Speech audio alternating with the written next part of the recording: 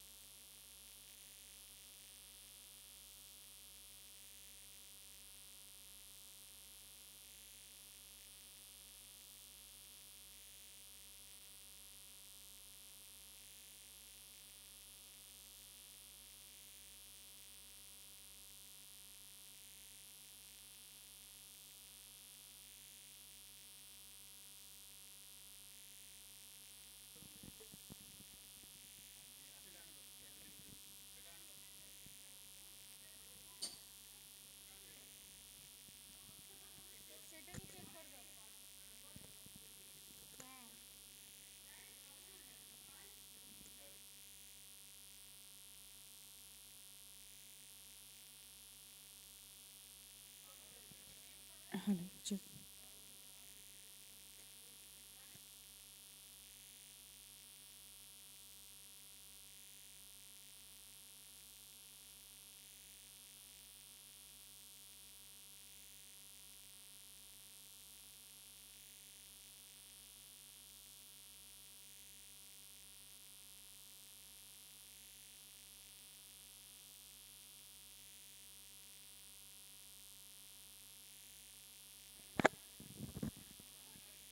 Hello, hello, check, check, hello.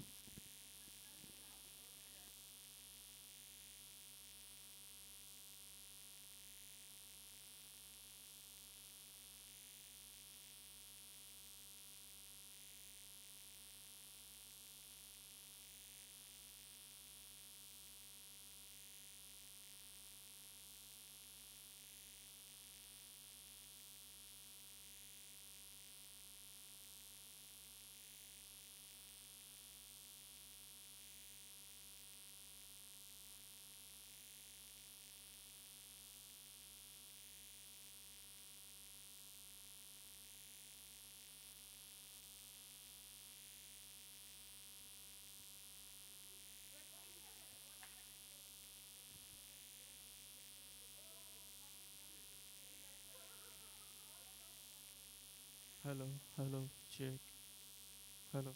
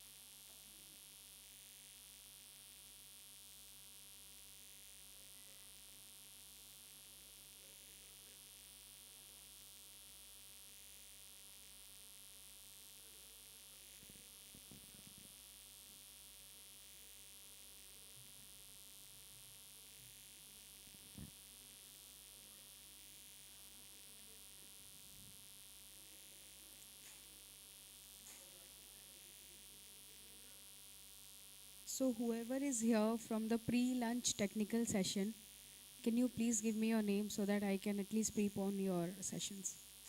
I know yours, the rest of them.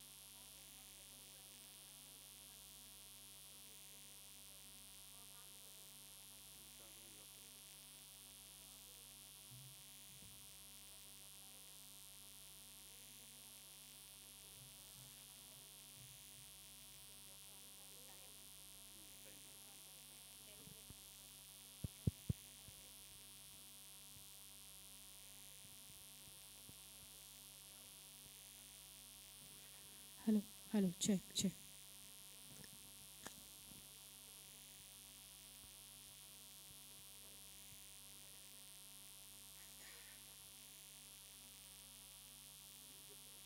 Good morning, everybody. So, welcome to the day 2 of AgriVision 2026.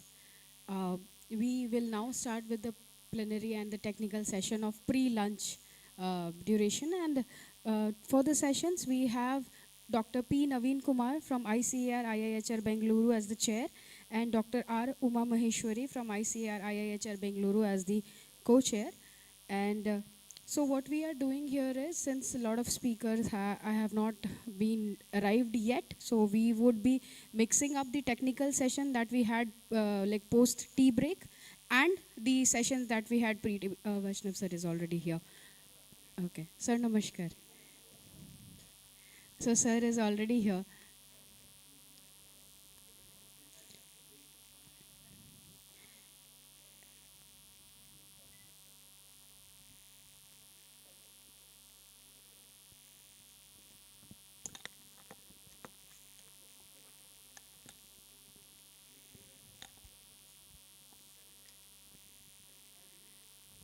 So since our support pillars are already here, let us start the day by seeking the blessings of the Lord above. We will quickly do the lamp lighting ceremony and then followed by the presentations. So I'll request Professor Vijay Kumar Sahu, former Vice Chancellor, SOE University, founding member of AgriVision, to please join us on stage, along with Professor Vaishnav Charan Tripathi, Sarda University, Greater Noida. So please join us on stage and let's do the lamp lighting first.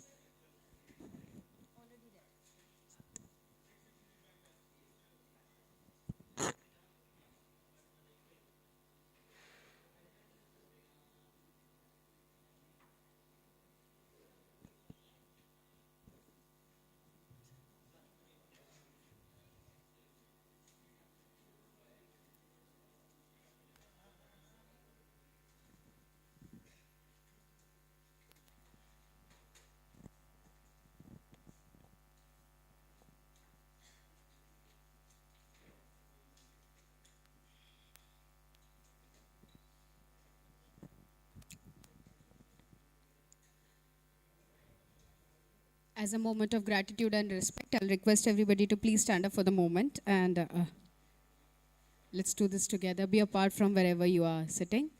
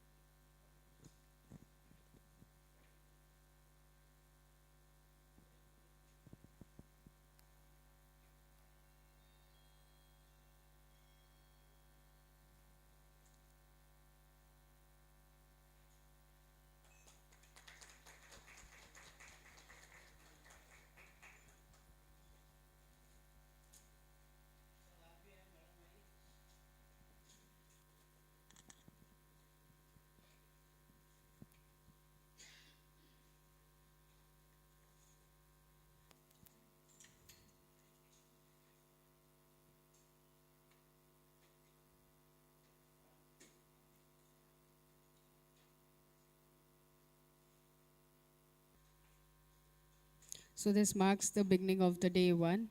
Jai Jagannath Swami, Nayanpathikami Bhavatume. Jai Jagannath Swami ki Jai. Thank you so much. So this itself says that whatever has happened, the bygones are bygones. The day would definitely be nice. So we start with the sessions now. So the first plenary session of the day, the theme of the session is Sustainable Agriculture, Food and Nutrition, Rural Livelihood and Development. And I have already announced, but yet again, because some of them have joined just now. So the chair for the session is Dr. P. Naveen Kumar from ICAR IIHR Bengaluru and Dr. R. Uma Maheshwari as the co-chair from ICAR IIHR Bengaluru.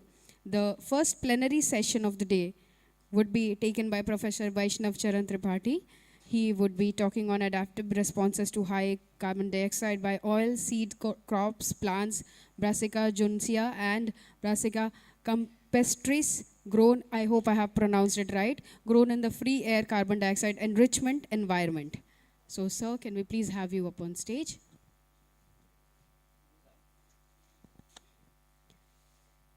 So, the time for each plenary session would be 15 minutes, and for each talk would be 10 minutes.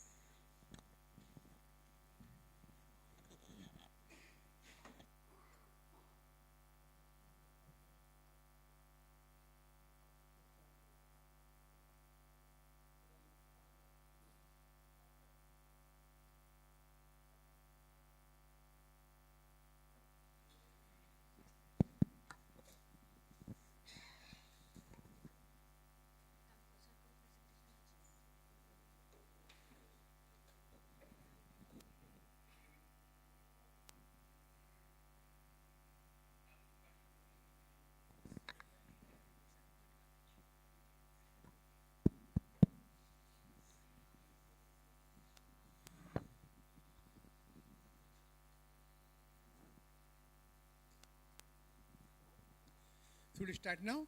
Yes. Okay, good. Good morning to all. We are happy to be here again, though with a reduced attendance today. I see a lot of farmers here, less number of scientists here. That's great. um, the work I shall presenting here is on a field-based experiment that's done to mimic climate change. Okay. So how high CO2 and genotype interaction of brassica in response to climate change. Do you have any change of slides or anything? Pointer or anything? Change of slide pointer na change of slide karna to it is ki it is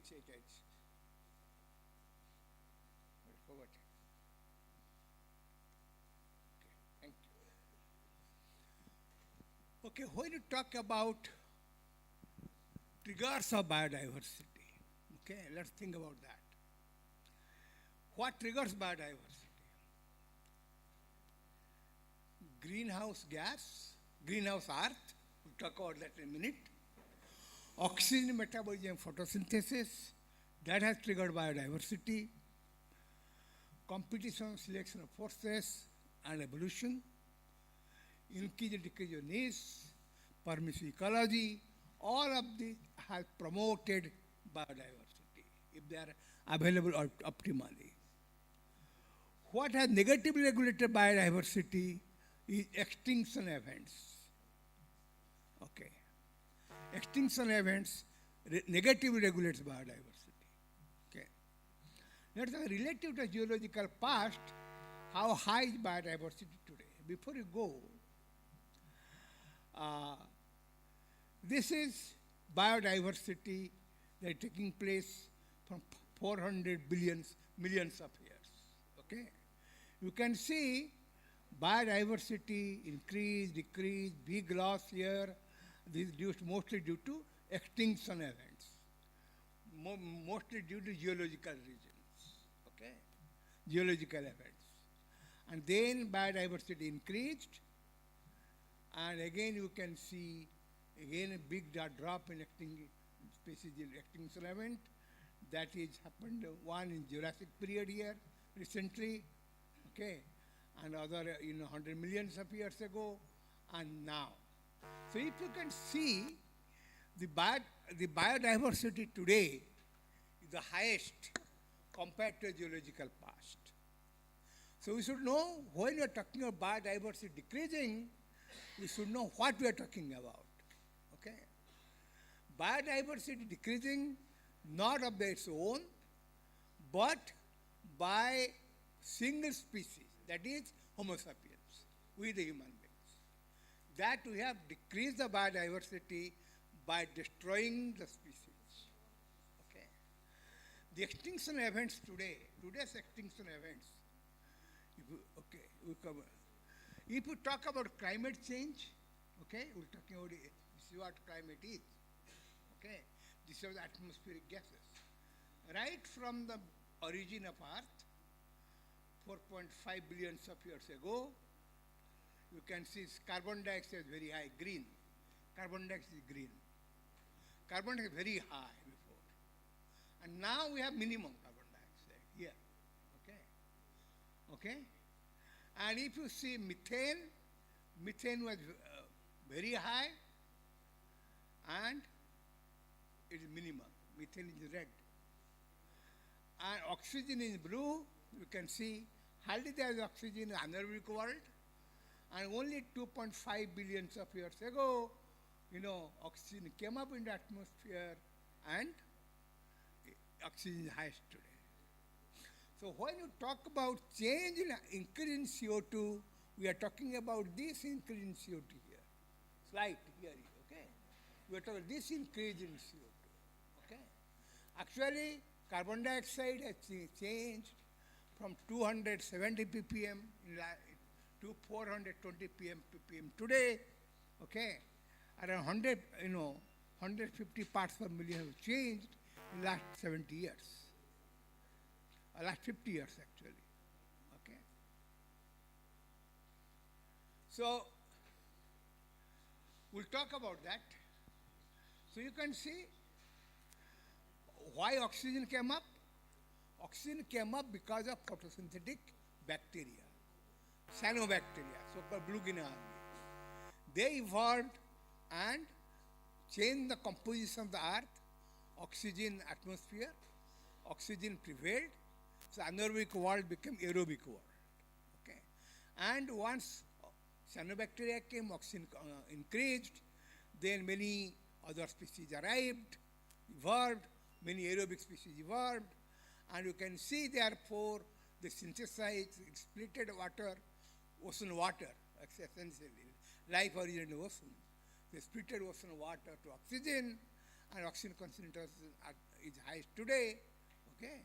And because of that oxygen, you can see lot of metabolic activity in our body, from single cell organism to multicellular organism like us, a lot of energy requirement, energy demand, okay? And with the evolution of mitochondria, we have seen how the oxygen metabolism has changed the face of the earth by increasing the complexity of life. So why methane concentration decreasing?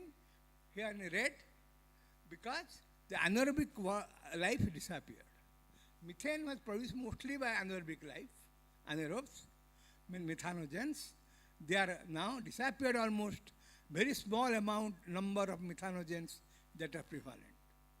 So when we are talking about high CO2 here,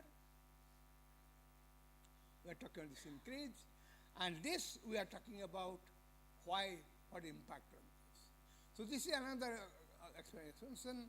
Around 2 billions of years ago, you can see here, in billions of years, in 2 billions of years ago, started oxygen concentration increased, and as you can see here, once oxygen concentration increases, then ozone layer forms, right? 3 molecules of oxygen combines in presence of UV light to form 2 molecules of ozone, and ozone goes to stratosphere, and that protects the UV light penetrating the earth, and that since the UV light is less on earth, therefore evolution is higher, because the haploid life, the bacteria, etc., were those days were damaged by UV light, forming pyrimidine dimers, okay? So the DNA was getting damaged, life was lost, for a lot of life was lost, but this life, was protected by formation of ozone layer, okay? And therefore you can see, what happens. Then of course you can see eukaryotes. Then after prokaryotes came the eukaryotes here, around 1.5 billions of years ago. The sexual reproduction starts, animals in the vertebrates evolved all in ocean now. Only when oxygen concentration becomes more and more in atmosphere, because all this time here oxygen was there increasing, only increasing of course in ocean, but we have atmospheric oxygen here. So very small amount of oxygen was coming out from ocean. But slowly, lot of oxygen came out, and then what happens? Land plants develop. Now life migrates from ocean to land. Okay, so you can see small organisms come, bryophytes, pterophytes, and so on and so forth come. And then come land animals. Up till now, life was only in ocean, animals' life. So now, land animal develop. That is because of oxygen. That because oxygen is present in the atmosphere now. Okay, so land animals come when oxygen concentration in the atmosphere was around 60% of today, around 10%, right? Then only we see the land animals arrived. Okay, and then of course then come dinosaurs came around 60 million years ago, and dinosaurs came when oxygen concentration was around 18%. 80% of today means around 18%. Okay, today is 20.9%, right? Oxygen. So when that happens, you can see then, so you can see how dinosaurs evolved, which need high lungs capacity. They are big, huge animals, need high big lungs capacity. So their evolution had to wait till the oxygen concentration atmosphere became 18%. Okay, so you can see therefore how, of course, dinosaurs came about, then all mammals came later on, and at the end came human being here, 1 million years ago. Okay, so you are the most recent species on Earth compared to our geological past. Okay, okay. Long after extinction of dinosaurs, we arrived. Okay, after evolution of mammals. Of course, dinosaurs and mammals live together. Okay, like mammals. All right. So, what I want to say, therefore, the climate change is continuously taking place, right from the origin of Earth, continuously taking place. Okay.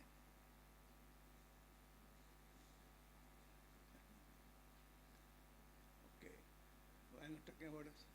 Okay, let us talk about temperature, climate again, right? So we're talking CO2, we talked about CO2, we talked about oxygen, we talked about methane, okay? Now let's talk about temperature.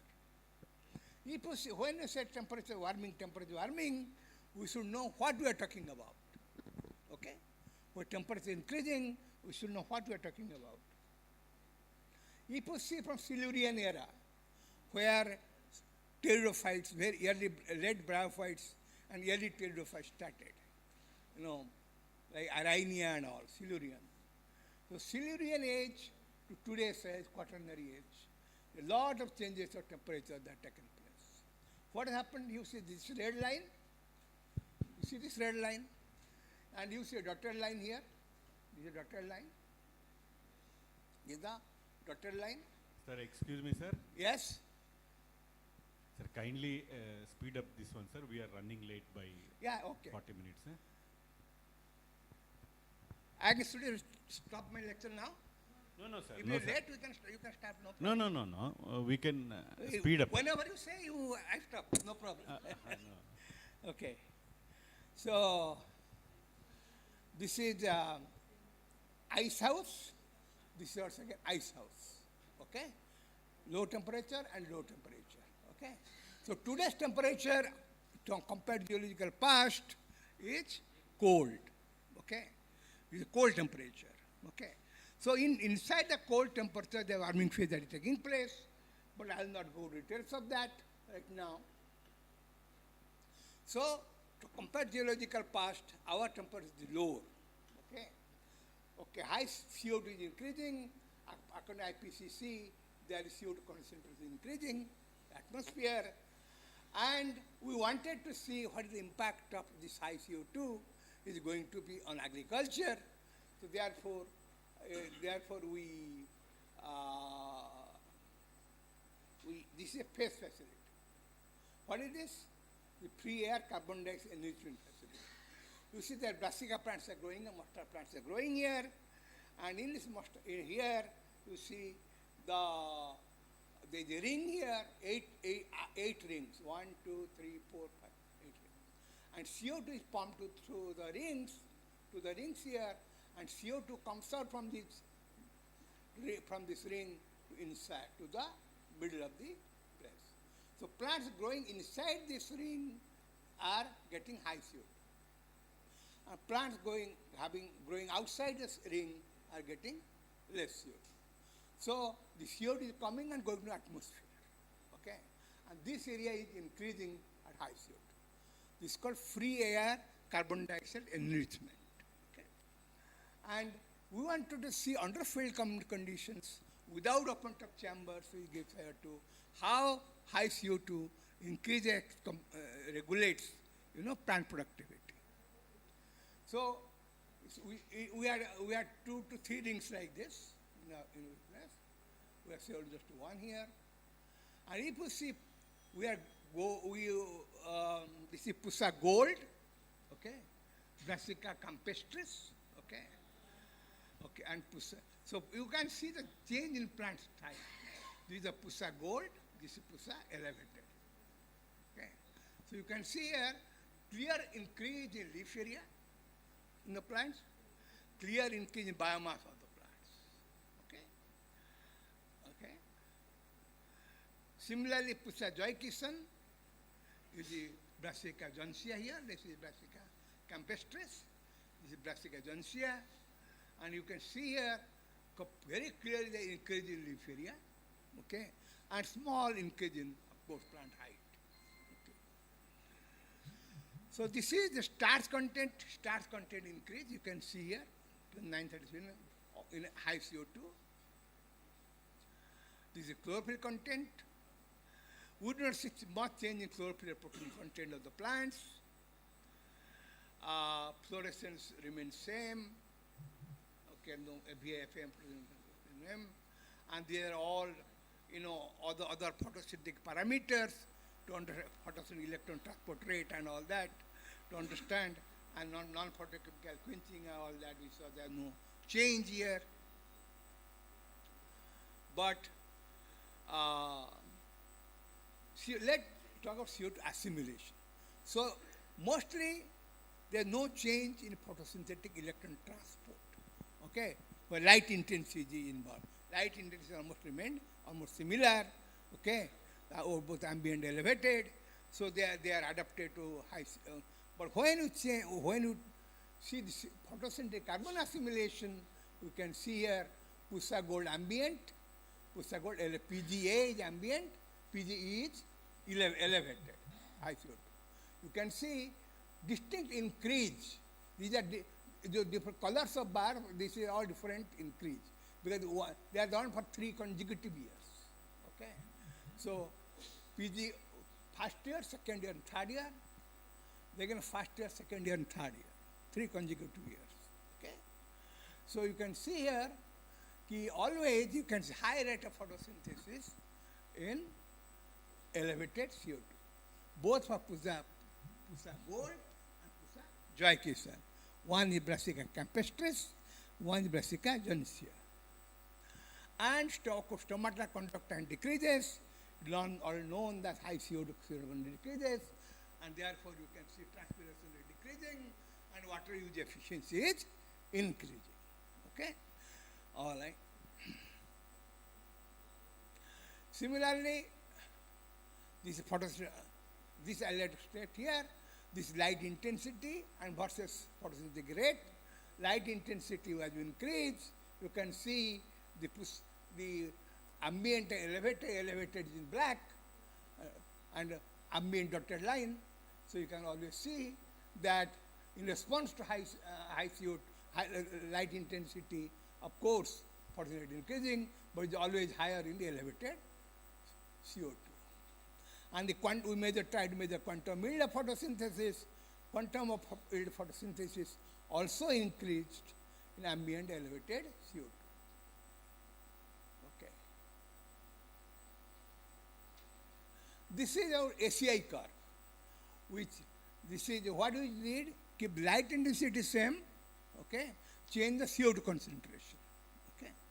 When we change the CO2 concentration, you can see here that they are almost same. Okay. Saying we do not see any down regulation photosynthesis, which we see as a limiting CO2. Some crop plants, we do not see any down regulation photosynthesis. There is no rubisco down regulation. Photosynthesis means perfect. Okay, in both ambient elevated CO2. Of course, we have good fertilizer application also. Okay, and this is BC max and J max, carboxylation rate BC max. Okay, and that is 73.6. Pusa gold, Pusa elevated. You can see there is no substantial change. Same thing, Pusa joy case ambient elevated. You can see no substantial change. So therefore, carboxylation rate was also similar.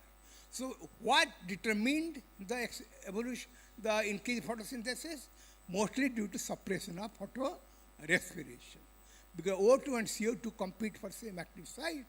And when CO2 concentration increasing, photorespiration decreasing, and that led to the increased photosynthesis in high CO2.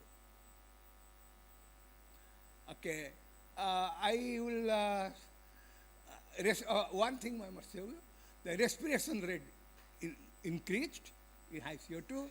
That is because, of course, to, compensate, to take care of the what? Better plant growth. Leaf area, of course, has increased. All in, I will talk about this very more. Yeah. So, and look at dry weight of the plants.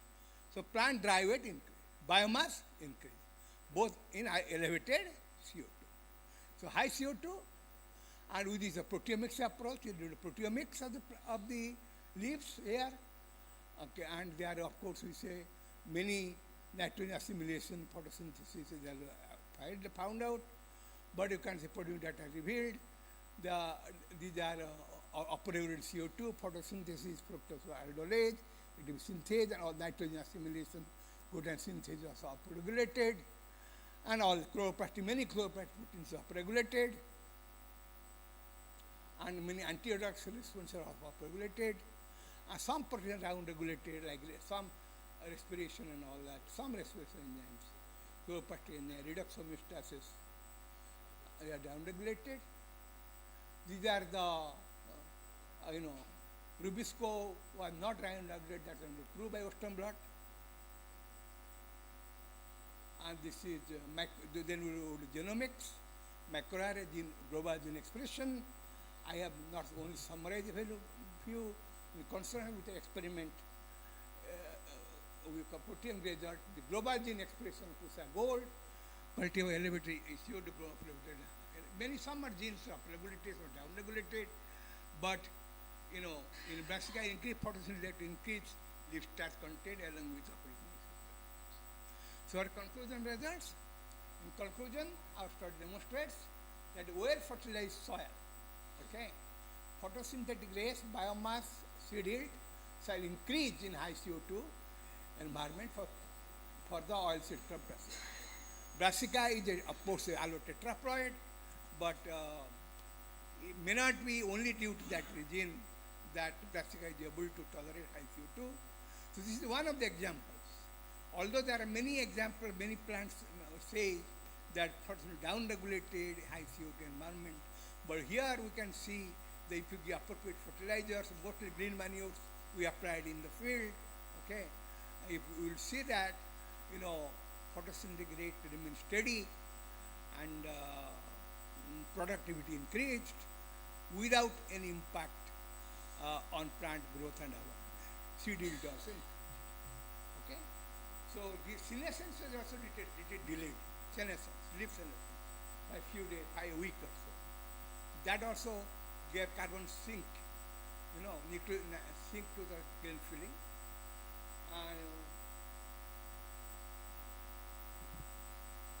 Okay, but I have said, therefore, Thank you, sir. yeah. Thank you very much. So Yeah, very this good was the presentation in the light of climate change. One small query from Sahu sir.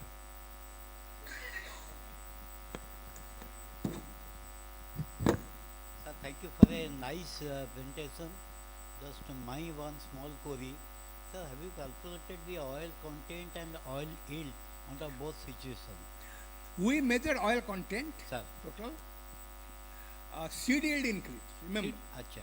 seed yield in biomass increase, and since sink is governed by biomass of a particular species, they are source to sink. So seed also in content. There is The increase oil in- content yeah. therefore also in same. Oil content remains same. There are no changes per gram dry oil of the seed. There are no change in oil content. And no doubt the root shoot ratio is also is increasing. Huh? Root shoot ratio. Root is also Yeah, increasing. yeah. Root is also increasing. And that probably providing a little bit resistant to drought stress. Yeah. Okay, the root structure is also little increasing. Therefore, a drought, therefore, is upsetting drought. But at the same time, you must say, when you saw the water use efficiency is increasing, but we have leaf area is so high. So, therefore, water use efficiency for for a centimeter square of land area, how much is it? That has to be calculated. Thank you, sir. Thank you. Thank you very much, sir. We'll move forward.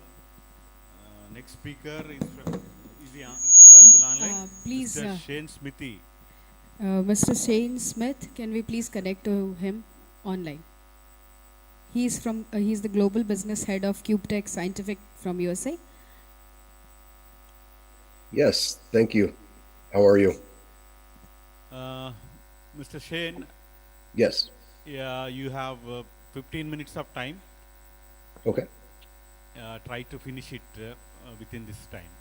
I certainly will. I mean, it's, Yeah, you can start. I'll use my time wisely. So, and I apologize. I'm actually in a hotel room, and it's late in the evening here in the U.S. So there's a little bit of background here.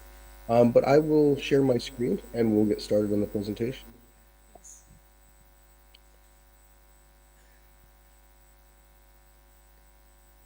Bear with me momentarily while this loads. So once again, I appreciate you allowing me time to speak at the AgriVision conference, and I look forward to sharing our solutions with the group. So what I'm going to present is our solutions around seed quality assessment. So CubTech Scientific, as a note, just a quick introduction to who we are. So CubTech Scientific, we've been around for 20 years, selling X-ray imaging as well as X-ray radiation tools to a broad range of markets. Notably, one of our largest ones is the agricultural market. So recently, we have released a new system called the X-Seed, and we've designed our portfolio around agricultural solutions with the X-Seed system. So the X-Seed system really is our contribution, our technology contribution to the agricultural market. We are looking at, as we are in a lot of different market verticals, with preclinical agriculture and other verticals, we looked at the agricultural market and said, how do we make it with our instrumentation and our technology? How do we make an impact on the ever expanding need really to provide quality food to the world and within underserved regions as well? And what impact can we have as an X-ray organization to do that? So our impact really is the development of this X-ray tool that's that fast and it's efficient within its use.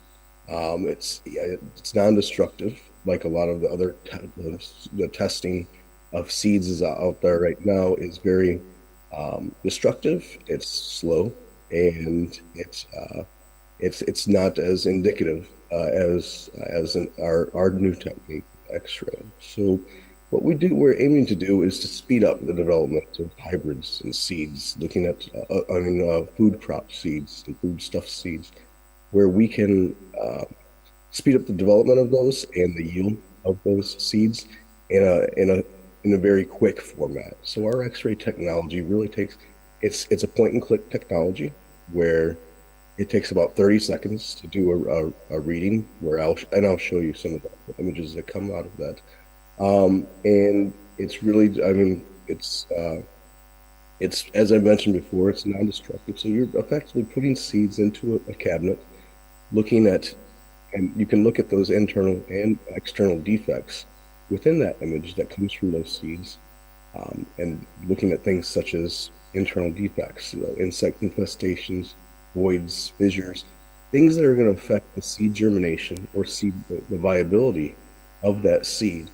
And we combine like an optical as well as an X-ray technology together. So you can look at the external view of the seed as well as the internal structure of those seeds.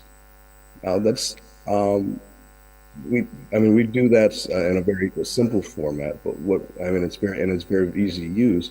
But the key is the software within our system. So our system has developed software where it's called the DigiSeed software, and I'll show that to you in just a moment. So this is our DigiSeed software that it's effectively a seed counting and seed analysis software. So you put the seeds inside the system, you click a button, it takes an image, and then it counts using our proprietary edge detection technology. It counts each of those seeds, gives you an automated view of the size of those seeds. And also, there's a slider bar where we can put together the different parameters of that seed to look into seed viability and seed germination as compared to your normal normal size or fill percentages, which you consider viable going forward. So, if I was to, just for an example, if I was to set a parameter where it says seeds that are under a certain size are usually not viable, or they don't germinate effectively.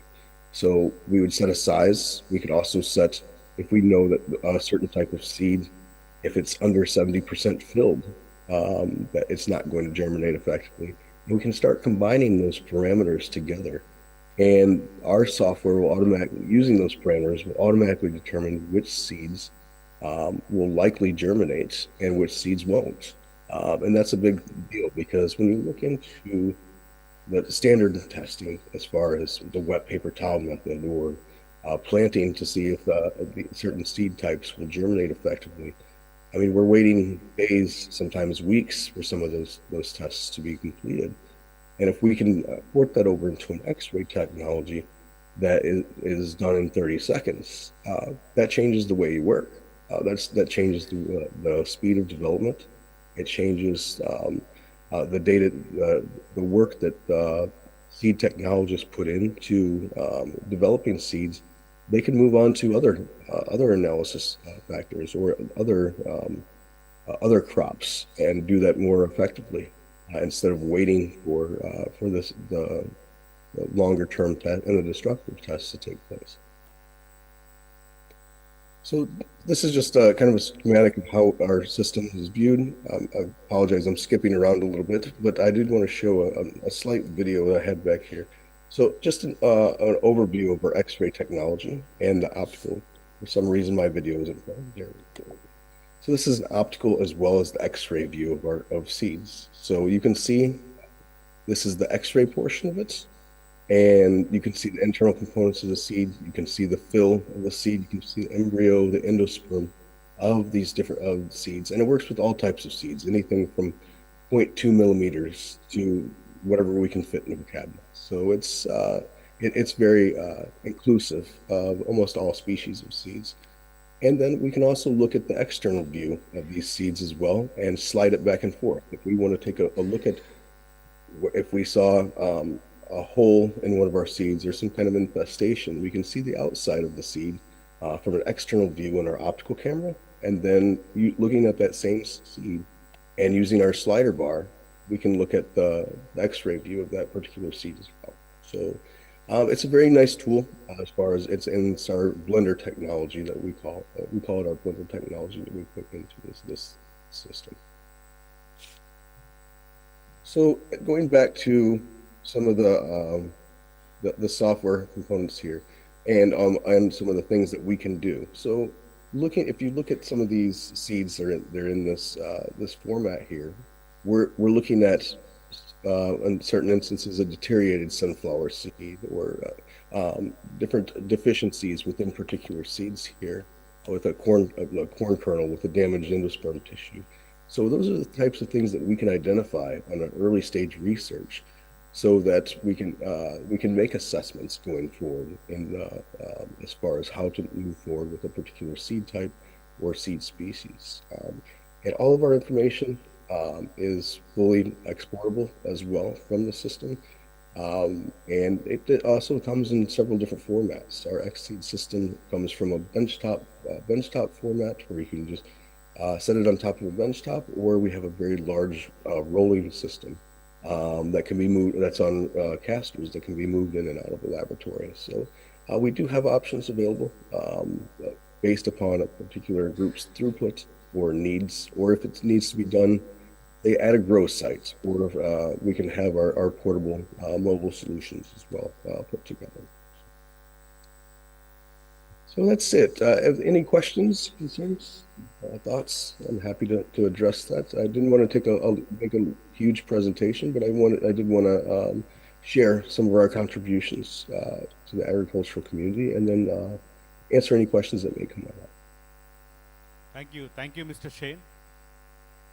It's very good, the advancements in seed quality assessment.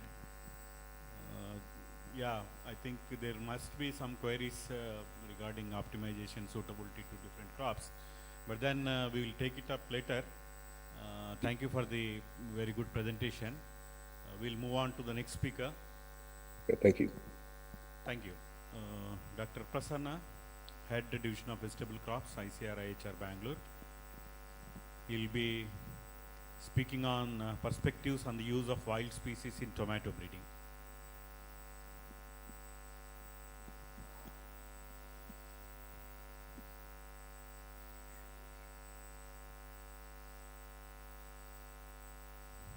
So that's up 15 minutes.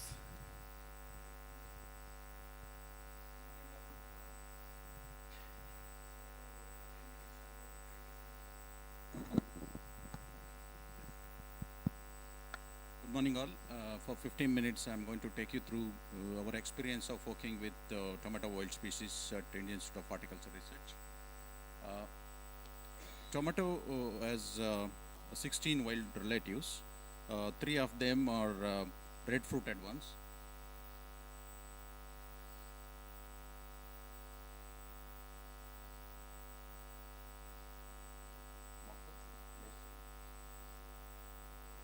Three of them are red-footed ones. 9 of them, of course, are crossable, but then green-footed. The 4 additional ones, which are in the bottom, are green-footed, but then they are very hard to cross with tomatoes. So mostly, globally, the research groups are focusing on red-footed ones, which are 3 in number, and then the 9 green-footed ones. To underscore the importance of wild species, those who know tomatoes, it's very hard to grow tomatoes in a field where there are severe incidents of nematodes and also white fly transmitted leaf curl virus disease and late blight disease. It's very hard to grow tomatoes. There will be 100% yield loss in such scenarios. There are now the genes which have been derived from wild species transferred to cultivated tomatoes. So if we have tomatoes with these genes in them, varieties or hybrids, you will be able to grow them. If you see the number of genes that have been transferred, or triads that have been transferred from wild relatives to tomatoes, highest number of genes have been transferred, or triads have been transferred from wild relatives. At IHR, we are focusing on 12 different species, ignoring those 4 species which are very difficult to cross with at the bottom there. We are maintaining them, we are growing them. It's very hard to get them going in terms of seed germination and also growing these and making pollinations to get the seeds. So we've been successful in doing it at least with 12 different species of tomatoes at IHR. Now, first step that one has to see is whether they are crossable or not. If you see the crossability of tomato wild relatives with cultivated tomato, if you use cultivated tomato as a seed parent or a pollen parent, it is crossable with the red fruited wild species. But it is autocross with the green fruited species if you are using cultivated species as a pollen parent. Most of these green-fruited wild species reject the pollen of a cultivated species. So only way we would be able to successful in making crosses is when you use them as pollen parent onto the cultivated species as a seed parent. Now there are two biotechnological interventions that we need to get going in our tomato breeding programs if at all you are focusing on utilizing these wild species. One is embryo rescue, because when you cross these green fruited ones to cultivated tomatoes, you don't get the seeds. You get the fruits, but it will not have a seeds which are viable. Therefore, we need to get the seeds through embryo rescue only. You get the plants through embryo rescue in tissue culture. That's the one biotechnological intervention that you need. And the second one is high density markers to handle these triads and marker associations. Of course, SNPs are important in that context. SNPs are the ones which are high density across the genome and the chromosomes of tomatoes. So to do that, we need to have a genomic resources. Tomato has been sequenced, you know all that. SNPs are there, Pimpinellifolium was also sequenced. Then came the pangenomics with the sequence data of around 725 accessions. There is a super pangenomics which has been now derived using wild species genome as well. So we are comfortably placed in terms of genomic resources in tomatoes. There are three wild species which are drought tolerant: Penelliae, CTNs, and Chilens. We contributed a little in deriving genomic resources for two of these species, CTNs and Chilens. There are resources available in terms of genetic stocks, but there are no genomes for CTNs and Chilens. So in collaboration with the UK, in an Indo-UK project funded by DBT and BBSRC, we put together a draft genome of these two species, CTNs and Chilens. For example, CTNs genome is now having a 37% tree completeness, and most of the genes are predicted for CTNs. We did that in collaboration with the UK team. We also did that for Chilense, which is another drought-tolerant species, and we put together a draft genome which is 95%, more than 95% complete. And in the set of genes, at least 77.9% of their single copy, 17% are duplicated. Compared to CTNs, Chilense has a duplicated, more of a duplicated genome, whereas CTNs has more of a single copy genes. This is more important in terms of tomato breeding from perspective of genetic improvement. We are focusing now at IHR on discovery of triads and markers using these wild species of tomatoes. First target was to develop resistance or tolerance in tomatoes to Toromia absoluta, which is also called as Tuta absoluta. You may be knowing it's an American pinworm, it is called as, or also leaf miner. We did this in collaboration with Dr. Kamala Jayanti, who is a national professor in our institution. What we did was we screened all the 12 species that we had for resistance to Toromia absoluta, and we found that Abrochitis and Penelli are resistant,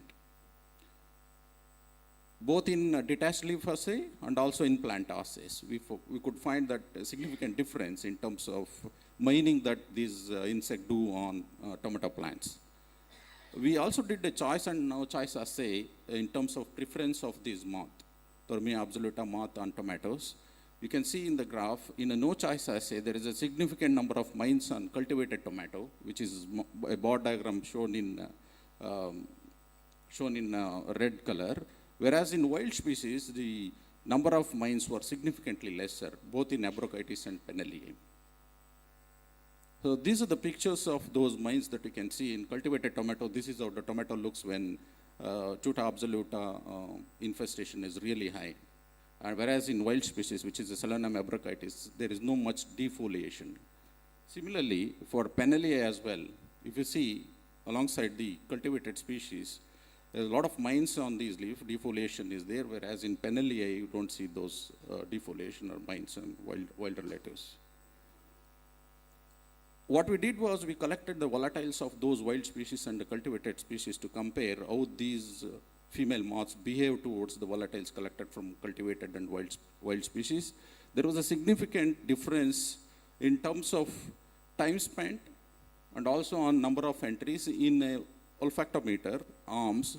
When you have a volatiles derived from a wild species, that the insects were not preferring those arms in olfactometers. So that shows that volatiles of wild species and cultivated species have a chemical cues that can be exploited in plant breeding or genetic improvement of tomatoes. So we can breed for those volatiles which drive away these moths, female moths, and reduce the preference. We found at least 44 volatiles showing significant attraction or repellence of moth when we test them in olfactometer assays. Out of these 44 chemical compounds, 14 were available synthetically. They were available commercially. So we tested those 14 and we found that at least 2 in abrochitis showing repellence. So if you use these tridecine and carine are the 2 volatiles which are showing significant repellence when compared to the cultivated plant volatiles. So these can be used in genetic improvement. You can breed for improving the volatile signals in cultivated tomatoes. Similarly, for Penelliae, we could find out one, which is langifolin, which is another terpene actually. Most of them are terpenoids. Langifolin is one of those terpenoids which is expressed in abrochitis. So if you can breed for these volatiles, that will make sense in having IPM programs for tuta absolutum. Similarly, in cultivated tomatoes also we found some of the chemicals. But then, why then cultivated tomato is attracted, not the wild species? We may ask this question. But it is the blend which is important. There are chemicals which of course drive away these moths, but then alongside what volatiles they are together. So volatile blend is therefore very important in both IPM strategies and also breeding. So the other trait that we are focusing is resistance to tomato leaf curl virus disease, which is very important disease. And there are genes. What we wanted to do was to diversify these available genes. There are TY1 to TY6 genes available. We wanted to look for additional novel genes. So we screened several of those wild species available with us. And we found in one of the accession of Solanum peruvianum, wild species which is showing excellent resistance in grafting experiments. We did this through grafting experiments. We got the cyan of a susceptible cultivar and then grafted it onto wild species. Peruvianum is showing excellent resistance. We did the molecular assays also to figure out the virus inoculum in these accessions. We found that the virus load is low compared to the susceptible one. The another trait that we are targeting is powdery mildew. It is in southern states, it's coming up really in a higher scale, especially in rainy seasons. Therefore, this is an important disease in rainy season. We found resistance to Lavellula tarica. There are 2 species. Iodium is one and the Lavellula tarica is the another one species. In India, this is more predominant than the iodium. In European countries, iodium is more predominant. So we found resistance in one of our accessions of wild species, Pimpinellifolium. We can see, a good picture is 1000 watts. You can see the difference in terms of the powdery mildew incidence on wild species and also the cultivated ones. Now we are working on these to discover the markers and understand the metabolomic signatures in both resistant and susceptible cultivars. Of course, as I said, powdery mildew is also caused by iodium. In India, in protected cultivation, you get to see these, this incidence of iodium species. And of course, it is not in a higher scale, resistant level is, but the same accession which is showing Lavellula tarica resistance is showing resistance to iodium as well. It is an intermediate resistance. I would not say it is a complete resistance compared to well-known abrochitis resistance, which has been already mapped. So, but the point is Lavellula tarica and iodium combined resistance can be found in one accession, which we are trying to figure out now the marker associations and mapping those regions. The another trait that we focused during these years is collar rot. Sclerotium ralphi is one of the soil-borne diseases. Eye seedling mortality is observed in summer season. At least 2 weeks after transplanting, these plants will die. That's because of sclerotium, which is also called as collar rot. We screened available species with us. We found in one of the accessions of Pimpinelli folium, there is a great deal of resistance. If you see these pictures, you would appreciate the level of resistance. On the left side of you have a susceptible one, and the right side is the accession of Pimpinelli folium, which is showing excellent resistance. So we are going to take this forward, discover the markers, identify those regions, and integrate that with applied plant breeding program of tomato at IHR. We are also doing work on heat tolerance in collaboration with Netherlands Wageningen University and Radboud University. We screened wild species for stay green triad in high temperature conditions of Punjab, Ludhiana, and also Varanasi. We found out that one of the accessions of Heperocite is showing stay green triad in the field high temperature conditions with the temperature is more than 40. We can see the pictures where the leaf is green and the susceptible heat sensitive genotype showing sensitive reaction towards high temperatures. So now again, so all these species which I showed, triads have been discovered. We are trying to discover now the markers and identify the regions and integrate with applied plant breeding programs. So I would like to thank my collaborators, the project staff, the funding agencies. Thank you so much. If you have questions, I would be happy to take. Thank you, Dr. Prasanna. Excellent presentation about the utilization of wild species in tomato. Thank you very much. Any quick queries? Okay, thank you. Yeah, thank you very much. Thank you. Thank you. Thank So you. that was exactly on time. Thank you so much, sir. So we would take a 10 minutes break for tea, and then we'll resume back here at 11:25 with the next presentation.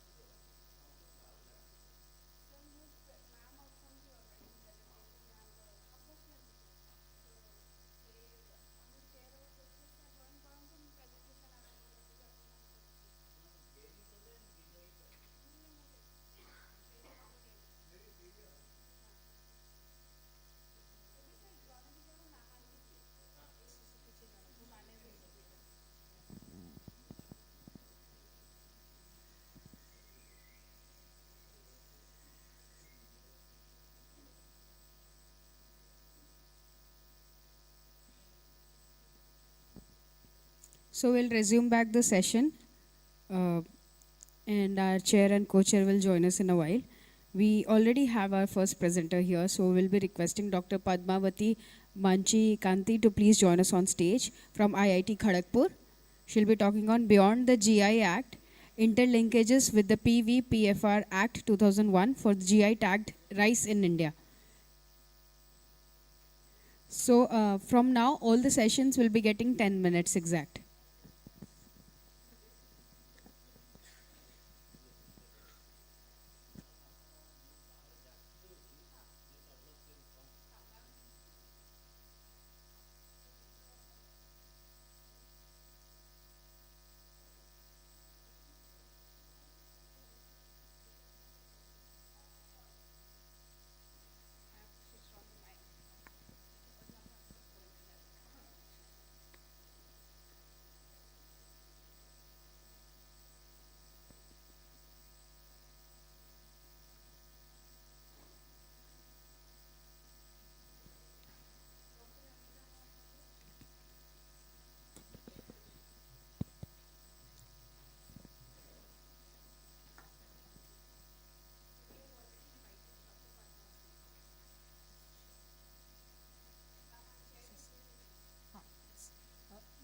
भैया slides please.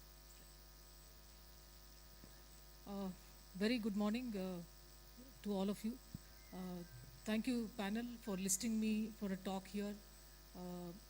यहाँ पे बहुत सारे farmer लोग हैं, आप लोग को भी नमस्कार. I'm very grateful to that they are also there. A very quick thing, I worked as a rice researcher way back in 1993. Rice के ऊपर मैंने 6 साल काम किया, उसके बाद मेज़ के ऊपर किया. Now I am dealing with intellectual property law, back again with rice. So ये एक छोटा, I'll shift between English and Hindi because for the benefit even of the farmers, and I want the farmers to take note of this beyond anything else. Yes, yeah, absolutely sir. Thank you sir. So हम सब जानते हैं कि हमारे पास क्या धरोहर है. India में अभी भी 20,000 के ऊपर ट्रेडिशनल वैरायटीज़ हैं जहाँ पे उनका रजिस्ट्रेशन नहीं हुआ है, रिकॉग्निशन अंडर द लॉ नहीं हुआ है. इसके चलते वी आर ऑल्सो लूजिंग, ये सब लुप्त भी हो रहा है, एंड इसको इंटेलेक्चुअल प्रॉपर्टी में लेके मिसयूज़ भी हो रहा है. तो इसको हमें प्रोटेक्ट करना ज़रूरी है दो जगह से. एक तो रजिस्ट्रेशन अंडर द लॉ ज़रूरी है. रजिस्ट्रेशन के ऊपर अगर हम ये पौधा को नहीं डालेंगे तो प्रोटेक्शन का कोई मतलब नहीं रहेगा. लॉ में पेपर में प्रोटेक्शन रहेगा लेकिन फील्ड में प्रोटेक्शन नहीं रहेगा. तो मेरा आज बात करने का यही विषय है. सो GI जो है is a geographical indication recognised in specific regions, and a lot of farmer varieties and agricultural varieties are recognized under the GI Act. So quickly, maintaining the time, we know of Koraput Kalajira as one example. So ये जो geographical indication है, आप farmers को आप अच्छी तरीके से पहचानते हो. ये not only plant variety को लेके है, it is also reflecting the cultivation practices, the traditional ecological knowledge, the microclimate of the soil, and more importantly sustenance of livelihoods of farmers. हम लोग ये कंट्री में हमने जगह जगह में काम किया है GI tagged varieties which are non basmati के ऊपर हमने काम किया है, जहाँ पे हमने देखा है कि ये जो जगह है GI का ट्रेडिशनल राइस वैरायटी ये लुप्त होते जा रहा है, and we are concerned about that as researchers under the project of the ICSR. हम ये भी जानते हैं कि राइस वैरायटीज़ को छोड़ के, जो क्रॉप वैरायटीज़ को छोड़ के बहुत सारे प्लांट वैरायटीज़ भी रजिस्टर्ड है अंडर द GI लॉ. उनको आगे बढ़ावा मिला है. जैसे आप जानते हो दार्जिलिंग टी को काफ़ी आगे बढ़ावा मिला है in terms of exports, and many other varieties have also got a lot of value.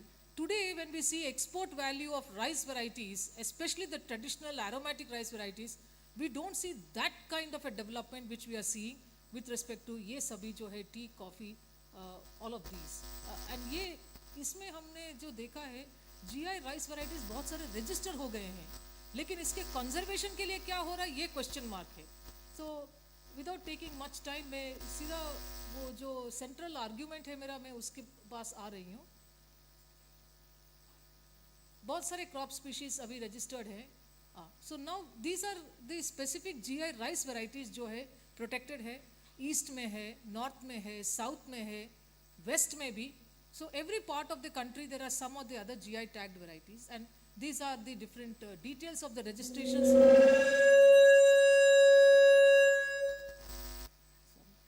These are the already the registrations that we have realized.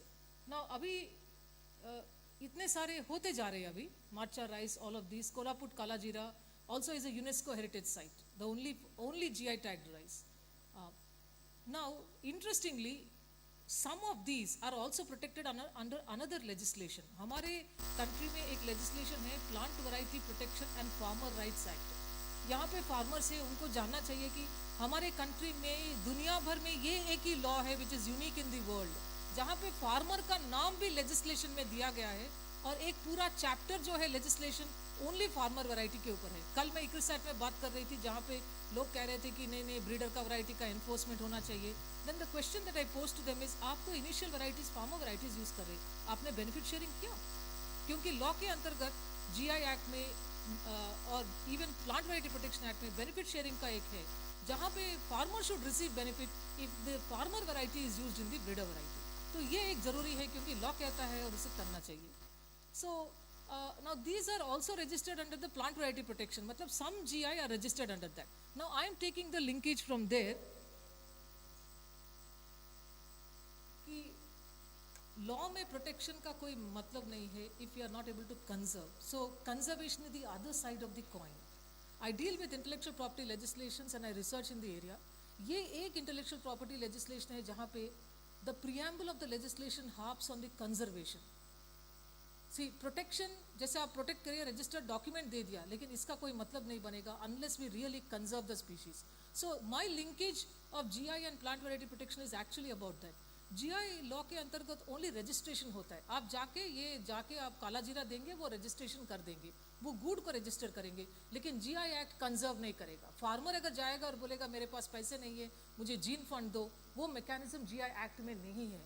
लेकिन प्लांट वैरायटी प्रोटेक्शन के एक्ट में वो मैकेनिज्म अवेलेबल है. If a farmer is not able to grow, farmer plant variety protection authority को approach कर सकता है, कह सकता है कि मुझे आप पैसे दीजिए क्योंकि मैं कंजर्व करना चाहता हूँ. So that is where we need a linkage between the GI and the plant variety protection. And another thing is अभी के समय में हम ये भी देख रहे, आप भी पहचान पा रहे कि माइक्रो क्लाइमेट चेंज हो रहा है. मतलब हमारे जहाँ पे वो एरिया में ग्रो करते थे पहले से अभी हम जो देखते हैं वो सेम कैरेक्टर नहीं देख रहे. जैसे हमने तुलाईपांजी का स्टडी किया है, the on characteristic is no longer the same as what you see in originally what you have seen in Tulaipanji. Neither is the aromatic value. Even if they are organically grown, जहाँ पे aroma is retained, still the soil characteristics are changing. So who can attend to that? The Plant Variety Protection Authority has that ability to look at conserving the germplasm and even the conserving the site. So that is the proposition that I am actually coming with. I already mentioned about this. GI Act में क्या कमियाँ हैं? And why not take the benefit of the Plant Variety Protection Authority? I'm in touch with the authority and trying to see how we can actually look at the interlinkage. So recently Plant Variety Protection Authority ने regulation लेके आए benefit sharing का, एक committee बनाया है कि benefit sharing कैसे किया जाए. तो मेरा कुछ इसके लेके propositions हैं. Field gene banks have already been created. तो field gene bank को कैसे हम strengthen कर सकते हैं so that at that local level you can get the benefit sharing. So very quickly I'll move to the recommendations of the study. The sum and substance of it is that conservation has to be a priority along with protection. Intellectual property legislation का कोई मतलब नहीं रहेगा if you cannot conserve a plant variety. उसका registration paper दे के आप भेज देंगे, लेकिन उसका plant का conservation के लिए आप कुछ नहीं करेंगे तो then our farmers will not benefit. And in our studies what we found is जो अभी GI टैग वैरायटी से जो फेमस हो गए हैं लेकिन उनका लैंड एरिया कम हो रहा है. This is a cause for concern. हमने जब फार्मर्स को इंटरव्यू किया था, we will be doing the next set of baseline studies after the exploratory study, we are finding that there is no return on investment. Then farmers are also saying that इसमें premium price market के लिए हमारे पास linkage नहीं है. Now, one of the students who is now today in Chhattisgarh and he is looking at the Jeera Fool rice variety, 50 rupees में cell करता था पहले, सभी फैमिली में खाते थे, फैमिलीज खाते थे. अभी it is now at a very higher cost. They only have it as kheer during festival. So even the common population, people are not able to utilize it. So something needs to be done. So the proposition that I have is maybe we need to notify those places under the GI जो notification हुआ है वो area का maybe we have to have a conservation zone which is notified under the plant variety protection, then no one can grow any other species or इसको rightfully grow कर सकते. So this is where we need to look at, and so we need to identify genome conservation centers for GI tagged rice varieties as well. Plant Variety Protection Authority notify कर रहा है, agro centers already notified हुआ है, but that has not to do with GI. This is where I'm looking at the linkage, and hopefully we will be soon coming with evidence-based studies and publishing this work. Before publishing this, we want to submit the policy paper to the Government of India, ताकि उनका input भी मिले, and let it go for stakeholder consultation and a wider thing with respect to that. I'll come back again. We have the presentation again on another area. My colleague is not able to come, so I'll be presenting on her behalf. Thank you so much, and I'm available for questions. Namaskar. Thank you, madam. Very important issue. We need to interlink this GI tagging with the plant variety protection. Maybe as a proceedings of this conference, you can give it in one or two lines. What is actually your recommendation? So that can be forwarded to the PPFR authority for taking the needful. Thank you, madam. Thank you. Thank you so much, ma'am. We will now proceed with Dr. Anita Mahapatra. Check. One of her students will be presenting the lecture.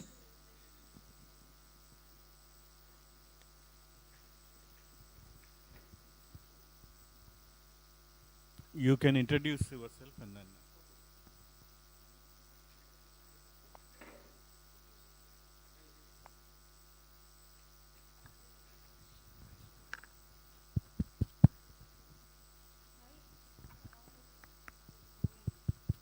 Check.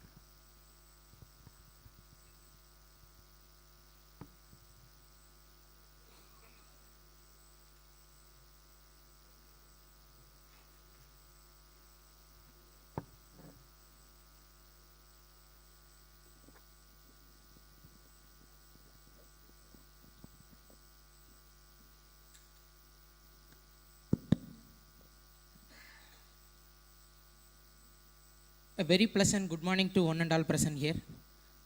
Myself, S. Krishna Kumar, PG Scholar, Department of Agronomy, OUAT Bhubaneswar. I am going to explain my research topic on physiological and biochemical response of sunflower genotypes to soil applied boron. This is the theme of AgriVision 2026. Let us come into the introduction. As we all know that the sunflower is the one of the most important oil seed crop among the world as well as in India. Nowadays it is growing in Odisha condition also. It is among India, Odisha comes under the 5th producer of sunflower. Sunflower, because of the photosensitivity of the sunflower, it is grown under all the seasons in India. Because the sunflower is called as the premium oil because of the high polyunsaturated fatty acid content and the high smoke point. And the mainly in Odisha, all the agroclimatic conditions are favorable for the sunflower cultivation. So mainly it is cultivated across the coastal and western districts during the Rabi season. The highest production is achieved in the Kalahandi and both districts. This is the scenario of 2023-24 area production and yield of sunflower. Here the Odisha has the maximum productivity compared to India, overall productivity of India. Let us explain how the role of boron is influenced in the sunflower. Boron is one of the most important micronutrient which is mainly involved in the reproductive part of the flower or the pollen viability and then seed setting. As we all know that the boron has many activities like it takes place in the cell wall synthesis, protein synthesis as well as in the sugar transport. Like the boron application is also enhance the calcium uptake Because of this only, it will be help in the cell wall synthesis. And it also has the synergetic effect on nitrogen uptake. As we all know that the chlorophyll is by the nitrogen is made up of magnesium and nitrogen pyrenol structure. Because of this synergetic effect of boron, it will directly involved in the photosynthesis also, indirectly involved in the photosynthesis of the plant. And there is a narrow gap between the deficiency and toxicity of boron requirement. We must have the judicial application of boron to the soil to attain the maximum productivity in case of sunflower. Based on the large scale soil analysis, during the 2008, the Jena et al. Conducted this experiment where the Odisha soils are mainly deficient in boron and zinc. This is the one of the reason where the sunflower productivity is reduced, and then there is a very limited information is available on the influence of boron nutrient in sunflower crop, which is mainly cultivated in Odisha condition. So this knowledge gap find the basis of this research. Let us come into our research. The experiment is conducted in our OUAT Bhubaneswar during the spring season of 2019-20. The soil is deficient in boron. The soil is acidic in nature. These are the soil physical and chemical characteristics. And we will make the design of factorial randomized block design. We will take the 4 different genotypes of sunflower and applied the no boron to 1.5 kg boron per hectare. These are the treatment details we followed. And this is the layout of our experiment. And the experimental plot at the vegetative stage and the experimental plot at the flowering stage. Let us come into the data. Based on the experiment, the KBSH44 variety, which is have the maximum yield attributes compared to the all the other 3 genotypes of the sunflower, which attain a maximum head diameter, test weight, total number of seeds per head, and the filled seeds are more in case of KBSH44. And in case of boron application, usually the recommended dose of boron is 1 kg per hectare. Because the soils of the Odisha is deficient in boron, so we have applied to the 1.5 kg of boron. Here the 1.5 kg boron is recommended boron has the maximum yield attributes compared to the 1 kg. Then the yield, seed yield and the oil yield, which is also higher in case of 1.5 kg applied boron. Then the KBSH44 is have the maximum seed yield and oil yield, whereas the KBSH53 genotype which have the maximum oil content, but because of the highest seed yield, KBSH44 has the maximum oil yield. Then the chlorophyll content. During the 45 days after sowing, the KBSH44 have the maximum chlorophyll content. At this stage, the sunflower crop is recommended a maximum doing the maximum photosynthesis. And then you see that the 1.5 kg application of boron, which has the maximum chlorophyll content at the 45 days after sowing. And the carbohydrate content, obviously the KBSH44 genotype, which has the maximum chlorophyll content at 75 days after sowing, and then the 1.5 kg applied boron, which also have the maximum carbohydrate content. And then the protein content, as we know that the protein content, the boron is influenced in the protein content of the plant. It is proved that the 1.5 kg of applied boron, which have the maximum protein content in case of 75 days after sowing. And the boron uptake. From this, we can find that the sunflower is highly responsive to the boron application. Whenever the application of boron increases, the boron uptake by the seed and stover is also increases. Let us see and in case of KBSH44 genotype, the seed and stover yield it the stead and stover boron uptake is also getting increased. And the effect of genotypes on leaf boron content, it is also high in case of 1.5 kg applied boron. And then the comes into the main part, it is the cost of cultivation and the how the gross returns and net returns. By applying the 1.5 kg of boron, we have get the maximum benefit cost ratio at, and also we can get the maximum gross return and net returns.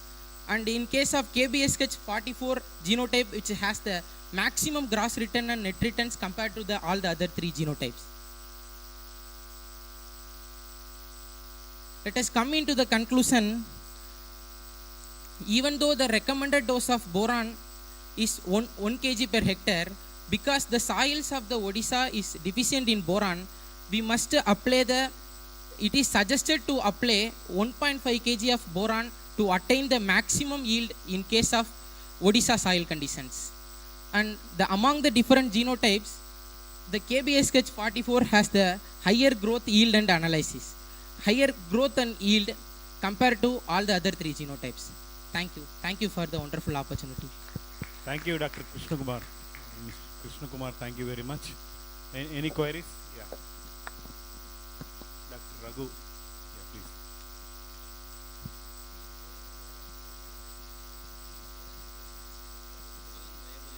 But you have missed that trade itself. Sir? You said boron is contributing for pollen viability. Yes, sir. But you have missed that trade. That Have you recorded the trait, pollen viability? Pollen viability. no, sir. Yeah, because pollen viability is directly related to seed yield, pollination.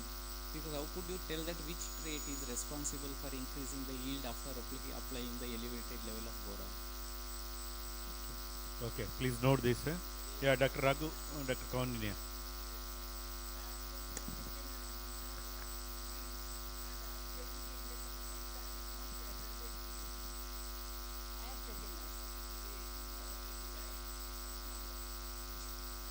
Okay, if you have recorded, it's fine. So it would have been included in the presentation, right? Dr. Kaundinya. So you are recommending 1.5 kg boron per hectare, right? But all your parameters are showing there is no significant difference between 1 kg and 1.5 kg, including economics. So why do you refer higher dose? Then there is no significant difference between 1 and 1.5. Sir, because in the Odisha soil conditions, there is a low level of boron, sir. So, Sir, 1 kg is the general recommendation, but since the soil was low, experimental site particularly was very low, that is why it recommended up to 1.5 kg. But we can, as recommended, we can go for 1. But since the yield and since the net return and DC ratio is higher, we can suggest also 1.5. But statistical Yeah, not. I know. Yes, sir. Yes, sir. So without statistical significance, we may not take any conclusions. We will not. Yeah. Okay. Thank you. Thank you. Thank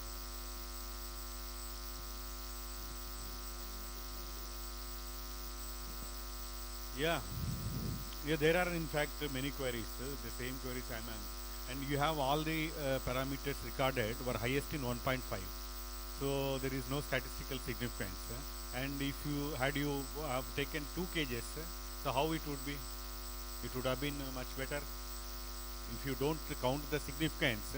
So it is gradually increasing from 0 to 1.5. So had there been 2 kgs, it would have been more. So keep in mind for your future work. Thank you. Thank you so Next. much. Do we have Dr. Soumya Vinayan here? Oh, you are presenting on her behalf. Oh, okay, okay. Just a request that we need to stick to time. We have. Yeah, kindly all the speakers, please adhere to the 10 minutes time slot given.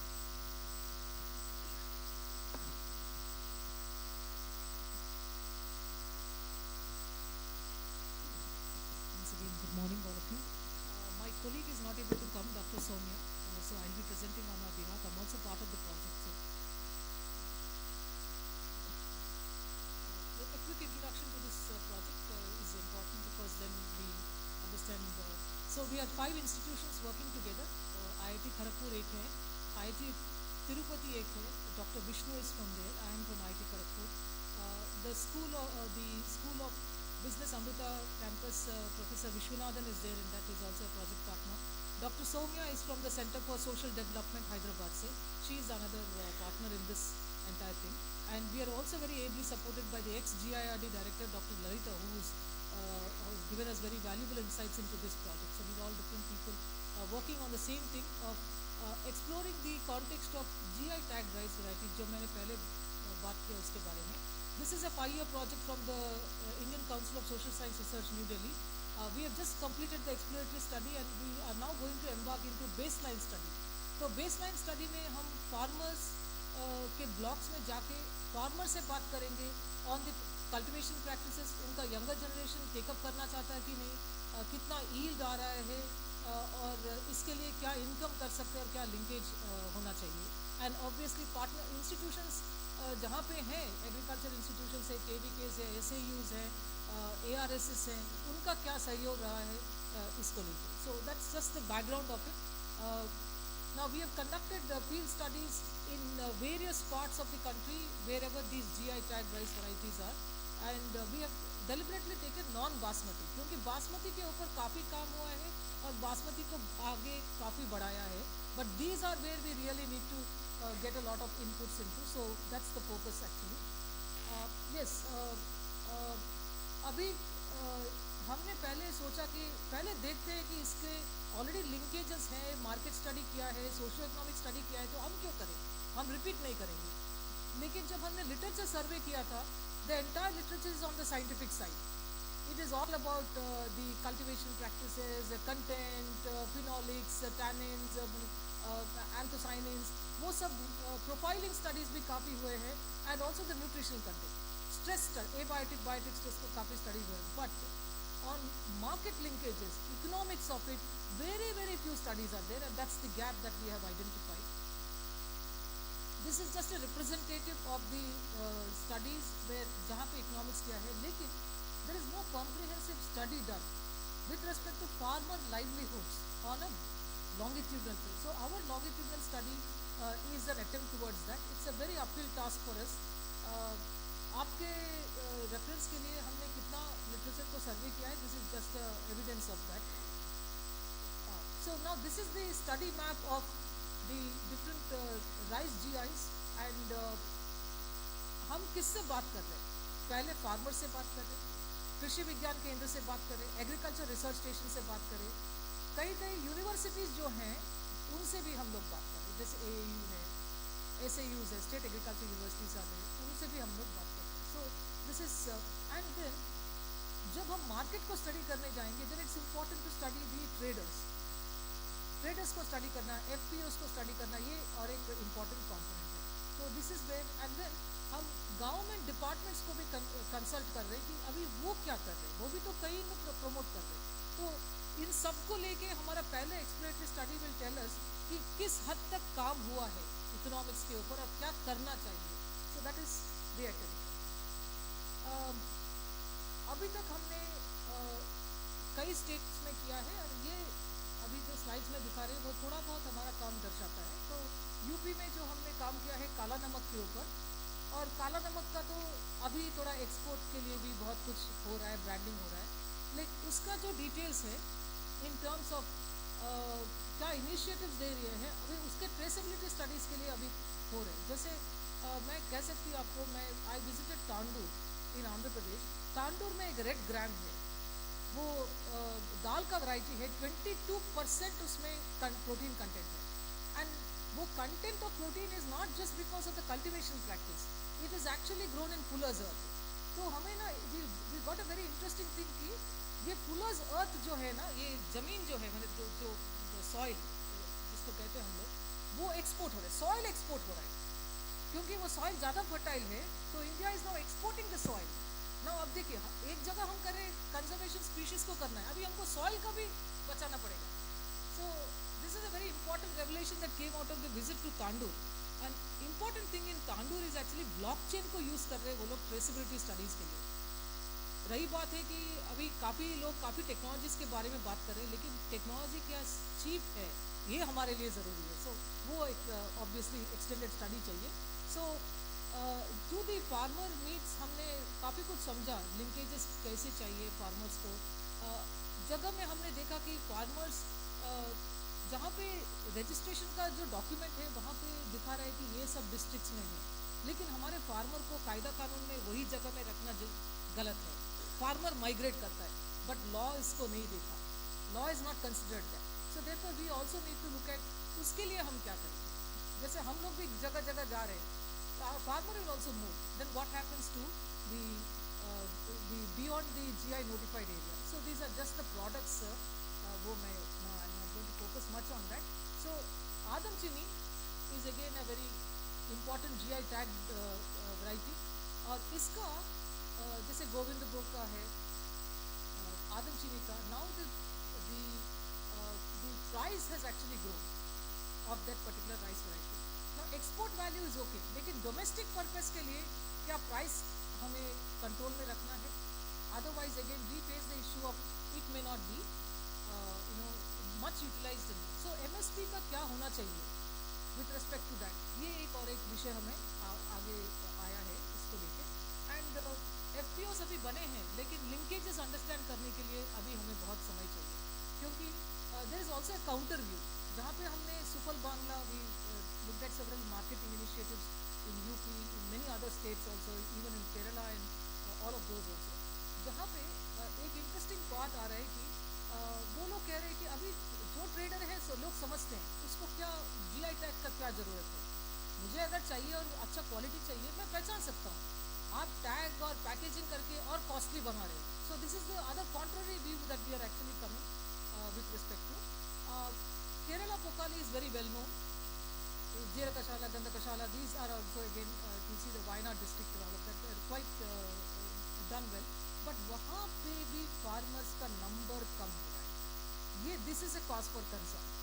This is a cause for concern. तो हम लोग वो देख रहे हैं कि climatic conditions क्या इसको affect कर रहे हैं ना. even the farmer अभी अच्छा है, green revolution की वजह से we have now moved into varieties which are high yielding, लेकिन ट्रेडिशनल वैरायटीज़ को अगर ग्रो करना है, there is a one thing the time part of it. Second thing is that to organically grow, मतलब उसमें फर्टिलाइजर नहीं डालेंगे वो सब, तो उसका एक समय होता है. एंड उसको अगर वो कंडीशंस में ग्रो करेंगे, yield will be less. And if the entire carbon is going into anthocyanin production in the leaf, जहाँ पे जैसे I am basic biologist, so I understand, तो आपका यील्ड जो आएगा उसका यील्ड कम होता है. We know that wild rice also yield is less. ये एक है. Then there is a lodging issue, वो भी एक प्रॉब्लम है. ज़्यादा टॉल है तो गिर जाता है, but that is the characteristic of it. So ये एक important, how to we look at adopting these and what are the schemes that need to be brought in so that this is also promoted. So ये farmers हमेशा एक ही कह रहे हैं कि हमें पैसा ज़्यादा मिलेगा तो हम करेंगे. Not गलत नहीं है वैसे देखा जाए तो. So that is the thing.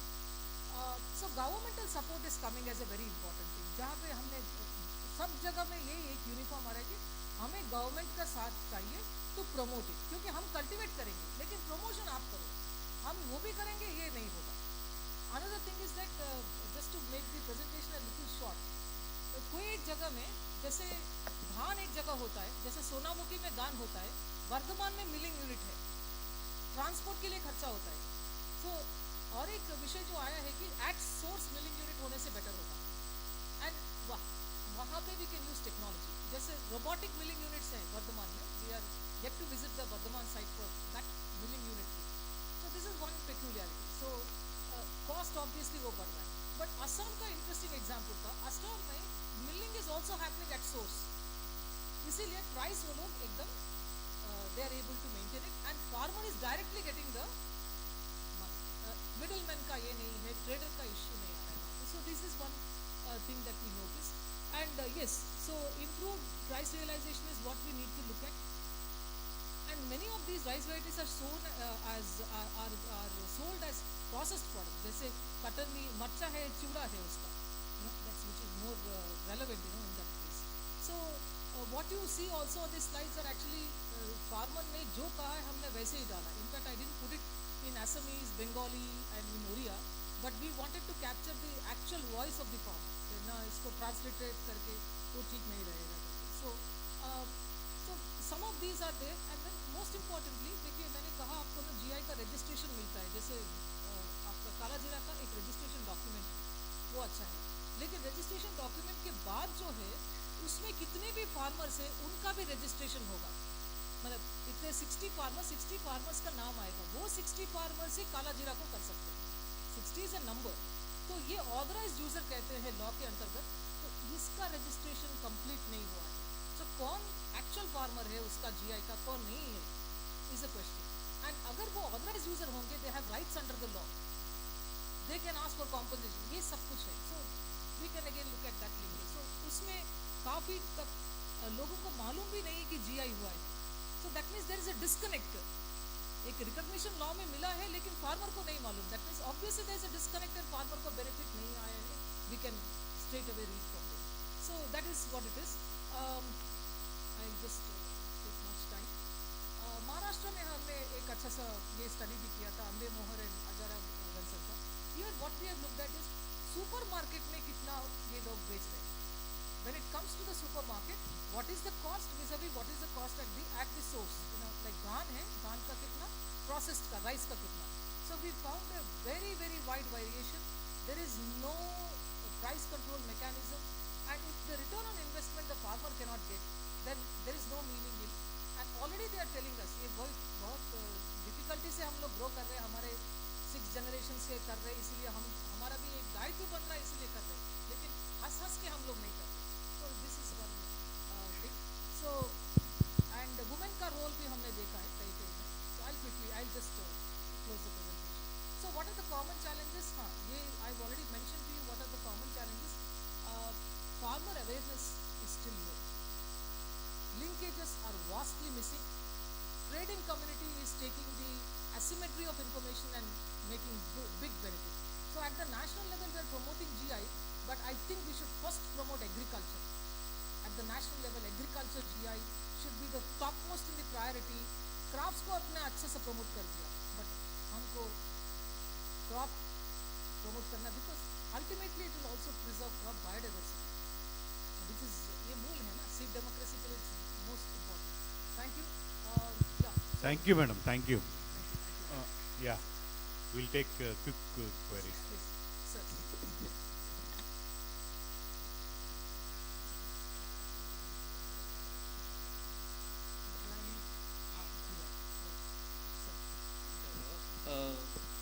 Here important is that it is grown in 10,000 hectare area in Bangalore, Kolar and Chikballapur area, and 90% of the produce is exported, and the farmer will get a premium price. So what they have done, because the middleman used to take advantage of that, because it is to go from this one Chennai airport and other to Malaysia and other, so they made a FEOs. The 1,000 farmers, they will process, they have a APEDA quality grades are there, they will do directly, they will do. So it is one of the option where these kind of GAs are there, and they have a economic value where we have to explore the market also, where it is like rose onion in local market nobody will take, but in the foreign market, so they export it. So that is how we have to work out. It is my just submission. Absolutely very valid Yeah, point. thank you, Dr. Raghu. Yeah, very valid point. That's what we should switch to creation of these FPOs, FPCs, and our own branding. So that's what helps in commercializing GI tags. And We also have what another you 4 years to go, so we are also concerned, like, you know, Yeah. इसके लिए एक model जहाँ suggest करेंगे तो. correct. So as I said, madam, based on your previous presentation and this presentation, you can submit 2 concrete recommendations for forwarding it to the concerned people. Great, sir. That will be. Yeah, well, you have flagged up 2 very important issues, so that can so they can find place in these proceedings, so that will help in a large way. Thank you, madam. Thank you.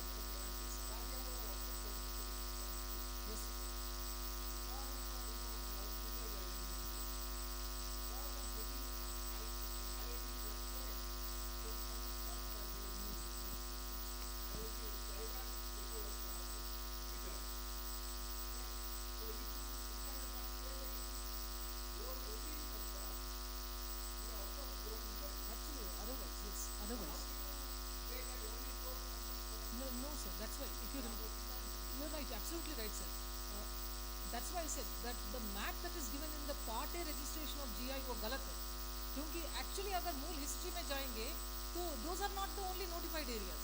Many areas have not been notified in the map. So we are actually redefining that. So जैसे जासपुर में भी grow करता था, but people are saying नहीं अंबिकापुर में ही ये जीरा फूल grow करता है. No, it is not that. We are very right. It's not just Koraput, because now that is become a UNESCO site and all that, it's become like that. But otherwise, it used to be in many other. So we have to re-establish.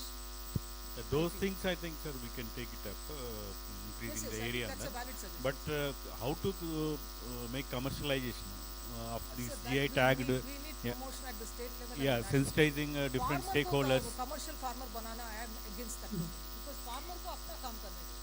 जिनका Correct. काम है उनको देना जरूरी है. Because If farmer I may add, practice नहीं जानते तो कोई नहीं कुछ. Thank you, madam. Thank you, sir. So we will call upon next speaker. Dr. R. Uma Maheshwari from ICAR IIHI Bengaluru.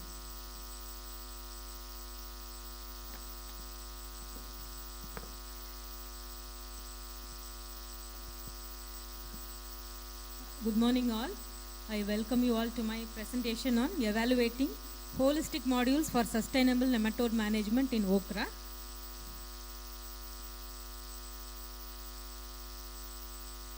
You all know plant parasitic nematodes are very minute microscopic organisms, but they continue to threaten the horticultural crop production throughout the world, and on an average around 21% yield loss is recorded in the horticultural crops due to plant parasitic nematodes, and in okra alone it is estimated to be around 19.5%. It is estimated through All India Coordinated Research Project on Nematodes, and the monetary loss in okra because of nematodes amount to 2,480 million rupees annually. And these nematodes, as I said in the yesterday's presentation, they are primary pathogens. They directly attack the crop and cause symptoms and yield loss, and indirectly also they predispose the roots for the easy entry of other plant pathogenic fungi and bacteria. So these disease complexes also cause a complete crop failure. And there is always a need to develop integrated nematode management packages, because dependence on only the chemical nematicides is causing environmental and human health hazards. So we have to go for reducing the chemical application and increasing the biologicals and other non-chemical management methods. So judicial blend to as an integrated nematode management package is always in need. And with this, we went for the experiment. We wanted to introduce one rotational crop, and we have selected velvet bean and marigold. And velvet bean was actually a medicinal crop and also a green manure crop. And earlier these velvet bean varieties were itchy and was not popular among the farmers, but from IIHR we came out with varieties. Dr. Hima Bindu madam, medicinal crop scientist, she has developed several varieties, non-itchy varieties, short, medium, long-term varieties, and that is all non-itchy, and it is a very good medicinal crop as well as a green manure crop. But we found that it is also having nematicidal properties. So those nematicidal activity we explored through the in vitro studies, and along with marigold we went for these rotational crops were included in the field studies also. In okra we have taken up under AACRP vegetables for 3 years, and we came out with the recommendation also. So we went for a split plot design, and okra variety Arka Nikita we have taken. And in the main plots, we went for incorporating the mucuna, that is velvet bean is nothing but mucuna pruriens, variety utilis. So incorporation of the mucuna residues, and M2 was growing the marigold. It is already an antagonistic crop for nematodes with M3 as untreated control. And subplots, we had the integrated packages. So along with that crop rotation, we also incorporated the bioagent Bacillus subtilis IAHR BS2 strain. That is a bioagent having nematicidal as well as fungicidal properties. And that enriched farmyard manure at the rate of 5 tons per hectare we applied before planting, followed by the fluon sulfone, that is one nimids, one chemical nematicide granular formulation, that rate of 1 gram per kg. At the time of planting we have applied once, and then at monthly intervals the bioagent enriched neem cake suspension was also given as soil range at the rate of 5 ml per liter. Then T2 was the chemical module, T3 was the bio module, and T4 was untreated control. And this, with the 3 replications, we went into the split plot design. And these are the results of the in vitro analysis. In vitro studies, you can see these root exudates of velvet bean we have collected, and that has shown both larvicidal as well as the ovicidal activity. So this ovicidal is nothing but it is showing egg hatching suppression, and that was up to, you can see that up to 78.6% egg hatching suppression was noticed in the 100% concentration of these root exudates. And J2 mortality, the second stage juvenile, that is the infective stage for root knot nematodes, up to 89 point, almost 90%, you can see there is a juvenile mortality caused because of these root exudates of velvet bean under in vitro conditions. So here also you can see the ovicidal and larvicidal activity. And so this mucuna pruriens, velvet bean, we grew in the open fields as well as in the polyhouse conditions, and we could see up to 87.8% decrease in the initial population when it was grown up to 3 months. And from 45 days onwards we have tried, and some 79 to 87% we could see there is reduction in the initial population. And the same we have also tried through the IPM project in collaboration with Dr. Balakrishna sir, extension scientist. In several polyhouses also we tried, we grew this, and we could see there was a different nematode population, not only root knot nematodes, other spiral nematodes and lance nematode also, the ectoparasites are also reducing when we are going the velvet bean residues in the soil. And the analysis of the root exudates through the GCMS and LCMS, an array of compounds we could see, and in the control as well as upon inoculation with the nematodes, whether there is any change. Yes, it was there. Some sclarine, hexadecanoic acid, dibutyl phthalate, some 4 compounds we could see. Upon nematode inoculation, there was enhanced production. So we could doubt that because of these, there is some resistance to nematodes. And through the LCMS also, we could see many compounds like tranexamic acid, gallic acid, caffeic acid, coumaric acid. These are all the compounds involved in salicylic acid pathway, that is the induced systemic resistance pathways. These compounds are also found in the root exudates. So these are all responsible for having nematicidal action. And not only that, among the different compounds, 2 compounds are synthetically available, so that we could purchase and see that in vitro action against the nematodes. We could see up to 70% at the 2 millimolar concentration, 64 to 70% we could see the egg hatching suppression with dibutyl phthalate and hexadecanoic acid. And so we could see that these 2 are exhibiting nematicidal action. And not only that, this was supportive literature also was published in 2016 by the Chinese workers. In that, this phthalate compound, dibutyl phthalate, was already reported having nematicidal action in resistant tomato cultivars. So this is one compound, dibutyl phthalate, we have identified as having the nematicidal potential that is also present in the root exudates of velvet bean.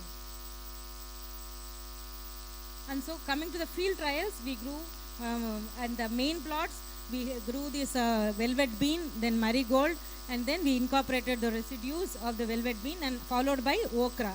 So when we incorporate different treatments and different modules, we could see that finally the integrated module was giving the maximum suppression. That is, in field trials, the continuous 2022 to 25 pooled analysis we have done, and this is the final recommendation that in field trials on okra, CV, arca, nikita, pre-planting incorporation of the velvet bean residues, application of fluvensulfone at 1 gram per plant, and also the bioagent enriched farmyard manure. This has recorded the highest reduction in nematode population up to 89%. You can see the reduction in the nematode soil population. And gall index, that is also another one more score. There also up to 90.5%. You could see the reduction in the number of galls. And there was also couple in increasing the okra yield. So, and also we didn't find any residue of fluvensulfone. Even in the first harvest, we have applied only the chemical once, and there was no residue during the first harvest of okra produce. And this is the results. You can see that is the M1 wherein you have incorporated the mucuna residues, followed by the other in T1 is integrated with other bio component and as well as the chemical component. That has recorded the maximum reduction, that is up to 89.14% reduction in soil nematode population, and yield also it was enhanced. And it was followed by the marigold. When marigold was used as the crop rotation, there also you can see the maximum reduction in nematode population and couple in the yield. But whereas the maximum nematode population was seen in the untreated control and also where there is no crop rotation. You can see up to out of 5 up to 4.497 gall index was recorded. The maximum gall index and soil population was recorded in the untreated control. So compared to that, untreated control, the yield was 29.24% more in the best treatment. And coming to the summary of the findings, we have found the nematicidal activity of velvet bean, that is Mucuna pruriens, and revealed under in vitro field conditions. So this This can be recommended for other crop also. We have seen that in not only in okra, in tomato, in cucumber under protected conditions, capsicum under protected conditions. This is very well working in other crops also. And the nematicidal components have been identified, dibutyl phthalate and hexadecanoic acid present in these root exudates. And LCMS studies have found that many compounds which are involved in the salicylic acid pathway has been found in the root exudates. And field trials also reveal that this velvet bean is a promising cultural component as rotational crop. It can be effectively combined with other chemical and biological components for nematode management in okra. Not only this, it can be extended to other crops also.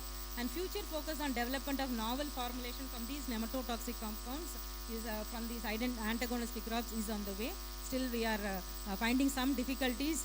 There is an instability in these nematotoxic compounds, but soon we will come out with a good product from this. Thank you very much. Thank you, madam. Yeah, any clarifications? In fact, very good information. Yesterday, madam was speaking about nematode management in all horticultural crops, and today it is specific to okra. So, very good findings. The active ingredients, the components of mucuna which are responsible for nematicidal properties. So, thank you, madam. Thank you. Sir. Thank you. Thank you so We'll much, come on. ma'am. Now we'll request Dr. Kaundanya AVV from ICAR IIHR CHES Bhubaneswar. He is taking the next 2 lectures now. The first one would be on impact of extreme weather conditions on legume, vegetable and the feasibility of non-traditional crops in tropical humid Odisha. The second one would be, I'll be announcing it later.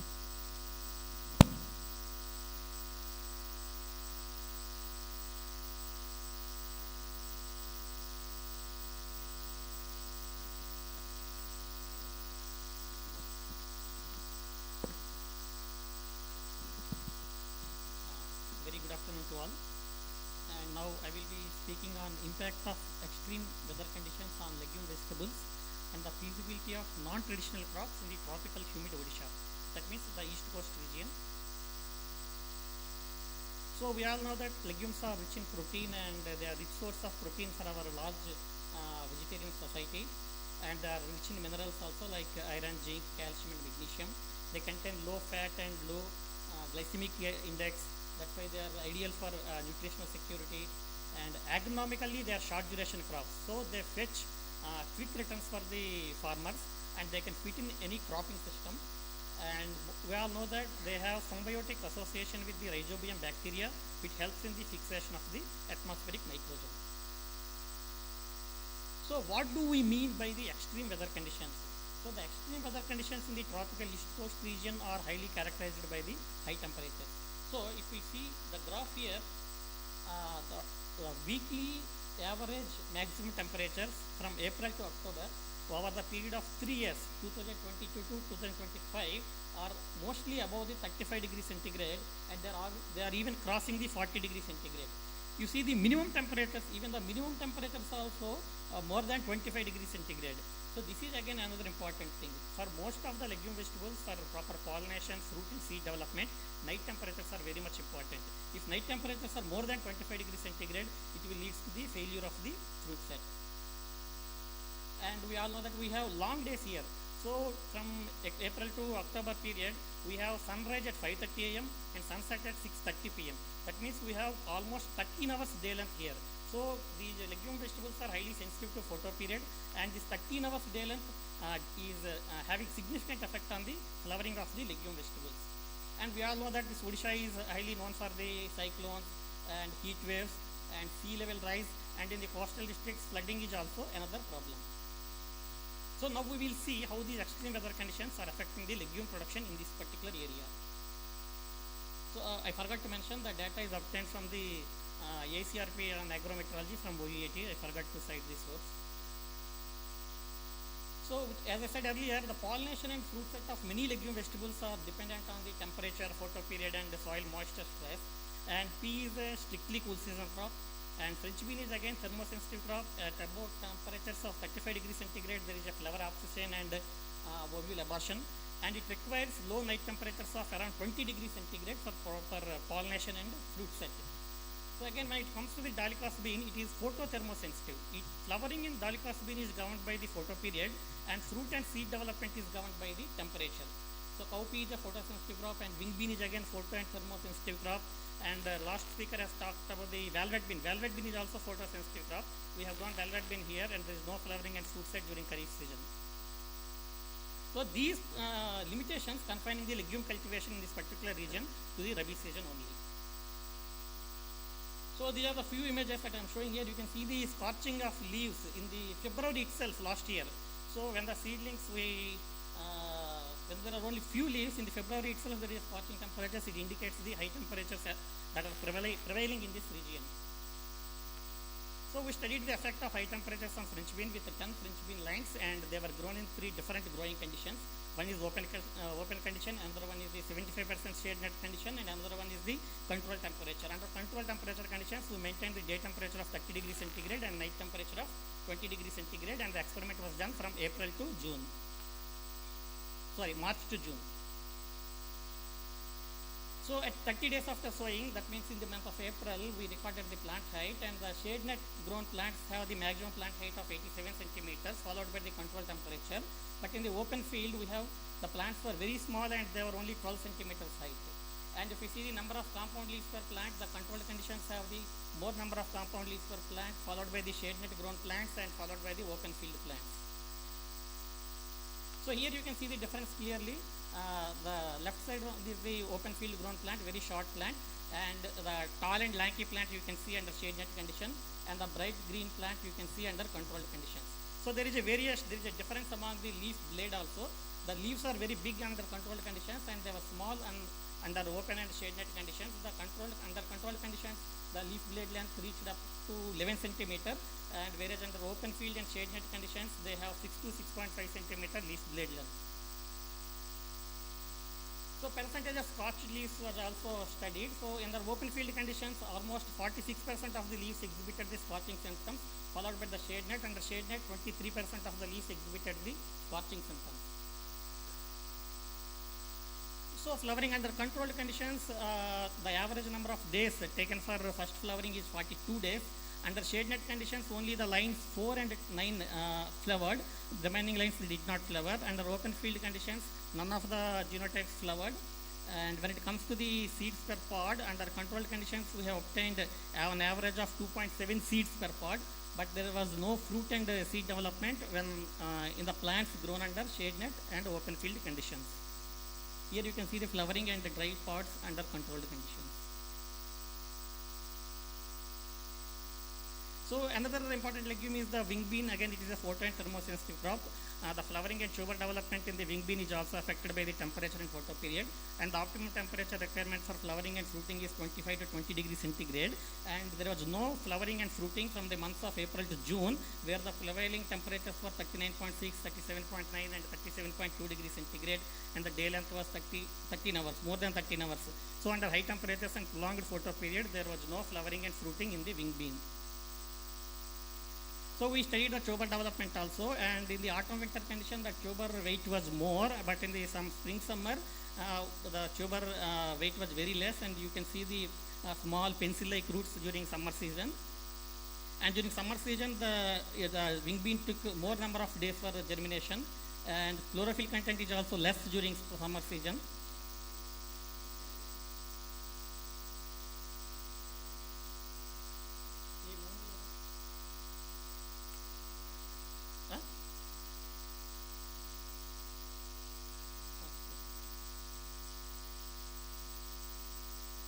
So as I said earlier, dolichos bean is again a photo and thermosensitive crop. Flowering in dolichos bean is governed by the photo period, and the temperature is regulated by the temperature. We have in S16 a high yielding dolichos bean line with photosensitivity, and we hybridized it with Arca Swagat, a photo insensitive type, and we have grown the segregating generations during the Kharif season. So in the FI generation, out of 120 individuals, only 16 individuals flowered during the Kharif season, but the flowers did not permanently fruit because of the prevailing high temperatures of around 35 degrees centigrade. So we have overcome the problem of the photoinsensitivity, but we could not overcome the problem of thermosensitivity. So during Rabi season, when we had grown the same material, all plants flowered and they produced pods and seeds. So this along with the photo period, temperature is also playing a major role in dolichos bean for the fruit and seed development. So a curious question was asked, which bean is tolerant to drought? So my MSc students, he conducted this experiment, and drought stress was imposed 30 days after planting in 4 legume vegetables: dolichos bean, French bean, cluster bean, and wing bean. French bean had the highest reduction in leaf number, relative leaf water content, total biomass, plant growth rate, relative growth rate, and second highest reduction in the root volume. So which one is more tolerant to drought? So dolichos bean exhibited high drought tolerance among all the vegetables, followed by the cluster bean. It had more plant length, net assimilation ratio, root density, and relative growth rate, plant growth rate, total biomass, and number of compound leaves. All were high for the dolichos bean, followed by the cluster bean. And French bean was proved as the highly sensitive to drought conditions. So what we can grow, as I said, we have high temperatures here, we have long photo periods here, and even temperatures of above 35 and 40 degrees centigrade. Even other major vegetables also we cannot grow, like even tomato and chili also at temperatures of 35 and 40 it is difficult to produce flowers and fruits. So with that idea, we have grown the cluster bean, a high temperature and a drought tolerant legume vegetable. This is a non-traditional crop in this particular region, and we have grown 2 cluster bean varieties, Sarka Siddhi and Pusa Naubahar, in 2 consecutive seasons during Kharif and summer. Reduced vegetative growth and early harvest was obtained during summer season, and yield per plant and number of pods per plant were high during Kharif season. So you can see here during summer season, the average yield per plant ranges from 50 to 60 grams. We know that this is very low. In the Kharif, the average yield per plant is 250 grams per plant, but during summer season, we are only getting 50 to 60 grams per plant. But it gives us a hope of cultivating one crop during the summer season when the temperatures are 35 to 40 degrees centigrade. There is no visual damage of any kind of damage on the leaves of the cluster bean when the temperatures are going beyond 40 degrees centigrade. Yes, we can improve the yield of the summer cluster bean by using some physiological interventions like the spraying of growth regulators or biostimulants. So we are planning to conduct this experiment in the summer by supplementing the growth, flowering, and seed set in the cluster bean by spraying some growth regulators, and we will see whether we can improve the yield of cluster bean while under high temperature conditions. And thank you for giving me this opportunity, and these are the 2 people that have worked with me. And you are also there on the top, guiding them. Thank you, Dr. Kaundinya. Very good information about non-traditional crops, alternatives to legumes. Any clarifications?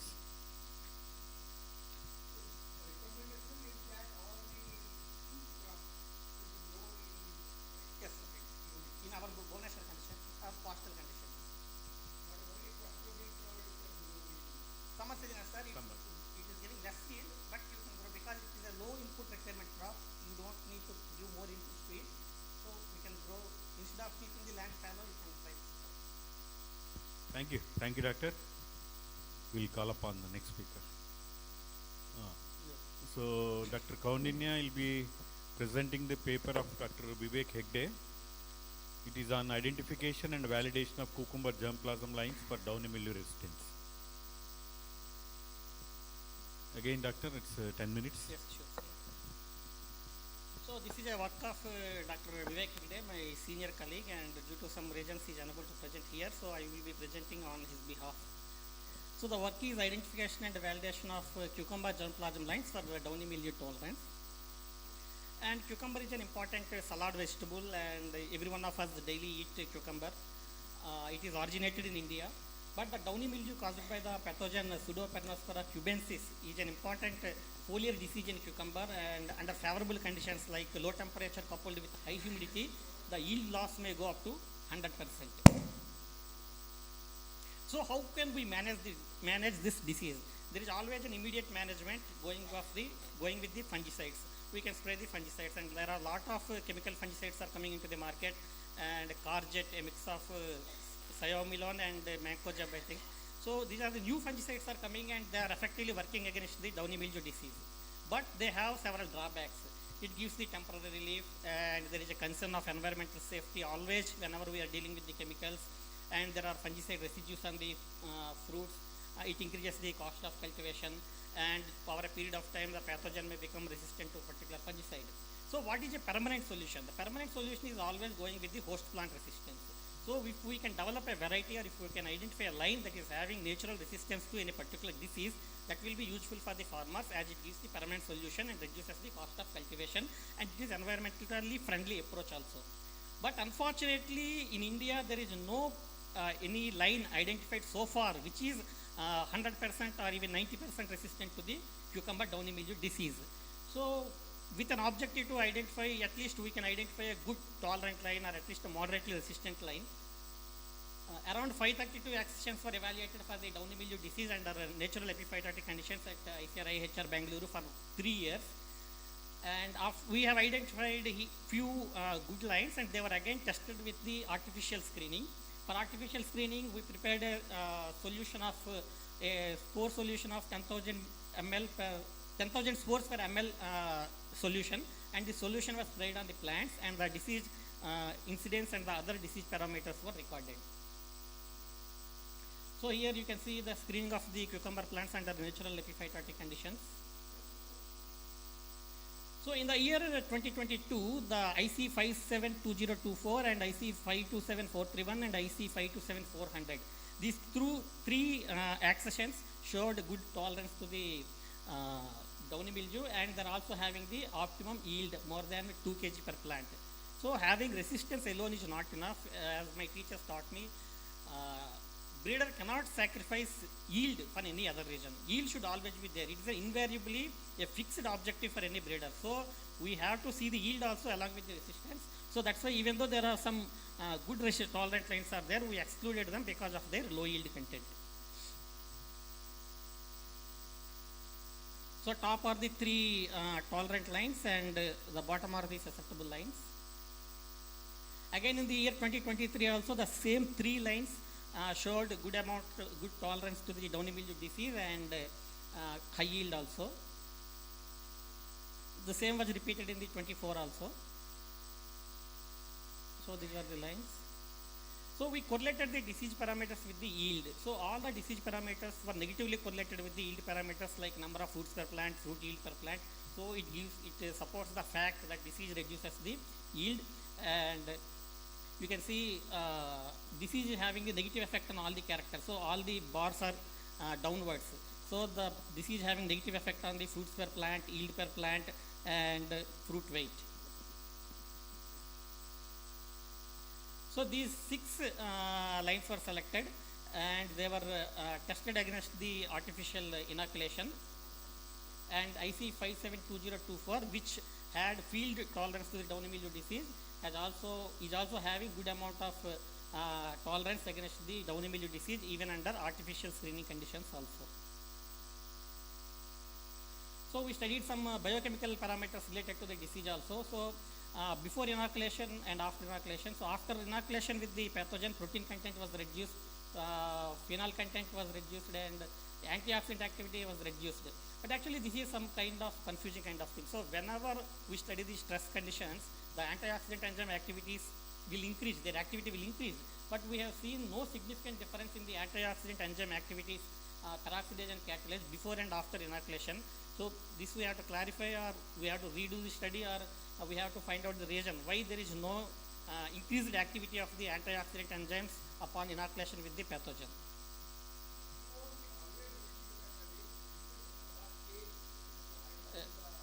Yes, sir. Yes, sir. Okay, sir.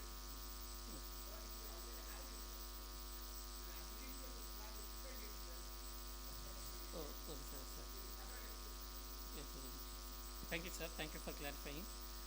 So the conclusion is the 3 accessions IC 572024, 527431 and 52744 showed good moderate resistance to the downy mildew disease, and these 3 can be used in the future breeding programs. And the multi-location trials also said the same thing.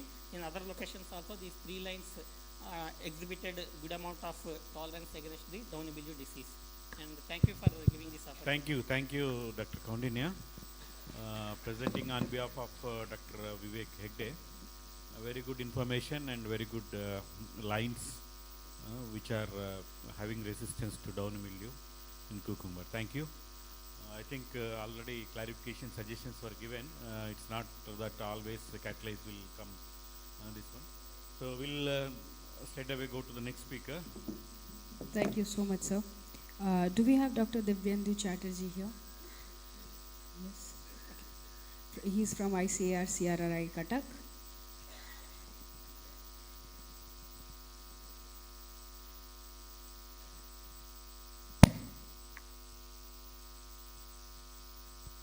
Dr. Chatterjee, 10 minutes.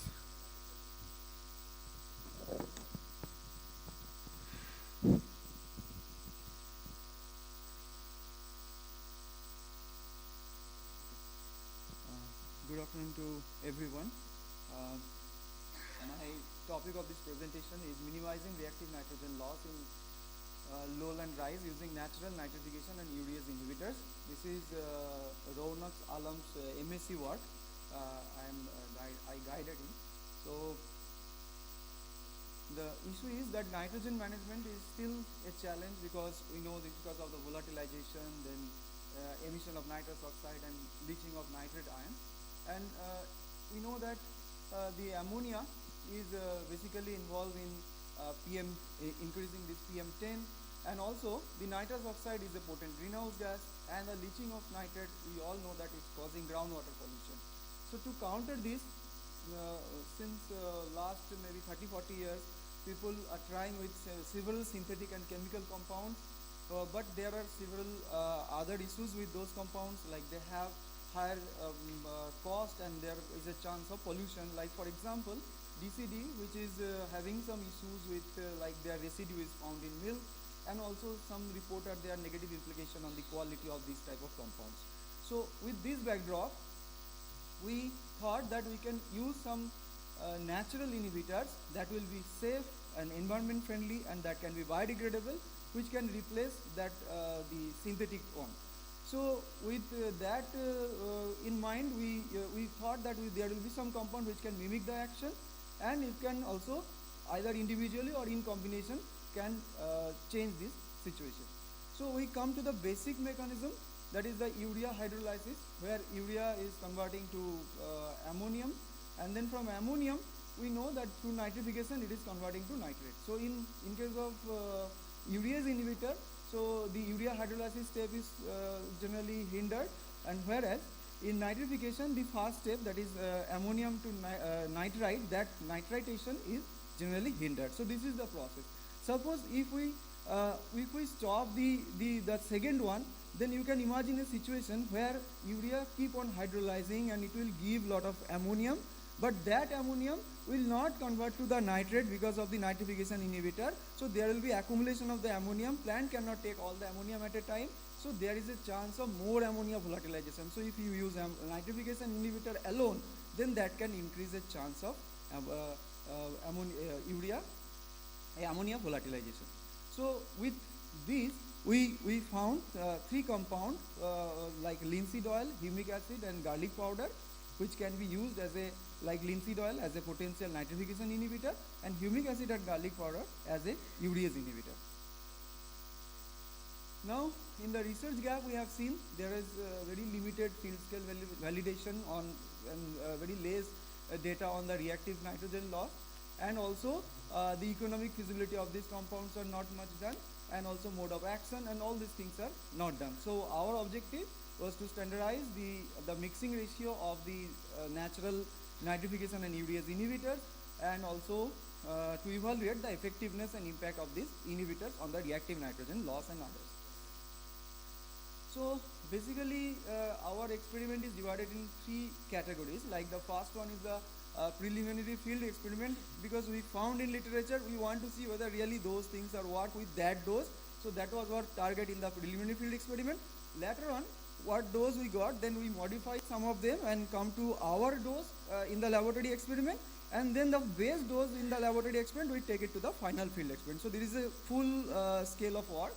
And first come to the I show the this laboratory experiment material, like double boiled linseed oil we use, where we found two literature, 1:2 ratio, this left one, and the others is 0.6%. but rest of the things are framed by us, like potassium humate and NCU at 30% was found by some literature, so rest are framed by us. And similarly, garlic powder with 0.8% was found in the literature, and rest two are the framed by us. So this is the situation, and in the laboratory we have tested it for the release of how much time it is taking to release the nitrogen. So that study we have done, and then basically in the preliminary field experiment, these are the treatment details. We use Yardan 3 to 9 in the Kharif season with and which use hydroquinone and boric acid as a check with which we compare, and also the neem coated urea, which is a conventional one, that one also we have taken, and one laboratory grade urea, because we try to find out some uncoated urea used earlier, but that thing is very difficult to find out, so we simply buy the laboratory grade analytical reagent grade urea and compare that one also. So with the similar way, we use the final field experiment with the dose which found best in the laboratory experiment. So that one we have taken, and that time our test variety was Navin. And fertilizer we have used at 80-40-40 ratio, and nitrogen in half, 1/4, 1/4 split we have used, and P and K was applied full in the vessel in all the treatment. Now these are the methodologies employed for measuring the different reactive nitrogen losses parameters. So like ammonia volatilization, nitrous oxide, nitrate leaching, and then also we measured some soil enzymatic activity, nitrogen use efficiencies, and all crop related parameters. Now coming to the result and discussion. Here in the preliminary field experiment, when we find that this nitrate leaching and then nitrous oxide emission and ammonia volatilization in our product, we have seen that there is a significant reduction in the loss. So that's why we found that this is functioning the way we are expecting, and then also we check the yield, whether it has some negative impact on yield. So we found that these yield are accord with the conventional, that NCU you can see that these are accord. Even HNCU, there is some humic acid where again some additional potassium and nitrogen is added. So that's why that one was found giving better results also. Now this is the product. So we keep on increasing the dose, and using a light microscope we try to check where there is a proper coating, and we found that this right side one where yellow plus NC with 10% weight by weight, and this potassium humate with NC with 30% weight by weight, and the garlic powder with NCU at 1% weight by weight, having the proper coating over this NCU. Then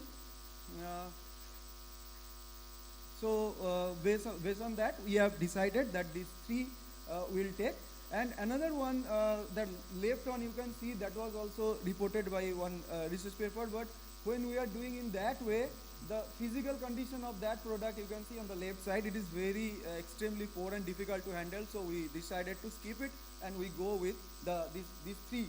And then coming to the release of water, and we have seen the release of water, that this yellow plus NCU, that is having 71.6% dissolution in first 6 hours, and in other case we have seen that all the materials in all the three combinations, it can reach up in 12 hours of dipping, it can reach up to 91% dissolution, but for NCU it is a complete dissolution by that period. And this is the yield and yield attribute. We have seen that HNCUF, F stands for the final experiment, so there we have better yield and also higher tiller and panicle numbers, and that already I told that is because of the humic acid supplied by this potassium humate. And also nitrogen uptake and use efficiency, again that HNCUF is having better agronomic efficiency and total nitrogen uptake, but this hydroquinone, where the recovery efficiency was higher because it is a chemical inhibitor giving better better inhibition, so that's why it is having better results. Now cumulative loss of ammonia when we measured at 3 stages, like basal and maximum tillering and panicle initiation, we found that where we are using garlic powder, there we are having less loss as compared to the others, but all the three are comparable and giving very good result, our compound. And I'm not going more details because it is a paucity of time. But we can tell one thing, once we apply the fertilizer, then up to 5 days we got the ammonia, but after that it is not coming within our detectable limit. So that we have data we have taken here. And you can see it is giving around 9.3% up to ammonia less loss as compared to the conventional this neem coated urea. Now nitrate leaching also we have found where we are using linseed coating, linseed oil coating. So there we are having less of this nitrate leaching, and it can go even also with the GNCUF, that is the garlic powder one. It can goes up to even 7.2% less, but and also if we see the stage wise, that the highest loss was found in the basal, because we are using more dose, half dose already I told, compared to the rest two phases. Now coming to the nitrous oxide emission, here we have more nitrous oxide flux in the laboratory grade urea, and then we found it is less with this linseed oil coated product, and in after first 2 days of fertilizer application we are getting generally the higher nitrous oxide flux, and mostly from MT2 PI stages we are having more flux, because rice usually release lot of exudate during that time, so that exudate is adding to the soil, and that is giving more peak to the nitrous oxide. And when we come to the overall picture, there we can see that this volatilization is coming around 6%, then 2.27% of nitrous oxide, and 2.9% of the leaching. This is in terms of nitrogen, not like many a times we are confusing like NH3. So this is out of 17, 14 is nitrogen. So if one molecule of NH3 is going, so 14 gram nitrogen is going. So that time, if we calculate in terms of nitrogen, many concepts will change, because in many literature I have seen people are giving in absolute value like NH3 this much. So sometimes you have to consider in terms of nitrogen. Now this is another fact. This is another one where we have seen the soil enzymatic activities. Here, interestingly, the dehydrogenase activity we found less, even in 2 seasons data also we have seen in the chemical inhibitor. So we try to find out in the literature what is happening, because we found that this where we are using boric acid, they are giving some kind of oxidative stress, and which damage to the cell structure and cell death of the microbes, and because of that it is happening. And whereas this hydroquinone, they are saying that hydroquinone, while we are measuring, because in dehydrogenase we are using TTC to TPF, triphenyl formagen, so that reduction step they are hindering, so because of that we are getting. So this is some kind of highlight on that. So at the end we try to find out some cost, because we are suggesting some new things, so we have to see the cost. So when we are calculating the cost, you can see, I'll not go in details, but only the last line you can see. So if we use the garlic powder, there is the additional cost in 1 hectare is 1,368 rupees, which is little higher in case of linseed oil, and it's substantially higher in case of the potassium fumate. So we can conclude that this natural nitrification and natural urease inhibitor, these are really effective, and we have already shown that this is able to reduce the reactive nitrogen loss.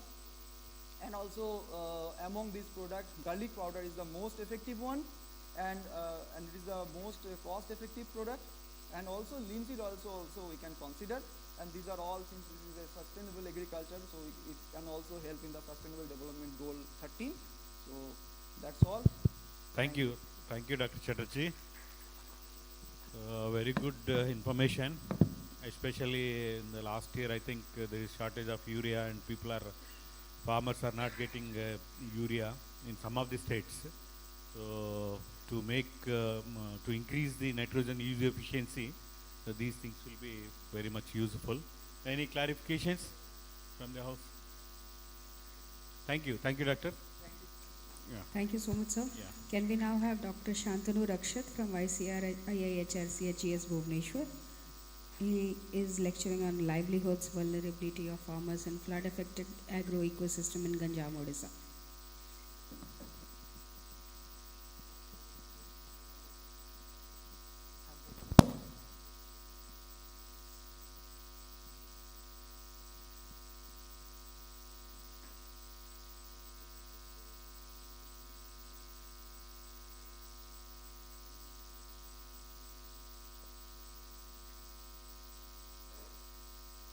Good morning.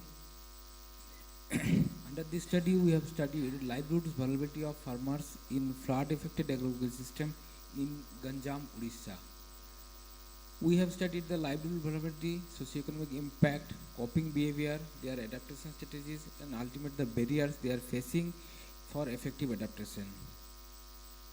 We choose the Ganjam because it is one of the most flood-affected district in the Odisha, and to measure the livelihood vulnerability, we developed livelihood vulnerability index, and weightage was given by using analytical hierarchy process, and to measure the trend of the climatic parameter, we use Mann-Kendall test and sense slope, and to see the difference between the choice among the male and female farmer, we use rank-based question and Wilcox sign test.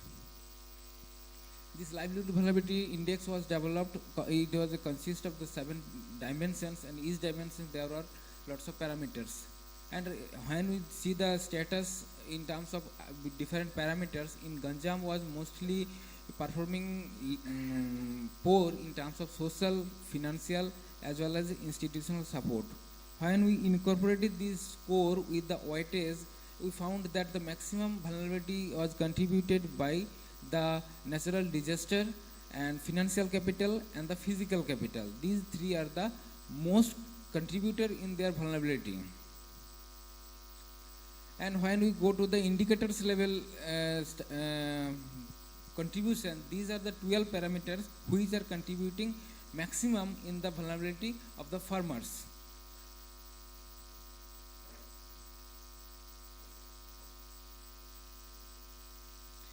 Then we studied the trend of the change in terms of different parameters. We selected 5 parameters: precipitation, temperature, maximum temperature, minimum temperature, and relative humidity. We take the 30 years data, and we found that there is no statistically significant change in terms of precipitation in Ganjam. In case of temperature, there is a decreasing trend in January and increasing trend in August and September. In case of maximum temperature, there is increasing trend in August and September. In case of minimum temperature, in total 5 months, we found that increasing trend in case of April, May, as well as July, August, and September. In case of relative humidity, there is a significant increase in terms of December. And in terms of adaptation strategies, whatever they have adopted, these are the major adaptation strategies adopted by the farmer, and adoption of flood tolerant variety, practicing crop rotation, income diversification, adoption of short duration variety, farm mechanization. These are the adaptation strategies which are adopted by more than 50% of the farmers. We also studied the gap. Means farmers may have knowledge, may have positive attitude, but not actually adopted. So we use the attitude and practice gap. Means they number of persons who have positive attitude, they agreed that it is suitable for our condition, but ultimately they have not adopted. These are the adaptation strategies in terms of gap. Adoption of agroforestry, dig new borewell, keep improve livestock, integrated farming system, crop insurance, farm pond construction, and integrated pest management. And the major determinants are the farm tool possession, access to information, and cosmopoliteness. Another thing was the coping strategies. In comparison to adaptation strategy, coping strategies are the immediate response pattern of the farmers when there is a flood or any type of natural disaster. Among the male farmer, the most preferred were the take loan from the relatives and the take loan from the money lender in additional interest. For the female farmer, reduction in expenditure in luxuries and sold households are the most preferred strategies. Again, we tried to see is there any difference between male and female farmer choice in terms of all strategies from the same family. So which are blue, these are the preferred by the male farmer as compared to the female farmer in the same family. And the pink are the strategies, coping strategies which are mostly preferred by the female farmer as compared to the male farmer in the same family. So migration, take loan from relative, take loan from money lenders, start PT business, adjustment in agricultural input, chemical use. These are the coping strategies which are more preferred by the male farmers as compared to female farmers in the same family. And in terms of the, in case of the female farmer, reduction of daily meal in amount and frequency, and reduction in the expenditure on luxuries during the natural disaster were preferred by the female farmer as compared to male farmer in the same family. To measure their barriers for effective adaptation, we give the weighted mean and the economical status of the farmers, political will, traveling weighing up the cost of benefits of adaptation actions as they are long-term, less community initiatives, profitability of climate resilient technologies. These are the major barrier in the way of the adaptation. Through focus group discussion, we also identify the strength, weakness, opportunities and threats of that particular area. Major strength reported was the this agroclimatic condition was suitable for many agriculture and horticulture crops. There are lots of government initiatives available, and the farmer also adopted already different drought and flood tolerant variety. They are also adopting mechanization, short duration varieties, integrated farming system, income diversification, high cropping intensity, and pulse based cropping system. But major weakness were the non-adoption of crop diversification, repeated disaster, low crop insurance coverage, no use of micronutrients, improper use of fertilizer, shortage of labor. In terms of the future context, they have lots of opportunity scope to adopt more adoption of the agroforestry, integrated farming system, farm mechanization, farm pond construction, crop rotation, and adoption of salt tolerant varieties. But major threats at that condition was soil erosion, repeated flood and cyclone, reduced livestock, fishermen accident insurance issues, and limited support in crop insurance. Thank you. Thank you, Dr. Shantanu. Any clarifications? Okay. How much was the flood affected damage in this Ganjam district? Damage in terms of? I mean, what are the serious problems? Is it the major prime constraint? Yes, actually, sir, two type of flood. One is the river-based flood, another is the cyclone-induced flood. Both are prevalent in these areas. Okay. So you did not mention anything. Flood-resistant varieties resistant to submergence. So such basically, initiatives. these are rice-grown areas, so submergence rice varieties they are adopting. Okay. Thank you. Thank you, sir. Thank you. Thank you so much, sir. Can we now have Ayushman Sabu from Council of Energy, Environment and Water, New Delhi?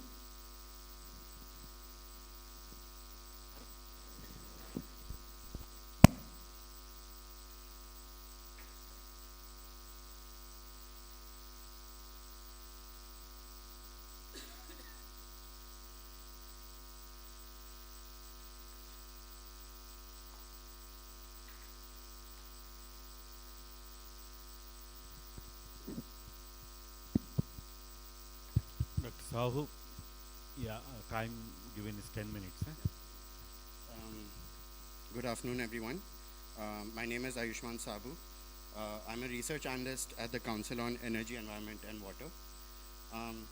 Just to give you a brief overview of our organization, we are a public policy climate think tank where we impact sustainable development at scale with data, integrated analysis, and strategic outreach. We have worked with almost 20 states in India, and we are a team of more than 400 researchers and have done multiple peer-reviewed studies. The topic for my research over here is on air pollution and crop residue burning. Usually crop residue burning is seen as a problem in Punjab and Haryana due to media, but as you see on the map over here, crop residue burning is becoming slowly a pan-India problem over the years. And while the government has come out with a policy scheme on crop residue management, it's only concentrated to northwestern states. There are two ways on managing paddy stubble residue, which is in situ management and ex situ management. Ex situ management is basically taking the paddy stubble away from the field and utilizing it in heat and electricity and biogas generation. India has been pushing a lot on biogas and ex situ because we import more than 48 to 49% of gas. So hence, generating our own gas using own surplus residue, that is the reason over here. The other reason is also providing a rural livelihood to farmers, where in case they are providing us the leftover residue and where we can provide them with some income generation at that front as well. So this is the way, the process how ex situ management is done. The first process is known as baling, where paddy straw residue is baled into either round bales or rectangular bales. The round bales are way more heavier; they're about 200 to 300 kgs, and while the rectangular ones are, they can be picked up by manual labor, which is only 25 to 30 kgs. Then the collection is done. The biomass storage is done, and transportation and utilization in industries. Since the paddy wheat harvest cycle is there is a gap of only 15 to 20 days, all of these activities require immense proper care. For that, the government has given multiple policies both on supply side and demand side. For supply side, the government is providing machinery for baling on subsidy on 50% or 80%, whereas the government on demand side is also putting in mandates for obligations for blending targets and also giving financial incentive to set up plants as well. The missing policy link that we see here is storage. Now, why is storage so important? Storage is important because the feedstock is only collected in 15 to 20 days, but it has to be used annually all year round. Hence, it is both a loss to the farmer and to the institute as well, who has set up the plant but cannot use the feedstock. So this was the research gap which we went ahead with. We first did a literature review of global studies, and we found that in India there was not a single study on biomass storage. There's only one study dated back to 1991. We also did field visits, and we did stakeholder engagement with various government engagement.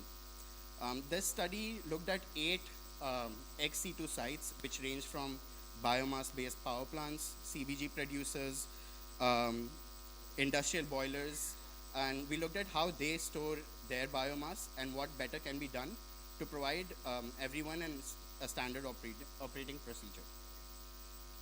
So there were 3 study objectives. First was to identify the factors which affect biomass. Second, to identify the minimum infrastructure requirements. And third, how much fiscal investment is required into setting up biomass storage units. These are some of the visuals on ground, which I want you to take you through. So usually what institutes and companies do is they have land out on rented to store their biomass, and they have their own land as well. We saw a significant difference in infrastructure on rented land versus owned land. And as you can see on the first picture, tarpaulin is required to cover the biomass so that moisture doesn't go through or there's no contact with unwanted sources. Secondly, there has to be proper drainage for water runoff. Third, having a boundary wall or barbed wire for security. And also a fire safety infrastructure, because this biomass can be prone to fires, which we also saw on field. This is the 7 key infrastructure items that we outlined in our study, which is a must in biomass storage depots. On the left, you can see a model that we designed for storing 10,000 tons of biomass. You can see that at the start itself, there's a weighbridge so that we know how much quantity is being procured and sold.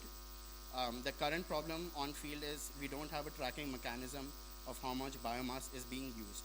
Although there are incentives and targets that 20% or 25% should be used, they're not being updated annually. Secondly, we see that drainage and flooring is very important so that there is sufficient space for water runoff. And as I said, security infrastructure, fire safety equipment, and having a storage perimeter is equally important. The other equal important thing we saw was between the stacks, there needs to be a distance of 15 to 20 meters gap, because once a stack gets fire, it's very easy for the other biomass stack to get fire and thus affecting all of your feedstock. We also calculated the cost out for both rectangular and round bales. What we saw is that there is an initial storage cost of 250 rupees to 400 rupees for storing 10,000 tons of biomass. We saw this through the land costs and all the infrastructure costs. And we also did a payback period analysis or financial analysis that if someone wants to build a biomass storage depot, they can recover the losses within 3 to 5 years. This is my study on the right. If someone wants to see the study in detail, they can scan the QR code.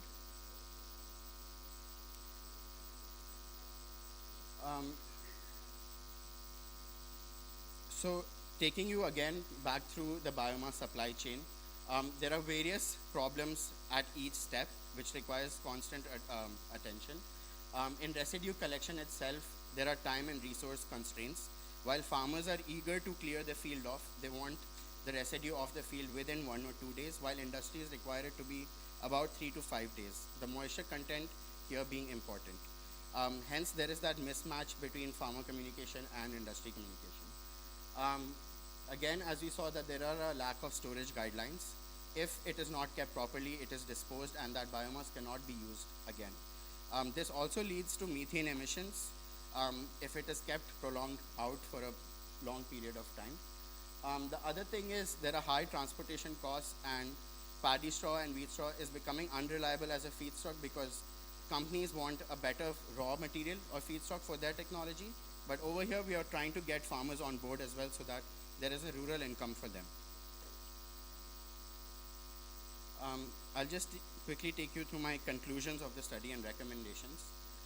The first recommendation we have is that since India is progressing towards more own compressed biogas plants and biomass energy plants, we require a proper biomass storage guidelines as countries in the global south do. These guidelines should have fire and health safety guidelines as well, and guidelines for training operators who work over there. Secondly, we also require financial assistance to set up biomass storage centers. There is already financial assistance being given to machinery collection and plant setting up. So hence, we want this to extend to storage centers as well. Third, we also want to notify a benchmark price. Currently, some farmers give away their residue for free. Some get some money, but because it is not a regularized and organized market, currently prices vary and fluctuate. The other two is having insurance policies as well. Out of the 8 sites that we saw, 5 of them have had a fire where they couldn't recover any money back on their feedstock. So hence insurance is also one important part. And lastly, the degraded biomass, which cannot be used, that also requires further scientific study and research. What can be done with the degraded biomass? Thank you. Thank you, Dr. Ayushman. Thank you. Very good information and policy recommendations. Thank you very much. Due to paucity of time, we'll move on to next speaker. Yes, we have the next 2 speakers from the same Council on Energy, Environment and Water, New Delhi. We will now request Srishti Jain to please continue.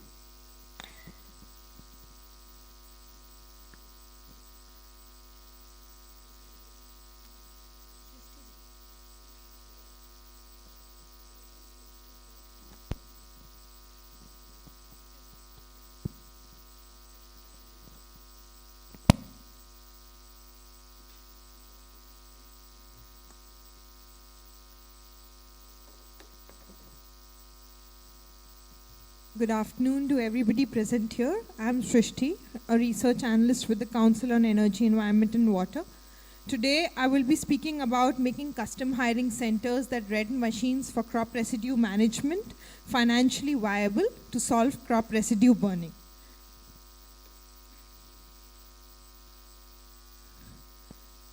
So we are from Council on Energy, Environment and Water, and my previous colleague has already described to what the team does. I will be going to the next slide. So one, we've spoken about why agricultural residue burning is emerging as a pan-India crisis. And India generates almost 750 million metric tons of crop residue annually, and about 30% of it at surplus, and a majority of it is burned. So crop residue burning is a very genuine problem that needs to be solved. And this is emerging as a pan-India crisis.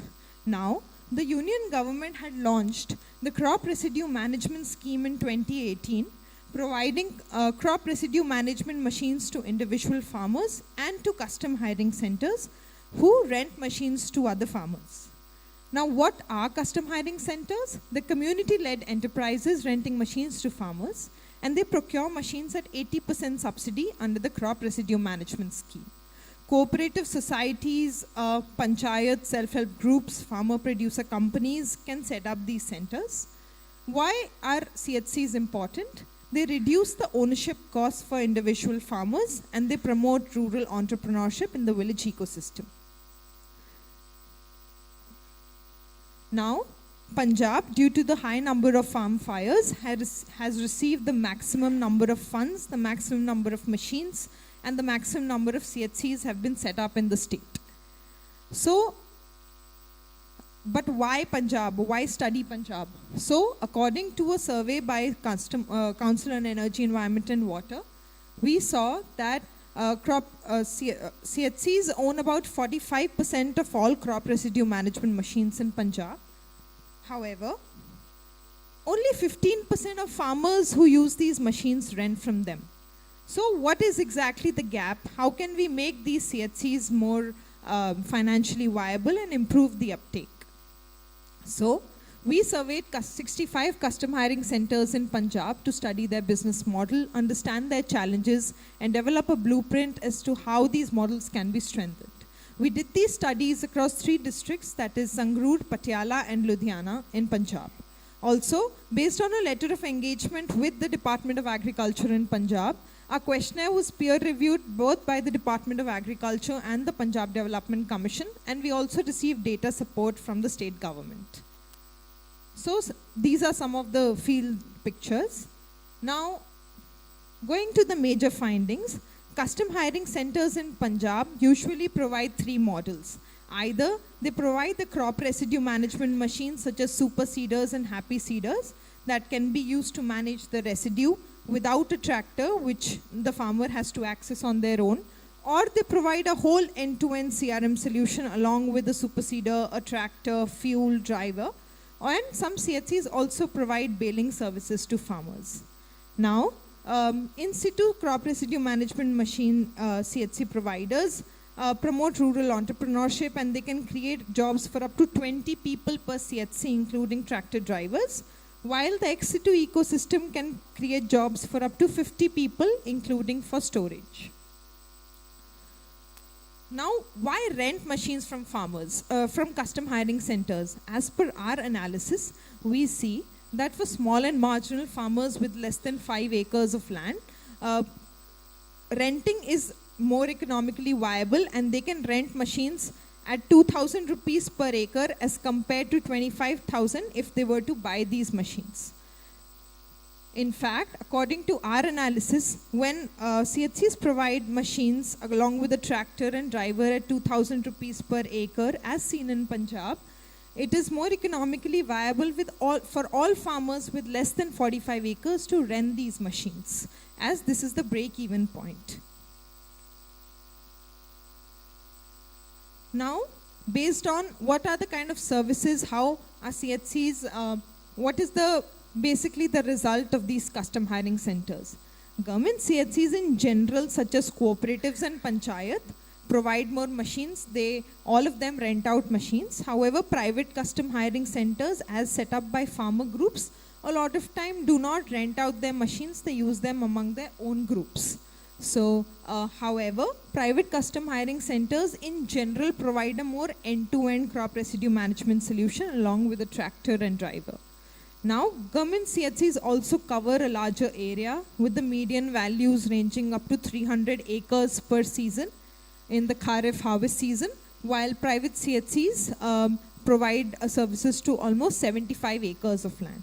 However, only 36% of custom hiring centers cover more than 100 acres in a season that is required for them to be financially viable. Now, why do these numbers matter? Because limited renting by private custom hiring centers is a missed opportunity. If we can ensure that all of these CHCs who are renting machines at 80% subsidy rent them out to others, then we can ensure a more strengthened ecosystem. Now, we see that renting machines with tractors is in general more profitable than renting only the crop residue management machines. Now, with private custom hiring centers providing this service more, they tend to be more profitable than government custom hiring centers. Now, we've understood how these custom hiring centers are performing. What are some of the challenges that we saw on ground? First, the custom hiring centers face high maintenance expenses.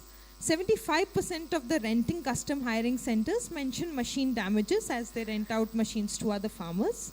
And 50% of them, mention machine damages, and 50% of them mention maintenance expenses as a key challenge for the business.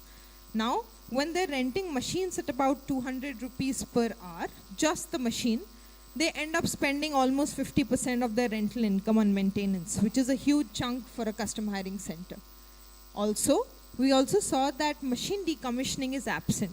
While there is a decommissioning mechanism once the machines become old and obsolete for cooperative societies, no such ecosystem is there for private custom hiring centers. In fact, this is something that we've even observed under the SMAM scheme, that there was no machine decommissioning option present for farmers.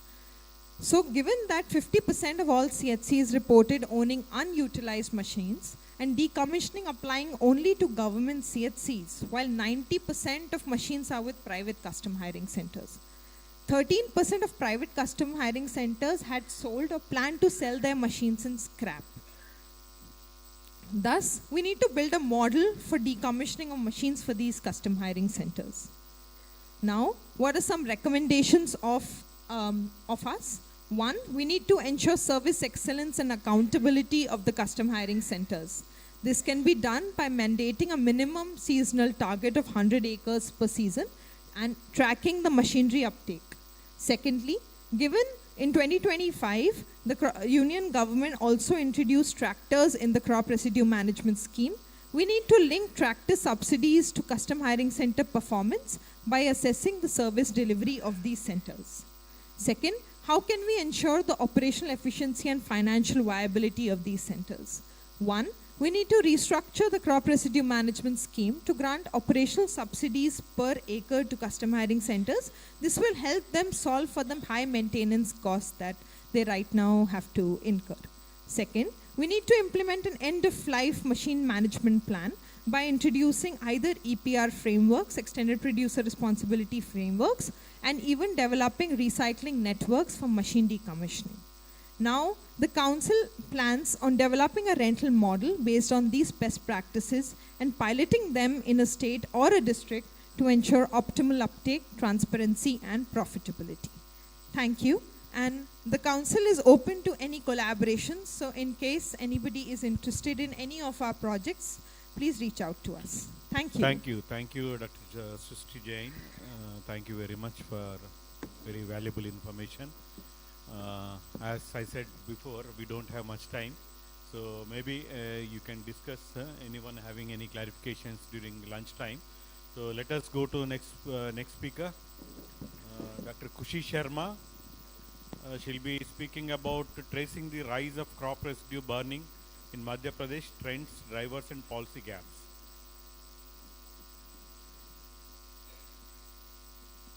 You are there, na? Kushi Sharma. Yeah, please.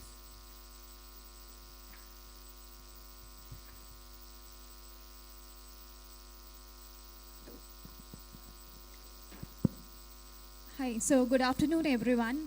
Since my colleagues had discussed about why crop residue burning is emerging as a challenge and what are the potential solutions, we will be expanding to the problem of agricultural residue burning to the new state, that is Madhya Pradesh. So I'm Kushi Sharma and I'm a consultant with the team.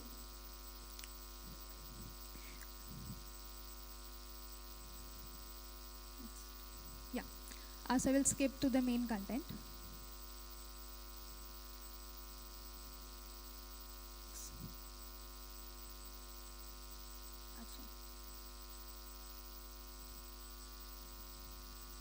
Yeah, sorry. We have been talking about food security and how does policies like Green Revolution and other food security policies has pushed into more production and better income.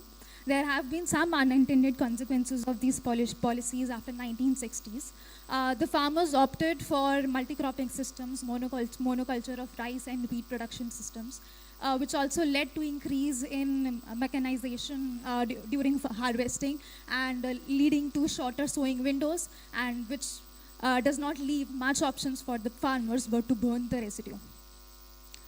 So while we were doing literature review, we saw that there have been a couple of studies of crop residue burning in Punjab, Haryana and Uttar Pradesh.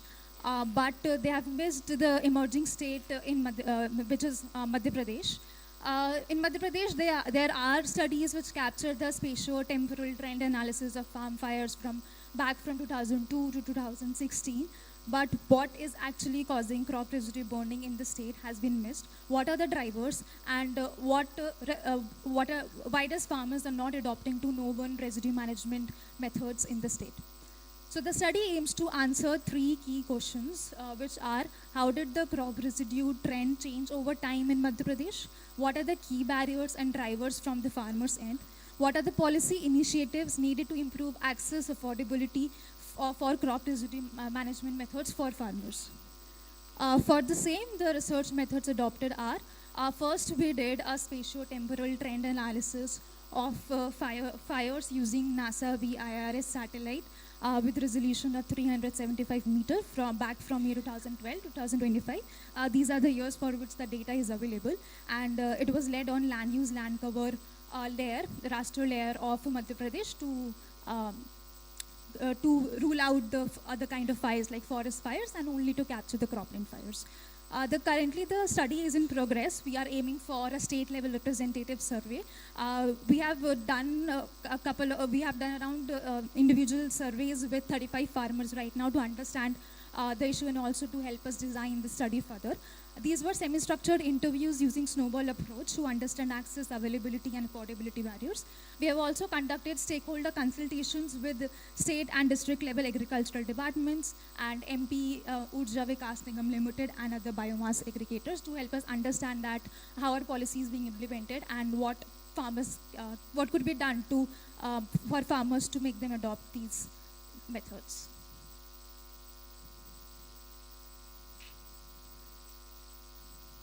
Not working again, I guess. Yeah.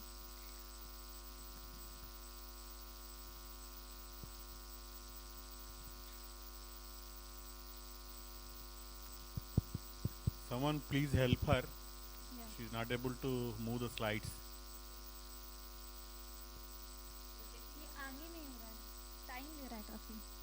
Okay. So we will move on to the findings and also what is the current scenario of residue, surplus residue, and what amount of is burned.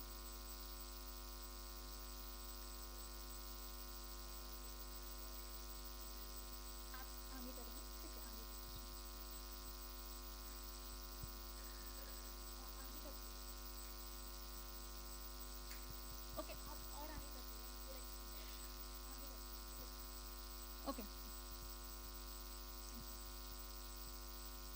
Yeah. Sorry. So we will start from the area under wheat, area under paddy, how much of it is surplus residue and how much of it is estimated to be burnt. Currently the state has around 77 lakh hectares of area under wheat, 63 lakh ton of surplus wheat residue. Literature suggests that around 10 to 23% of is burnt. For area under paddy, there is 38 lakh hectares of area under paddy, out of which 19 lakh ton of surplus paddy residue. The estimations are that 8 to 80% of this residue is burnt. You can see that how the trend has changed from 2012 to 2025.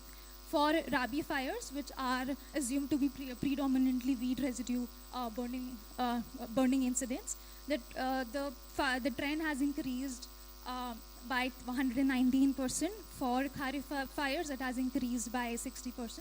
You can see that while Rabi fires are spread across most of the districts of the state, Kharif fires are limited to a particular belts in the state, which means that paddy cultivation is on rise, but still not all districts are cultivating paddy.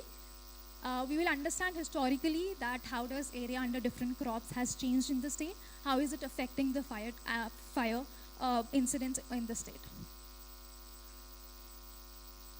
So during Kharif season, you can see that soybean was introduced around 1970s, and farmers started opting for soybean after 1975. Over the period, because of better income and more market linkages of soybean was heavily cultivated in the state. But recently, you will see that there is a stagnant growth of soybean in the state. However, paddy has increased a lot by 78% in the last decade. The major reason, as we discussed with farmers, was that while cultivating soybean, there were fears of disease like yellow mosaic virus and other fungal diseases according to the plant production losses, yield losses. And so the farmers are shifting to paddy to assure income. During the Rabi season, the trend has been quite clear that wheat was always cultivated, and it has witnessed around 29% increase over the last decade. Sharma, you can please concentrate on your conclusions, your findings. Yeah, sure. So farmers are also cultivating third crop, which is moong, for better income, and then you can see the increase in fire trend during both Rabi and Kharif. These are some of the practices that farmers are adopting for wheat, moong, paddy and soybean. We covered farmers who were cultivating under triple cropping systems. So wheat was used as fodder, in situ residue management using machines like rotavator. Partial burning was practiced for both for wheat, paddy and soybean. Complete burning was also witnessed for wheat, paddy and soybean. Moong was not much of a problem. So these are some of the numbers that states that complete burning or partial burning is a problem for which crop. So you can clearly see that partial burning is clearly a problem for both paddy and soybean during Kharif season, which is because when the soil is wet and farmers have to run the machines like rotavator on the soil, it is difficult to completely incorporate the residue back into the soil, and thus even after running machines like rotavator, they have to burn the soil, which is labeled as partial burning. We did not come across farmers who said that we are completely burning the straw. It is limited to 13%, 7%, and again 13%, which could also be because that there are apprehensions around penalties and things like that. Burning is not a good idea, so farmers might not agree to that. Yes, we are completely burning, which is contrary to what we are seeing through satellite data. So while farmers were practicing XC2, they also said that even after baling, because of inefficient baling, we burn the leftover straw, which means that in situ and XC2 residue management practices are not clearly solving the problem right now because of inefficiencies. For wheat and soybean, the problem is again the same, related to the nature of the straw, that it is woody in nature. You can't leave it on the fields. For wheat, you can again not leave the leftover straw after making the fodder, because it will float on the irrigated fields and will reduce nutrient availability for the paddy crop. XC2 utilization was marginal, which again highlights that the market linkages are quite poor in the state.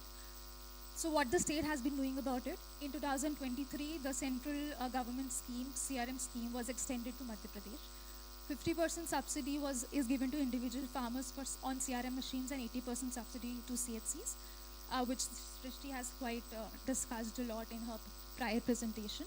Right now, the state has 8,000 CRM machines for covering 15 million hectare of agricultural land, and it also has around 0.33 million metric ton of capacity to utilize biomass for biofuel plants. But the field realities reveal a different scenario. We have two scenarios here. One is rented scenario, one is owned scenario. While discussing the owned scenario, only 9% of the farmers owned a machine like super seeder, which is given by subsidy under the CRM scheme. Also, the farmers who owned a super seeder did not really have positive perception of superseder because they had apprehensions around improper sowing, production loss, and delayed germination. It also led to operational challenges, and also later on not good quality crop was growing, so the farmers were not initially ready to accept it. So there is also limited demand for superseder for rented scenario. Most of them used rotavator, uh, which we have already witnessed that it is quite inefficient in residue management. So some of the emerging policy recommendations is to monitor air quality and stubble burning incidents better in the state, to strengthen the rental ecosystem, which Rishti has talked about, and to also strengthen the XC2 ecosystem in the state, which Ayushman has quite talked about. We are currently planning a large-scale survey in the state for around 1,800 farmers covering 18 to 20 districts. We will be using multi-stage stratified sampling, using burn type classification, sampling using cultivator population and landholding categories. And so we will be open for collaboration and would love to engage further. Thank you, Sharmaji. Hope you will come out with, concrete solutions for crop residue management, especially the northern part of India. Thank you very much. We'll move on to the last speaker of this session, Dr. M. Pichai Muthu from IHR Bangalore. He'll be speaking on screening for yellow-bean mosaic resistance in okra hybrids. I think he's online. Please check. Can we please check if Dr. M. Pichai Muthu is online? Please connect to him.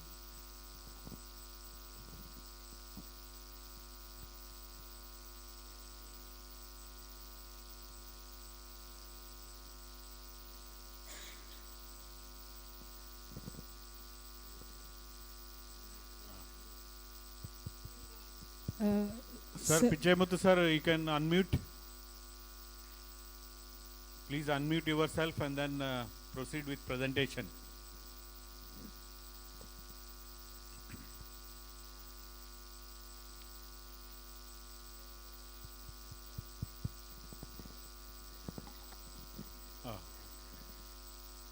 Yeah, the slides are visible, sir. You can proceed with presentation.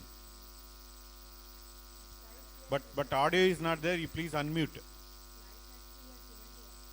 Oh,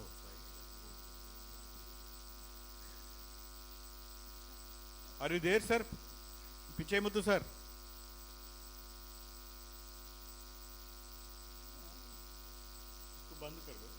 slide बंद कर दीजिए, उनका आने का wait करिए.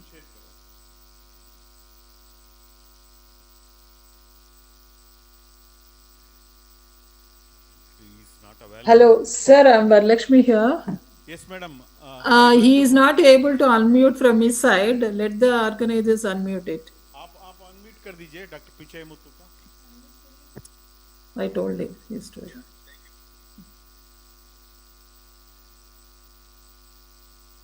Ask to unmute. हाँ, उससे पहले ऊपर. Yeah. Madam Varlakshmi, madam, I think he has to unmute himself. Hello, Pichai Muthu, you have to unmute yourself. He's doing, sir. Hello. Okay, madam. No, we are not able to hear you. He's trying, sir, once. Oh, okay. No, but they are telling you can do it. We cannot do it here. Yeah, they cannot do there. You have to do here only. You ask that girl. Yes, sir.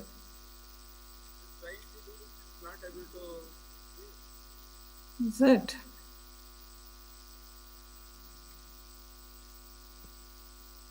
A left side down ಇರ್ತದೆ ನೋಡಮ್ಮ ಅಲ್ಲಿ.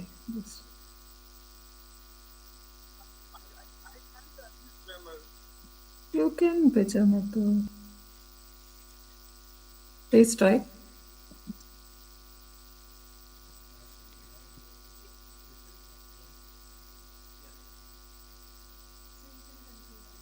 Yeah, madam, you can please convey this message to Dr. Pichai Muthu sir that he can make a presentation in the afternoon session. Okay. Because now it is time for lunch. Okay, sir. Okay, sir. Participants, delegates are hungry. 1 second. Yeah. We will stop it here. Okay, sir. Thank you, madam. So Okay, to sir. conclude, we had very good Ah. presentations and many take-home messages. So I would like to thank all the speakers, both invited speakers as well as oral presenters, for very good presentations and very good valuable information given to the audience. So thank you very much, and I would like to thank my co-chair and rapporteurs and the organizers for giving us an opportunity to take up this session. Thank you very much. Let us break for lunch, and we can have post-lunch the differentiation. Thank you. Sir, now he is able to get connected. Yeah, now I can able to do it. Sir? So anyways, Pechamuthu sir, we have two speakers who have not come here for the afternoon session. You can take their time slot.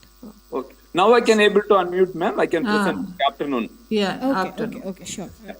We will resume back the next session at 2:10. Everyone is requested to be here sharp at 2:10. We'll start the session exactly at 2:15. Yeah. We can start with your session, sir, so you can be there on by that. Yes, ma'am. Yes, ma'am.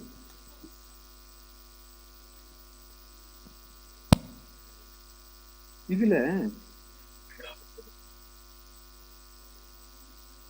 ಅವ್ರು ಏನು unmute ಮಾಡೋದಕ್ಕೆ ಆಗಿಲ್ಲ ಈಗ ಇದೆ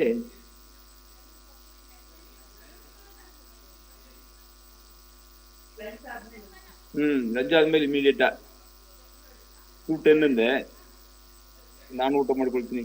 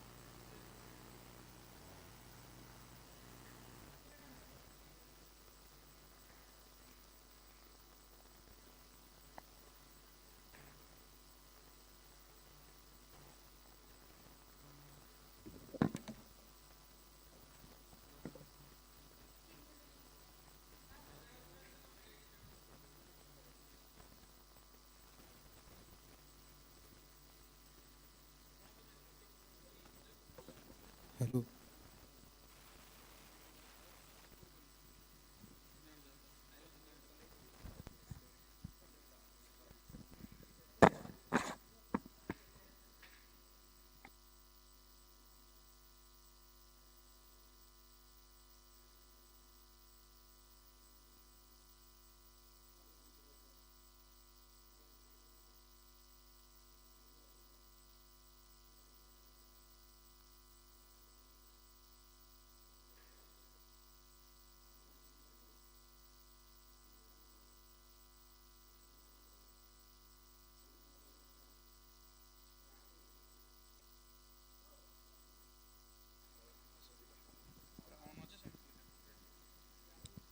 DJ.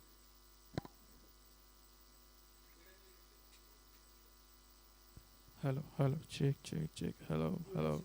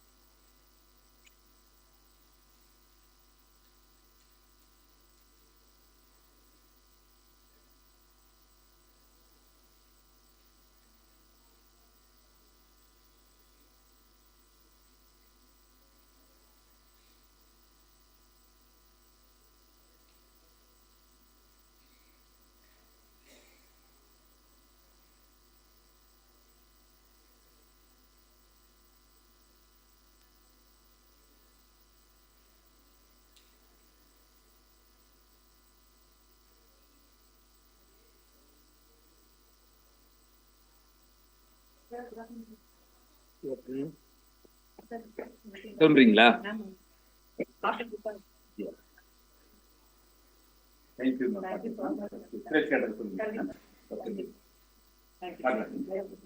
பத்தாச்சுன்னு எல்லாமே. Okay okay okay.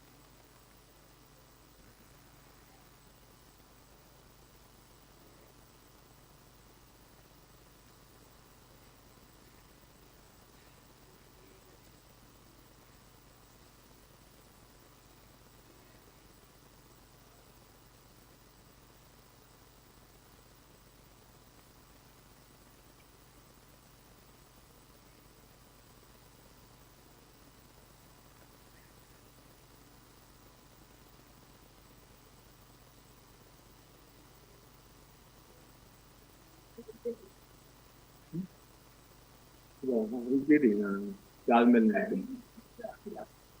ಹೌದು ಕಡ್ಮೀರು ಆಯ್ತು ಮೂರಾ okay okay ಇನ್ನು ಸೀಡ್ ಇದೆಯಲ್ಲ ಬೇರೆ ಹೈಬ್ರಿಡ್ಸ್ ಎಲ್ಲ okay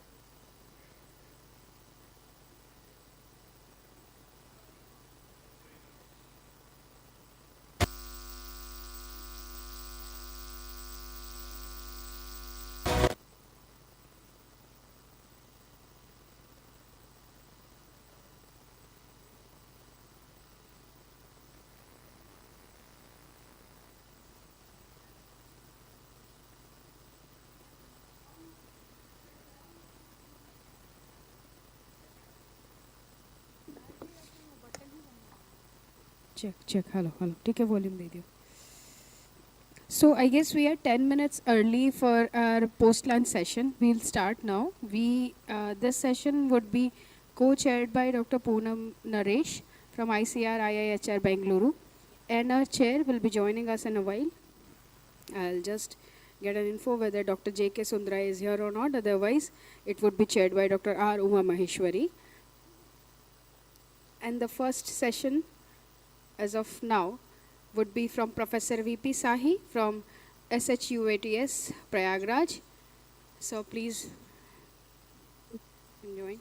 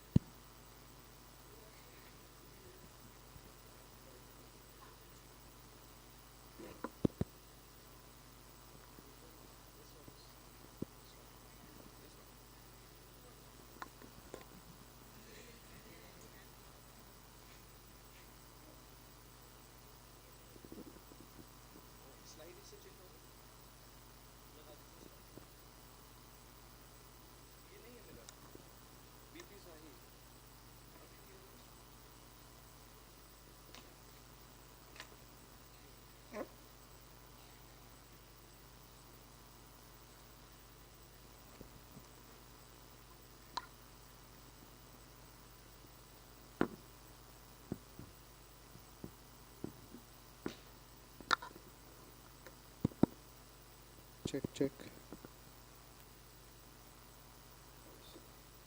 So good afternoon. At the outset, I would like to thank SARM for giving me a chance to come here and talk about the work which I am doing and which is very close to me. which is Triticum sphaerococcum. This is a wheat which is actually one of those wheats which has its center of origin in India, and we are not aware of it. So I'll be talking about it, and my presentation will be my talk is divided into two parts.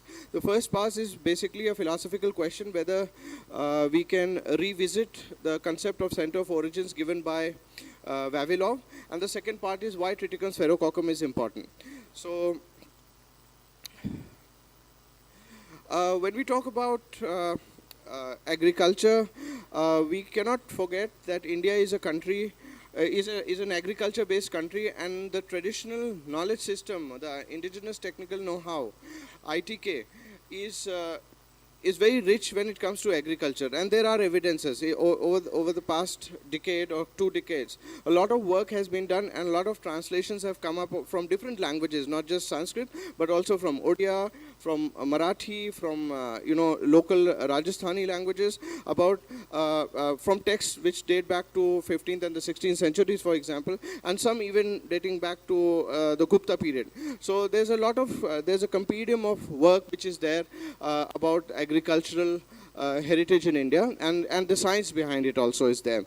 So when I talk about wheat, there's a misconception that we always see we are mostly, if you go in any state, we can more or less we can say that rice is available everywhere except some parts, but rice forms a diet in almost every culture, almost every state of India, starting from Kashmir to Kanyakumari and Rajasthan to Assam.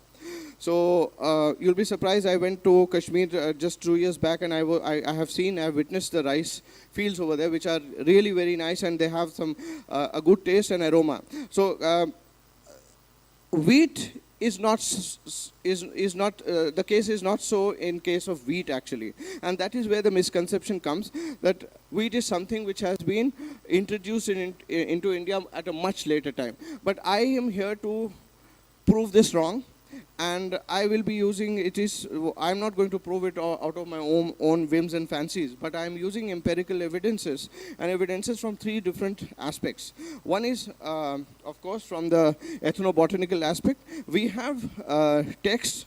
We have these are 2 actually handwritten texts. The one at the bottom is from a religious text which talks about making a prasad using wheat. So if you can see here at the bottom, I don't know, the pointer is not working. So over here it talks about gehu, which is the Hindi name of wheat. So these texts are talking about it. Ayurveda is full of both Charak and Shushruta Samhitas are full of texts which refer to wheat and different forms of wheat. They have even they have talked about the diversity of wheat in a very detailed manner, which is mentioned over here. So when it comes to ethnobotanical aspects, even in folklore, there's a lot of stories. There are a lot of practices which are in and around, which are focused in and around wheat. Then there are archives from the British period. There's a very nice book from 1890 called The Economic Products of India, and it gives a very apt description of all the economic plants, the plants which we study in economic botany. And in that, it mentions wheat, and it mentions a large variety of wheats which was present in those times, and they have catalogued it very nicely, which again gives a hint that wheat was very much prevalent, for that matter, even in the eastern states. So these evidences are something which which point that wheat is not something which is new to India. Like for example, if we look at a text, 18th century text which is there, it mentions types of wheat which are Mahagodum, Madhuli, and Dir Godum. Godum is the Sanskrit word for wheat. And it also talks about the therapeutic benefits, the health benefits. Like for example, it is good for strength, it is appetizing, and it provides vigor, which is very important. I mean, this is something which is kind of an evidence which can stand as an evidence to prove that yes, the wheat was something which was popular, because that is mentioned in so many texts. Now, there are archaeological evidences.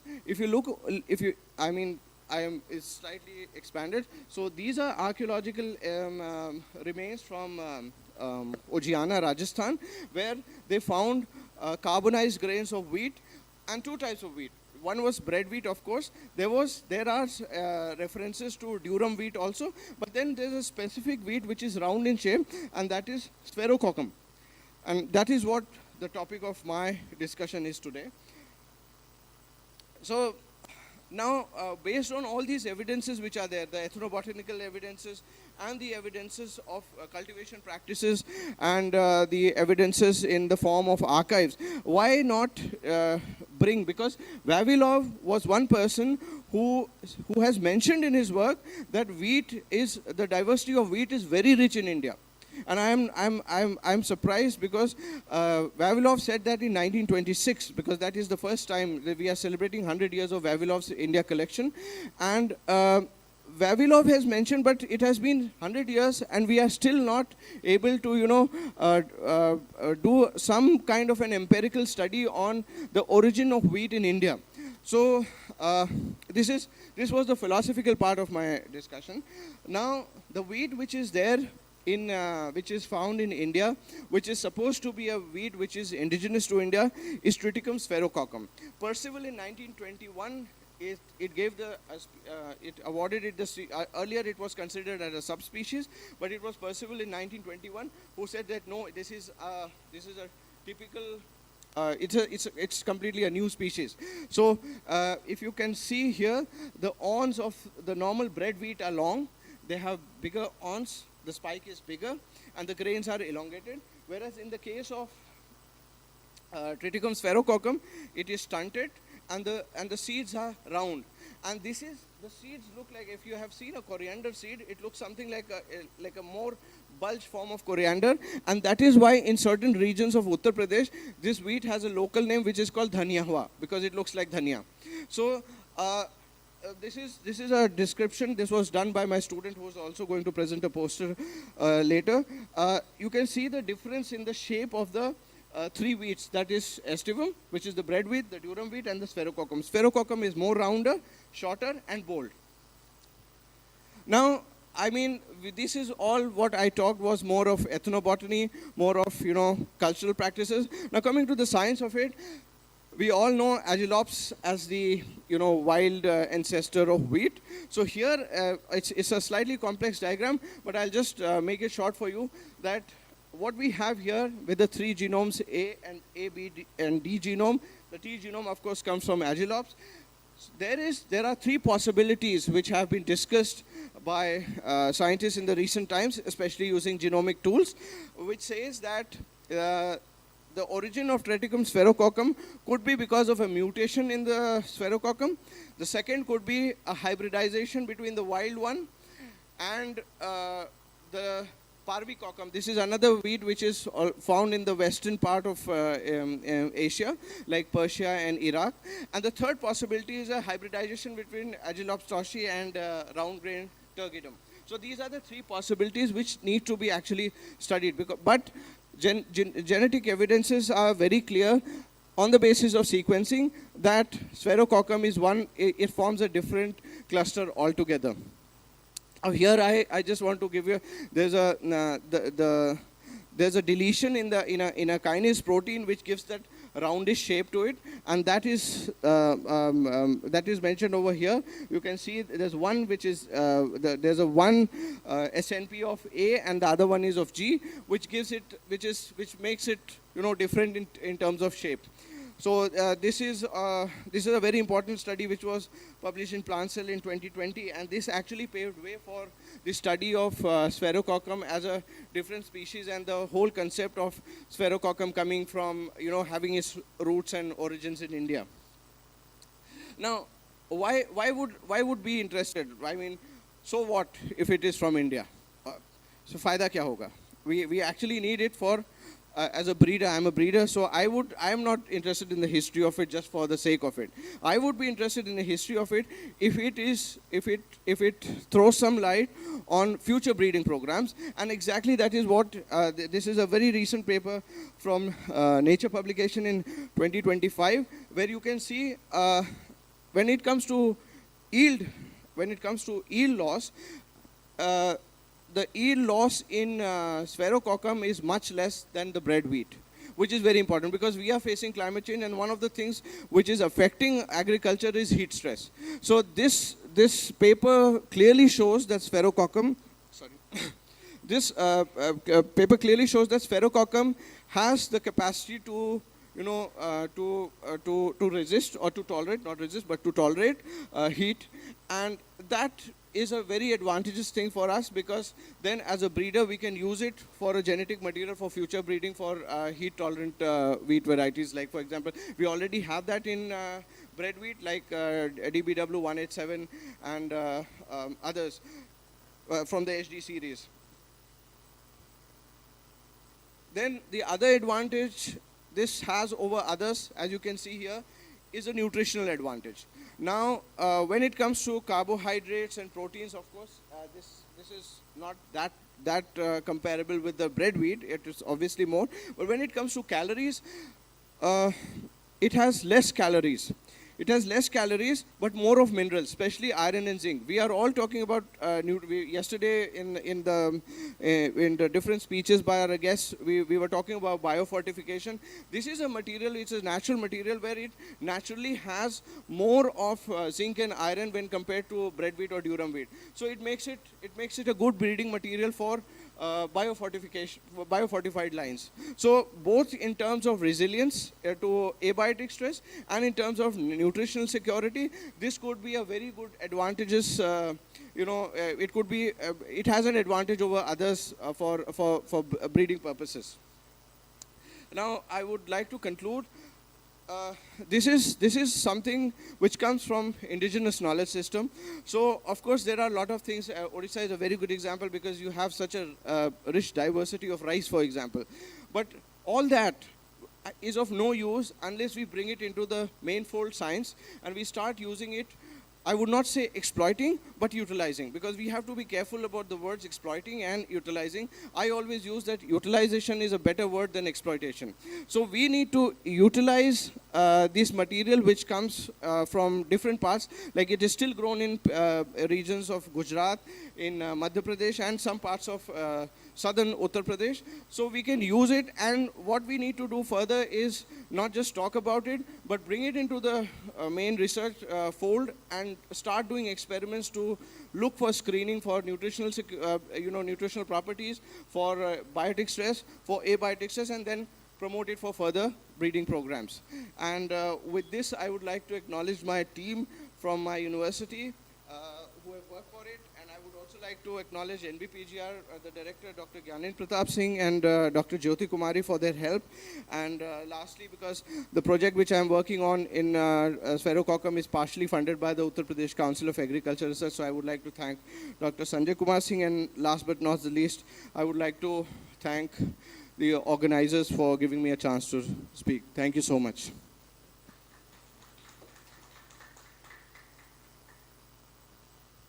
Thank you, Dr. B.P. Sahi.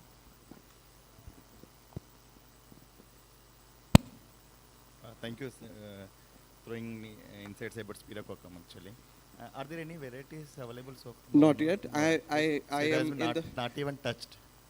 No, I have just started to do it, and my next year I'm sending it for the ECRIP trial. So there are no release varieties. There are some pure line selections which are available, but they are still not in the market. So what is happening is that there are different aspects. This is commonly, just for the knowledge of the house, this wheat is already in the market in the name of Sona Moti. This is many ashrams and all are promoting it, but that is not being promoted in a scientific way. So it is there, but those are all pure line selections and collected from farmers, and that is being promoted through various NGOs and private. But there's no state released variety as such of Triticum sphaerococcum. Thank you. Any questions? We can take one or two if any questions are there. I think post-lunch effect. Yeah, exactly. Okay. Thank you. Thank you. Thank you so Professor much. B.P. Sahi. Thank you very much.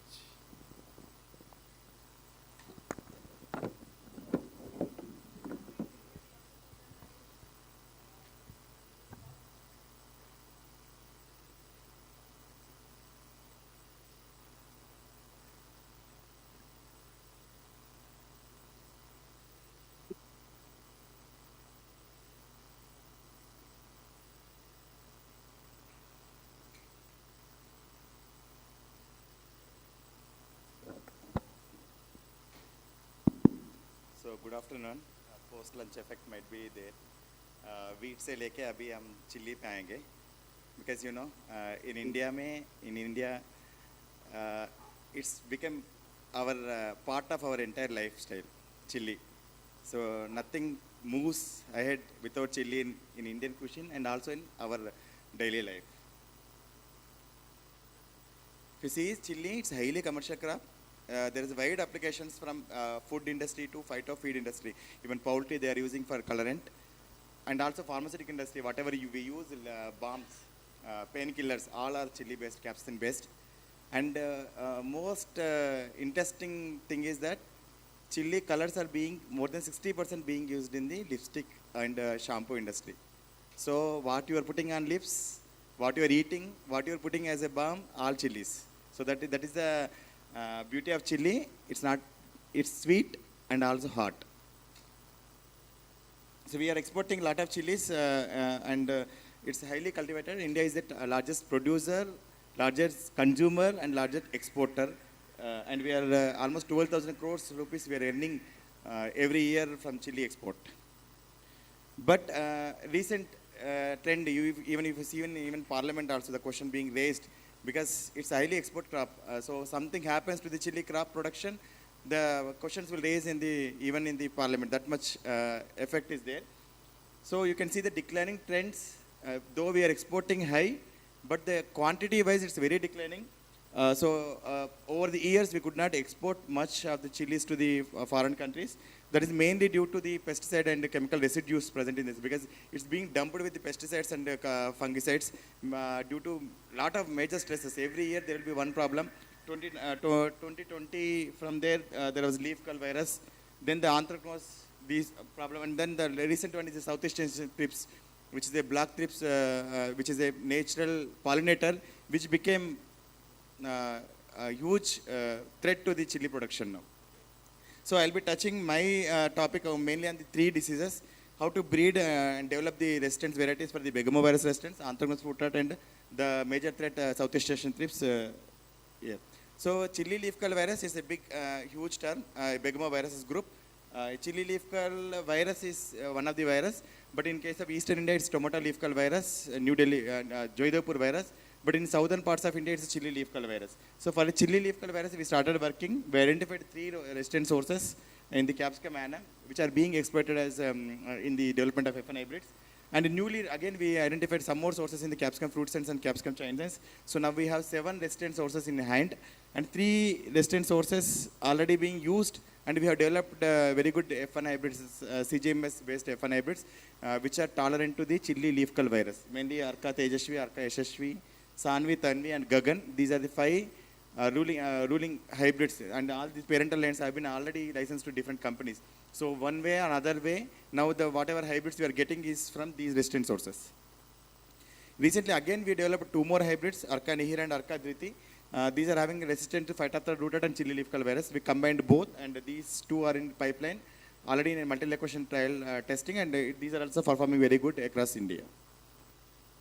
So for coming to mapping, so whenever we do breeding, it's a breeding cycle is huge, so we need to use markers and molecular approaches. So where on chromosome 6 we could able to identify the region for resistant to the chili leaf curl virus, and we developed the markers for this resistance. So you can see the chromosome 6, we identified the markers, we developed the markers which are being used in the mark cluster selection now. So with this, as I said, globally there are only 2 reported PEPI genes, PEPI1 and PEPI2. Now another one, Punjab reported, we name as PEPI3, and our report says we are the 4th gene identified for the chili leaf curl virus. So there are 4 genes, because as in tomato you can see TY1, TY2, TY3 genes. Now chili also have different genes to combat for the leaf curl disease. So another interesting, whatever we identified in capsicum chinense and fruit sense, there are another 2 resistant sources, sources we identified in chinense and fruit sense. Those when we studied the genetics, it's showing a major recessive gene. And when we identified again, when we went for the basic QTL-seq approach, we could identify on chromosome 5 and 11. It shows that there are another genes available for the chili leaf curl. It clearly shows that there are different genes in the host, the capsicum species, which has to be exploited And gene pyramiding is one of the option where we can pool all the genes for the broad spectrum resistance. So in nutshell, now we have identified very good sources of resistance for chili leaf curl virus, and we have been already, as I mentioned, we developed the F1 hybrids also. And on chromosome 6, we mapped and we developed the marker. And chromosome 5 and 11, new sources have been identified. So this is how we are doing breeding exclusively for chili leaf curl virus, because it's a major threat in the Indian subcontinent. Next comes with another biggest problem in India is anthracnose fruit rot, because whenever rain comes, the anthracnose fruit rot comes, and on the fruits we cannot spray, because once we spray, the pesticide resistance is a big problem for export. So here we did study, and we are one of the resistant sources PBC 81. So unlike leaf curl virus, anthracnose fruit rot resistant source is only available in the Capsicum baccatum. This is the only source available worldwide, and it's a bit difficult to cross. It's not crossable with the Capsicum annum. So we developed the baccatum into baccatum population, and we found that it's a genetics is 13:3 inhibitor gene action. We mapped through GWAS method, GBS sequencing we mapped. And we mapped on chromosome 2 and chromosome 6. And these are epistatic in nature. So now regions are there in chromosome 2 and chromosome 6. We developed markers. We still fine mapped into KB regions. And these linked markers are now have been developed. And this is one of the first report from India against the Colototicum truncatum of Indian isolate. Because Indian isolates are more pathogenic than the other countries. So these are the defense regions, defense-related genes available in those regions identified on chromosome 2 and 6. So introgression is another biggest trouble, because the Capsicum baccatum is not crossable with Capsicum annum. You see Capsicum annum and baccatum, when we cross, the embryo abortion starts. It's a post-fertilization barrier. You can see the embryo abortion. This is one of the biggest challenge why anthracnose-resistant varieties are not available in any part of the globe. So what we did, we used chinans as the bridge crops, because the bridge crops approach is one of the approach when we want to incorporate resistance from the incompatible species. We did Capsicum annum into chinans, then crossed it with Capsicum baccatum and developed the population. So you can see that is the baccatum. That corolla throat is one of the morphological feature for the baccatum. With this, we developed the populations, and we screened against anthracnose fruit rot resistance, and we have now good backcross generation 1, BC1 generation, triple cross BC1 generation, and we have good resistance lines available now, which we are forwarding further to develop the resistance varieties. So in nutshell, what we have done in IHR is that we are first to map 2 QTL regions on chromosome 2 and chromosome 6 for Capsicum baccatum for against Colototicum truncatum, and we developed the markers. Now markers are available. And we successfully started introgressing these Capsicum baccatum resistant sources into the Capsicum annum, and we have now lines for the anthracnose resistance. In future, we will be coming up with the new varieties or hybrids for anthracnose fruit rot resistance. Third most important pest. This is one of the classical example where climate change is highly affecting our crops.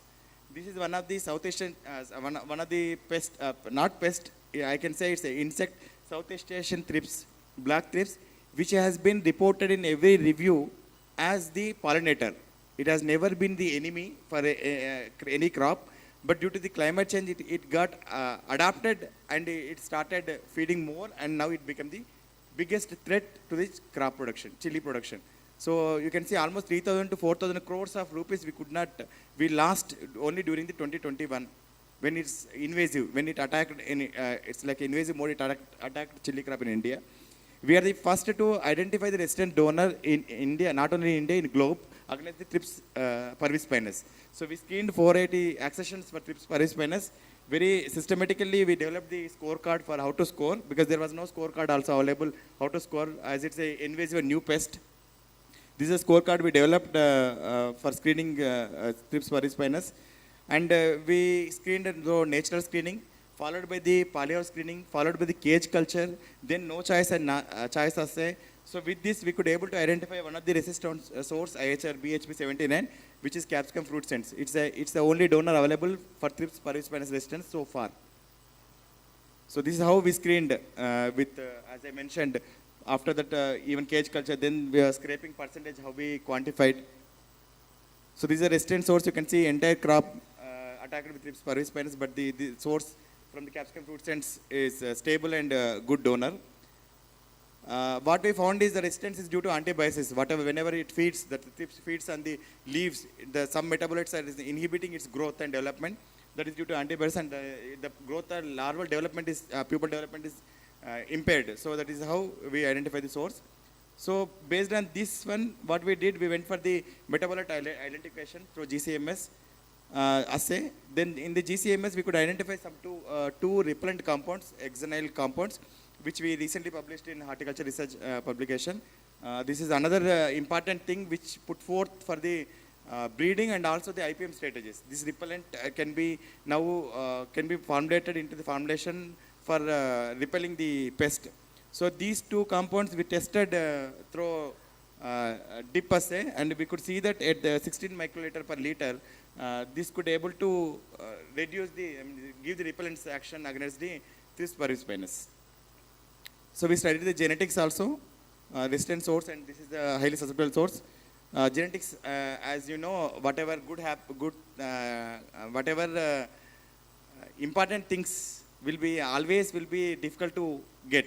So as expected, Thrips parvispinus now we are targeting, but the resistance is going to be polygenic recessive. It's very difficult to develop the varieties. So this is how things works also. Whatever good we want, it will be difficult to get also.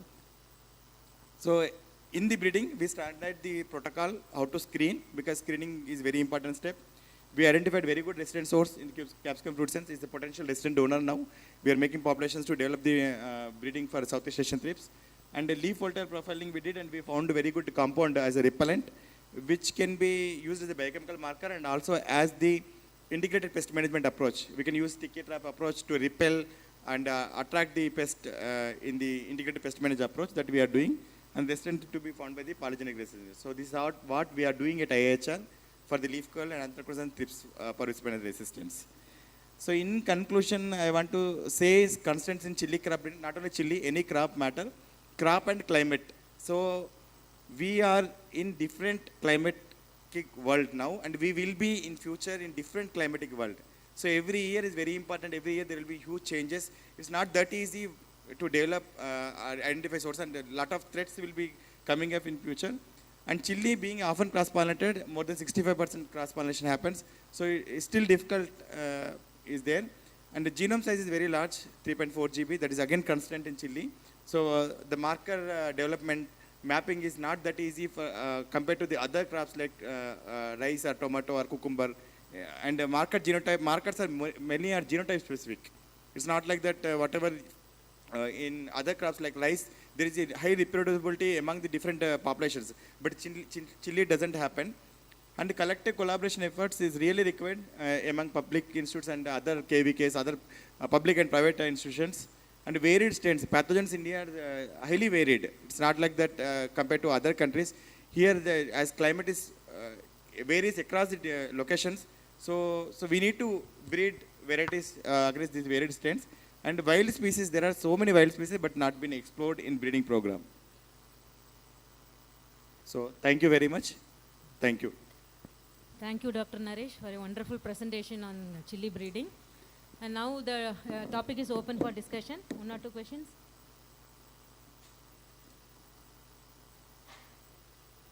I have one question, Dr. Naresh. Actually, chili crop, lot of pesticides are applied. Yes, That is the number one crop wherein more number of pesticides yes, are detected. What is your opinion on that? How safe it is our food? What we are consuming? True, madam. There are, see, madam, whatever FPOs, there are so many FPOs which are producing at a safe chemical method. They are being mostly being exported. Really, whatever eating is pesticide dumped material only. Because if you go to the major growing areas like Guntur and all, they are dumping every day with the pesticides. So that is the reason why many of the consignments are getting rejected. So now the only option is mostly integrated pest management, one option. Second is the varieties, resistant hybrids. And there is huge, because being a cash crop, there is huge rivalry between even farmers. So the farmer doesn't tell what they are spraying also to the next farmer. There is no community approach, that also awareness has to be created. Thank you, Dr. Naresh. Yes. Thank you, Dr. Naresh. Now we'll move ahead. We have a very special session from Lieutenant Colonel Tushar Sharma.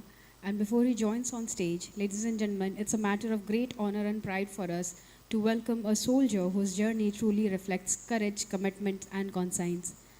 An officer who has defended the nation on the most challenging frontiers, led from the front and counter-insurgency operation, and also championed the cause of environmental conservation with equal passion. Lieutenant Colonel Tushar Sharma is a fine example of leadership beyond uniform.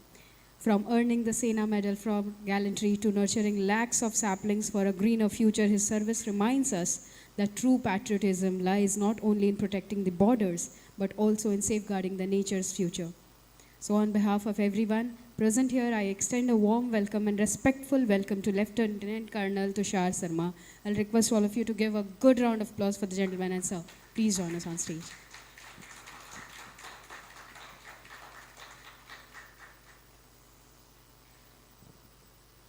Anyway, sir, we'll still adhere to the time, so you have 10 minutes.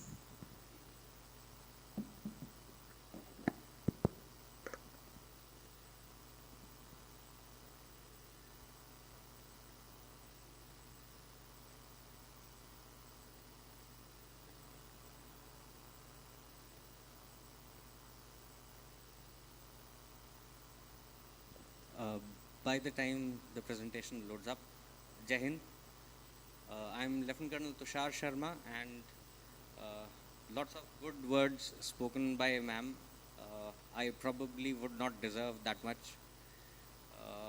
As far as my service is concerned, I've spent good about 22 years in uniform, and the forestry portion was my previous tenure in Kokrajhar in Assam, where I was involved with plantation in an ecological task force unit. I'm pretty sure most of you would not be aware that the army also has 10 units dedicated for conservation of forests, and we have one specialized unit for the Ganga.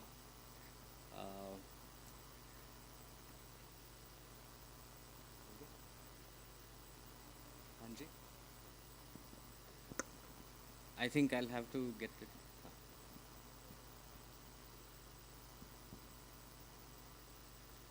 Okay, so to keep the clock and my talk running,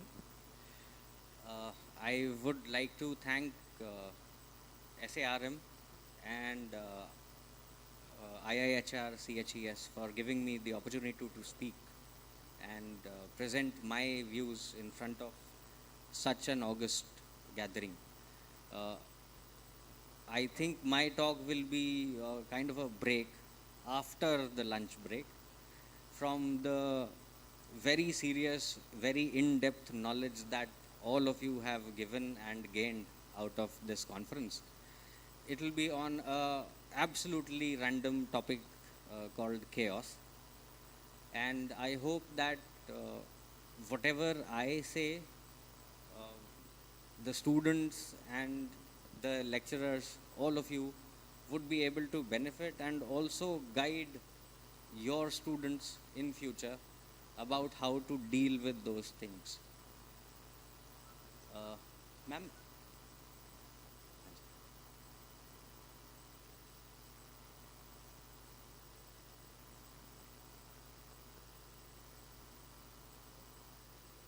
Okay, and as a precursor to the presentation as such, yesterday Dr. Agarwal mentioned an aspect which is very important to us, especially in agriculture, that is the supply chain management.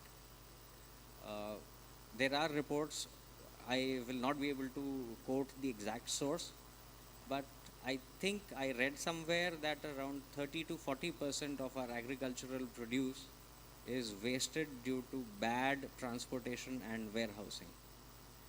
So even though the governments in the recent past have invested hugely on infrastructure, I think it is now time to shift our focus towards improving the supply chain facilities, the warehousing, transportation, so that the produce is seamlessly sent from the farmer to the consumer.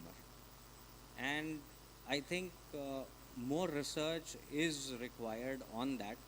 I saw, I think, 2 or 3 presentations related to that aspect, but not much is probably being, thought about. As one of the presenters told, that regarding the bales, the transportation of bales and the storage of bales, there is only one paper that he could find connected with this topic. So there is a gap, and this gap, I think, can be covered up adequately.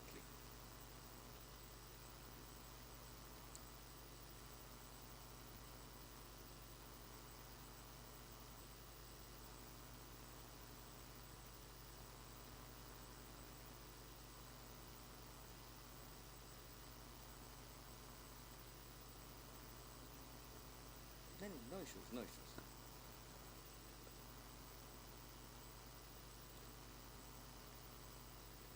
Okay, and again, another point that I would like to cover before the presentation starts.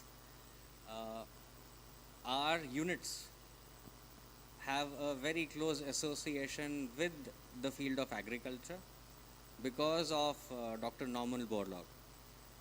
He was the person who initiated the idea of raising ecological task forces in India to then Prime Minister Srimati Indira Gandhi. All right, the presentation is here. I will be talking about the importance of chaos in life.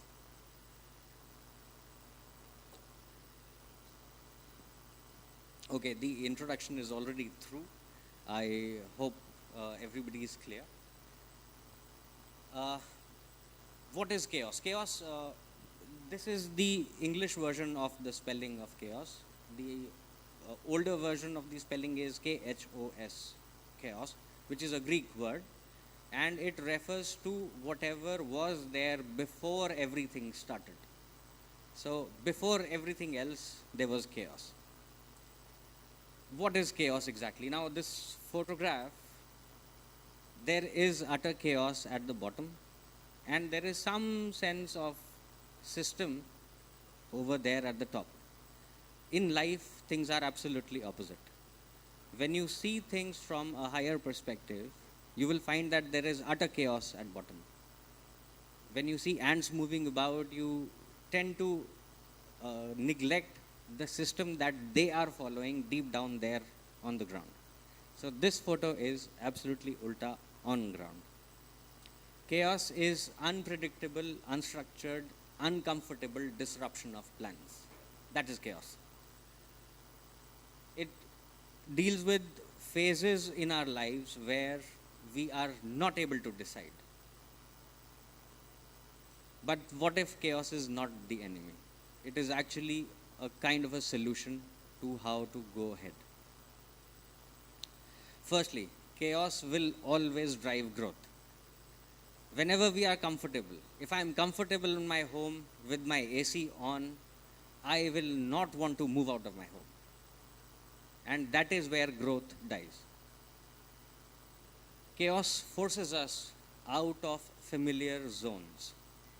It makes us challenge ourselves. I would be boasting about myself and people in my profession in uniform. We force ourselves out every morning and every evening to go out for physical training and for games, causing discomfort to us. But then that discomfort finally leads to better health, and better health leads to better protection for the nation. Unexpected challenges will always reveal hidden strengths.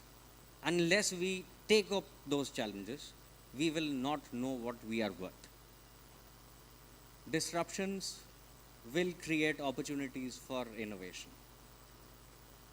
If everything goes ticky-ticky-boo by the book, as has been said, then there is no need to innovate, and then there will be no growth.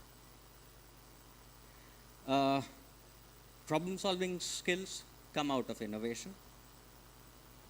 Nature's lesson, the butterfly.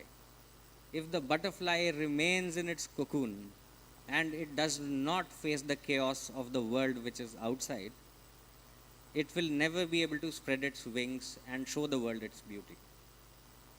And it will also not be able to pollinate the flowers, which then again lead to food for our stomachs. Chaos sparks creativity. Innovations will come up when people face difficult times, or when people face a challenge which nobody else has encountered till now. Opportunity lies amidst chaos. There is a cloud, and in that cloud there will be at least one silver lining. So out of that chaos, that one silver lining is your opportunity. You will be forced out of the box. Do not be fearful of moving out of the box. And you have to break rigid thinking patterns. Going out of the box means that you have to challenge the systems which are already put in place. Now, challenging these systems is a two-faced sword. It will probably cause disruptions in the entire chain. Maybe you will fail, maybe you will succeed, but at least there is a 50% chance of succeeding. Take that. Chaos builds resilience. Our muscles grow through the stress of exercise. Similarly, our mental and emotional resilience also increases when we face chaos, when we face disruption. जब परेशान होते हैं, तभी दिमाग सोचता है कि इस परेशानी का सोल्यूशन कैसे निकालें. और अगर हम वो सोल्यूशन निकाल लेते हैं, then we are able to help other people also. We all help everybody else, our family members, our friends. That resilience is built up. Each chaotic experience will teach us that we are stronger than what we thought we were. We can survive and recover from setbacks. And perfection is not necessary. There is a beautiful course that we undergo. It is called the Ghatak course, where we get commando training. That course teaches us that there is no limit to human endeavor. If I decide to do something, even if I'm dead tired, even if I'm walking in my sleep, if I decide that I have to go from point A to point B, I will go from point A to point B. Chaos reveals the truth. Beautiful scenery of clouds and the red flowers in front, because the clouds have been swept away. Chaos will reveal the truth.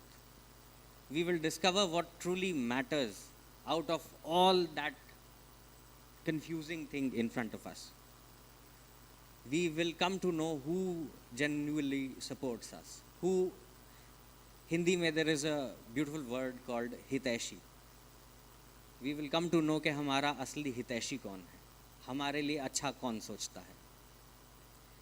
And as I told earlier, what we are made of. Chaos also acts as a filter.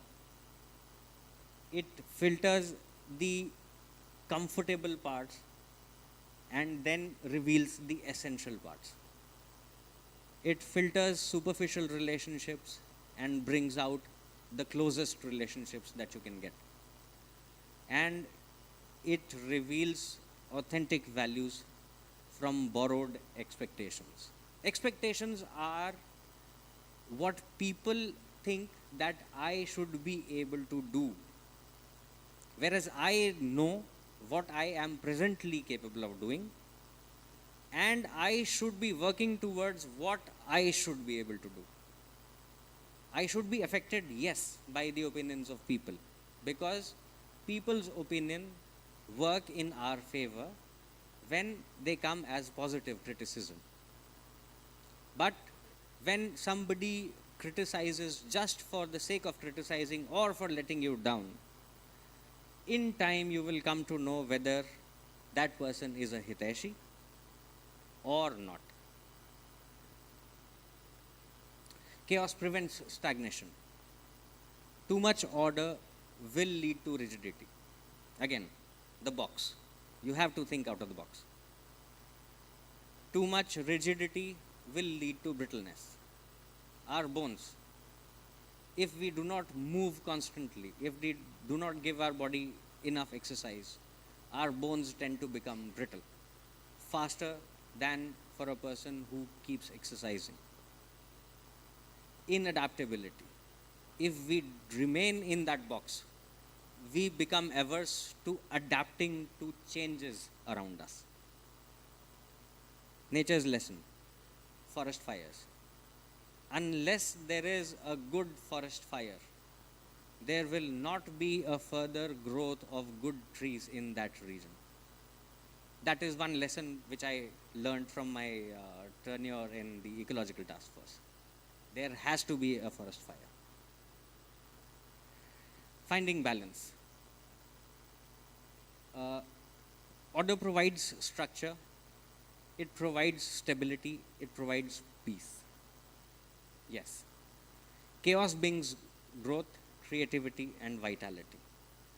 Our job as educators and as people who are getting educated is to find that fine balance between both order and chaos. Life oscillates between these two states. It is the yin and yang. Order has to be there, and at the same time, out of order will come chaos. And out of chaos, we will find order. How can we embrace chaos in our lives? We need to look at disruptions as opportunities. If somebody or something is disturbing us, not allowing us to move ahead in what we had planned, we tend to find a way through or a way from the side.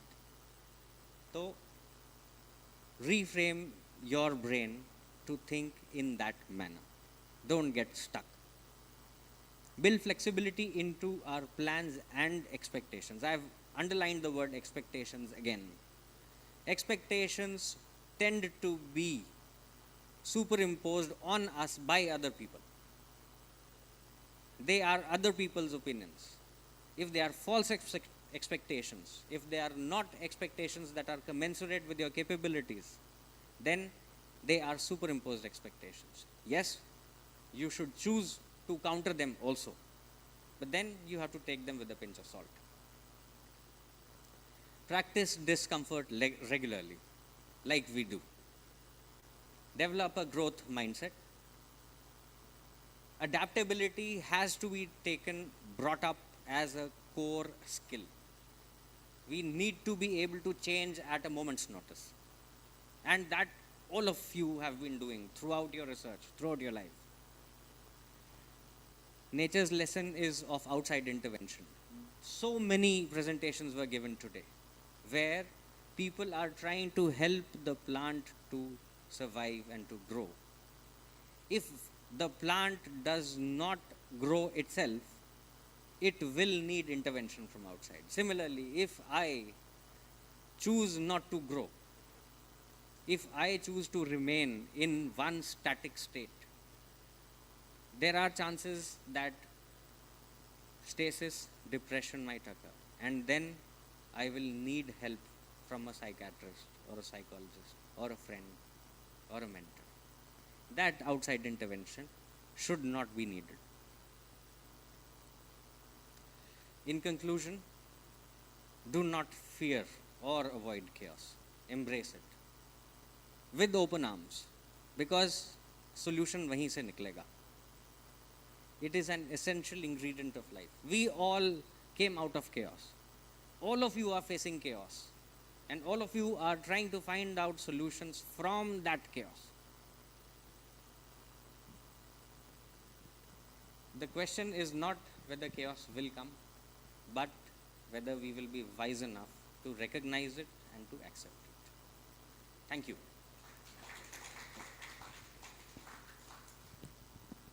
Thank you so much, sir. That was highly motivating, and I hope this helps someone, at least in this room. Thank you so much. Well, moving ahead. Now, can we connect to Dr. M. Pichai Muthu, if he's online? He's there.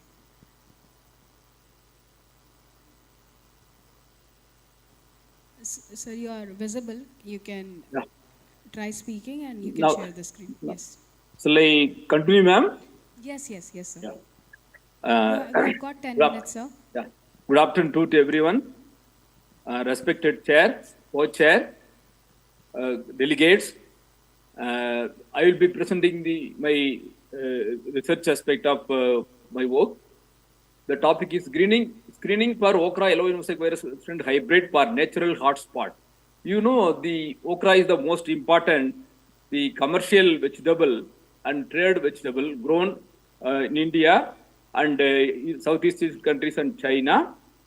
And the maximum area and production and productivity is grown under India only. The productivity is low because due to the major setback of 3 viruses, yellow in mosaic virus, E-nation lip coil virus, and tobacco streak mosaic virus.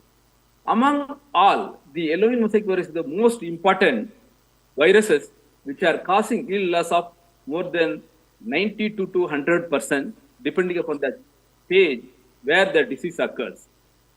And next slide, please. And the farmers are relying on the chemical management of disease to control these viruses. But when you go for using higher amount of chemicals, and it leads to pesticide residue toxicity as well as the environmental pollution.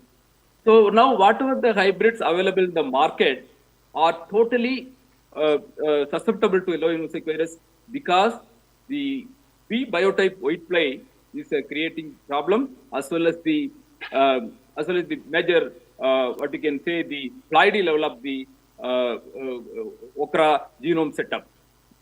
Next slide, please. Not moving. Hello. The slides are not moving. Click next, sir. No, not moving my side. Yeah, it's okay. Now, Please change the slide. yeah, already proven varieties and hybrids becoming susceptible. There is no other way because the virus become mutated.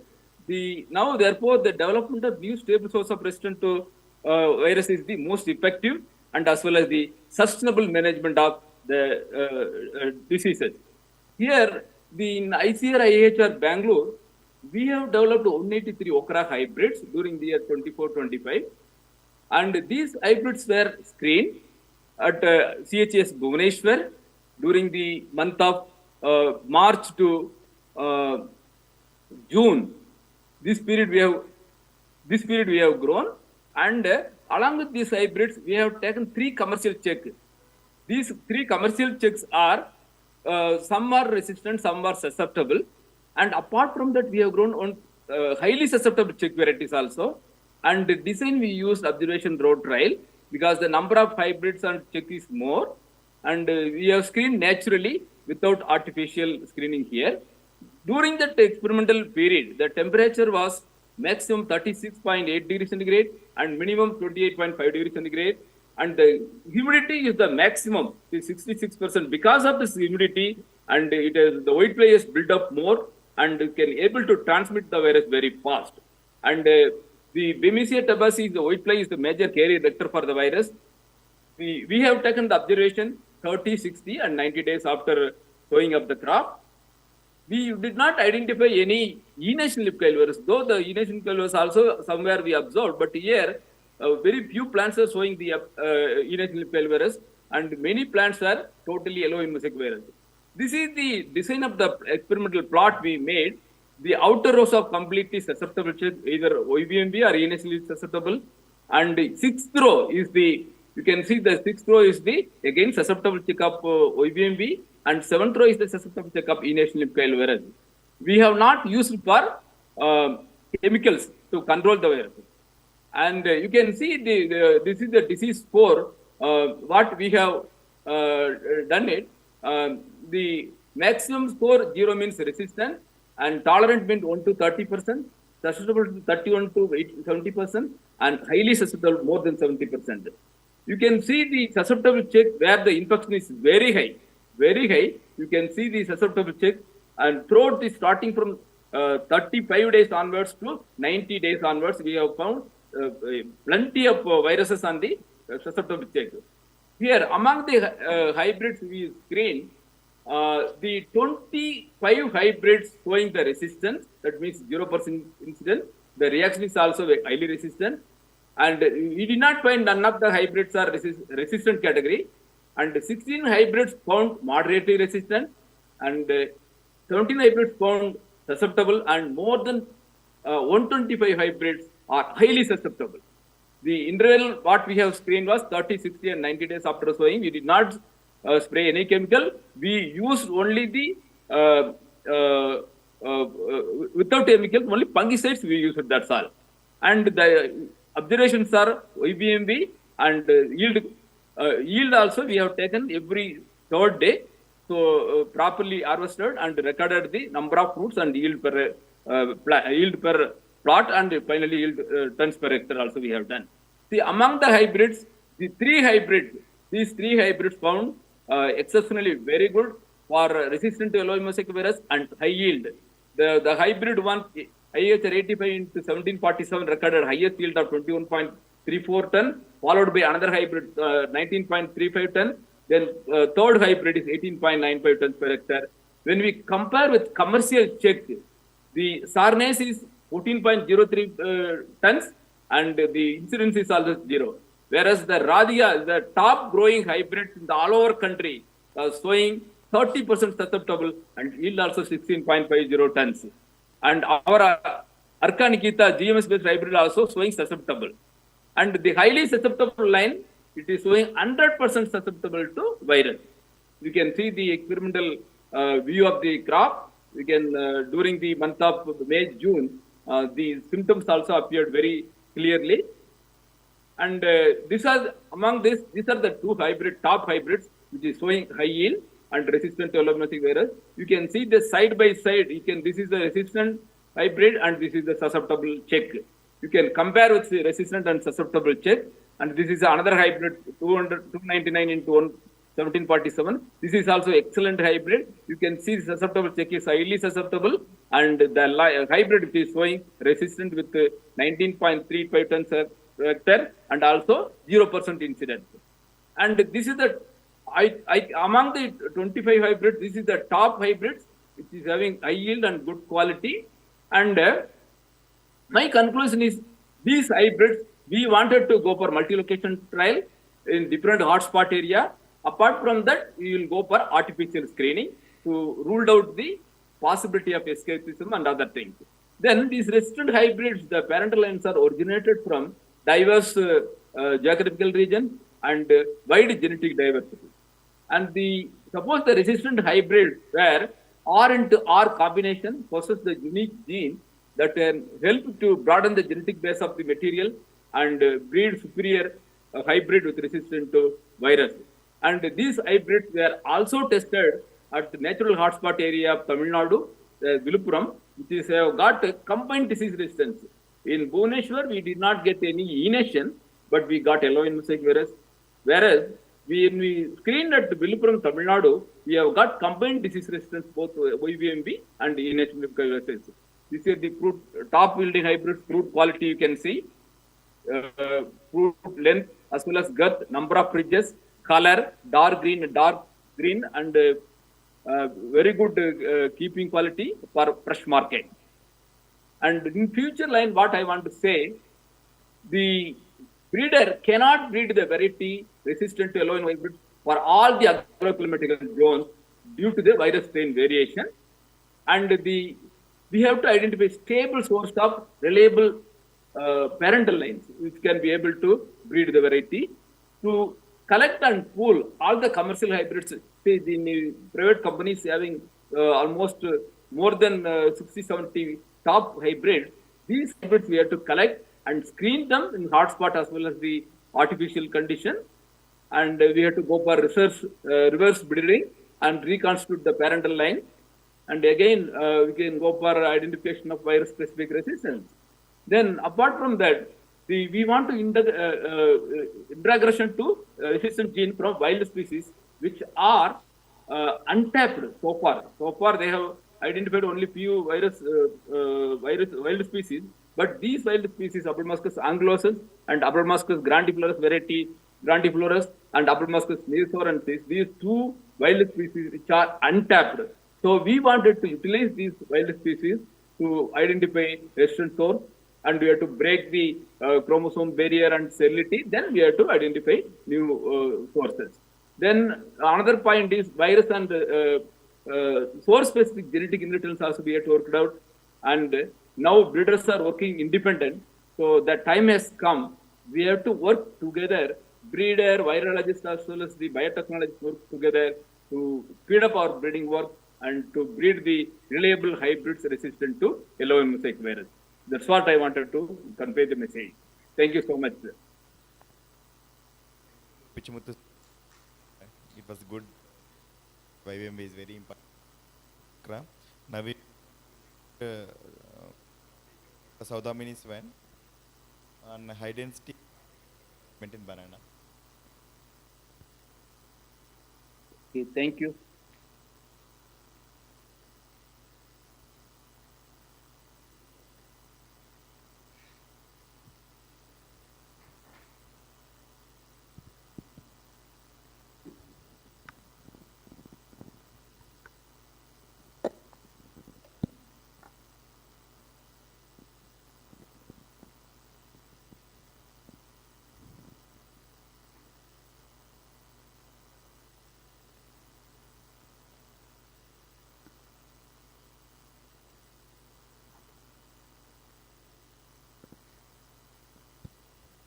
Anyone here who is participant of the poster competition?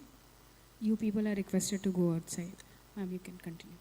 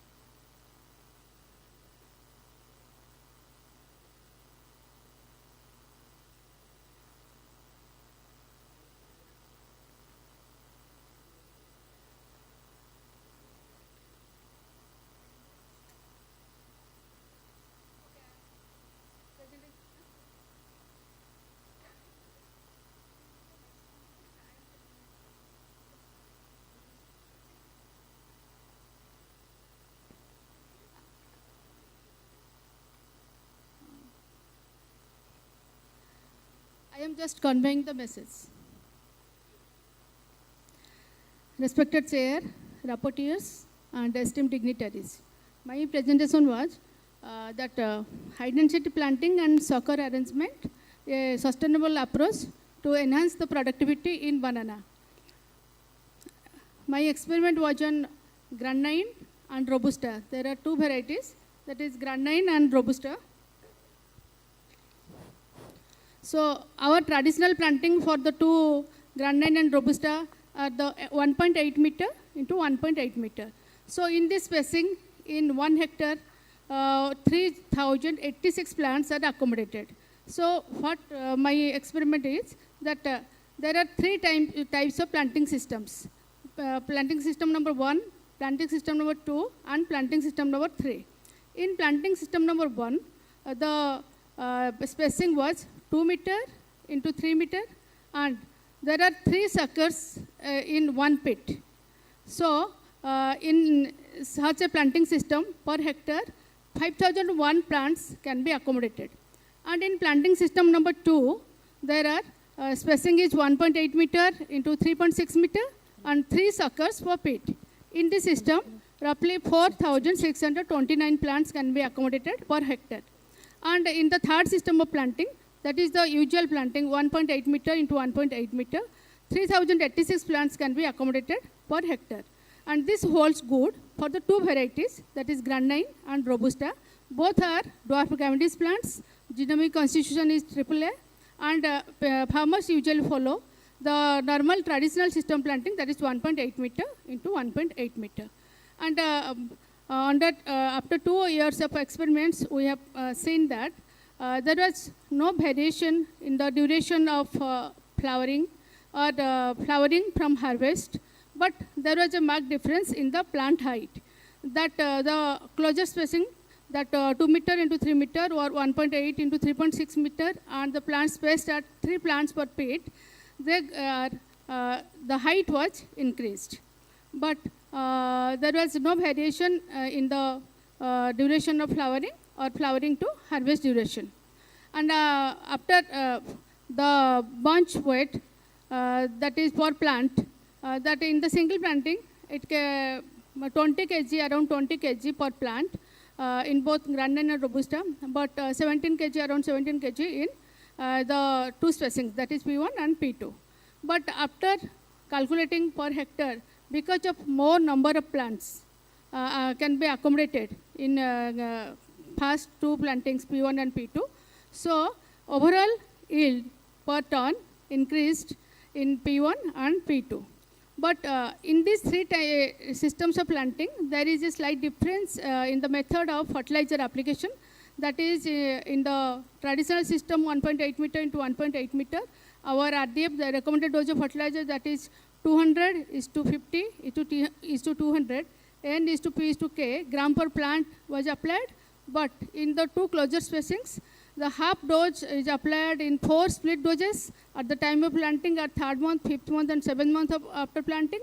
But foliar spray of micronutrients to be done at 4th, 6th, and 8th month after planting in the closed spacing. That is the difference of fertilizer application in the 3 spacings.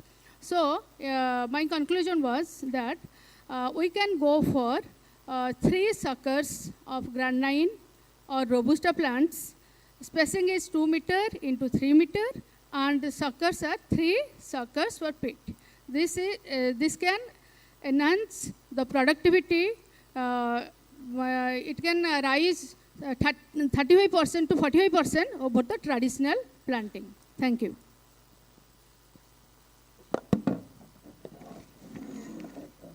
Thank you, madam. Any questions? I think no questions. We'll move on to next presentation by Mrs. Sabita Ariel Kanna. So Mrs. Savita was here. I think she gone out. So we will move with the next first, and then we'll do Mrs. Savita's presentation. Is Dr. Amod Kumar online? Yes, Can we check? Yes, ma'am. You're there, right, sir? Yes, he is. Shall I share my presentation, ma'am? Yes, yes.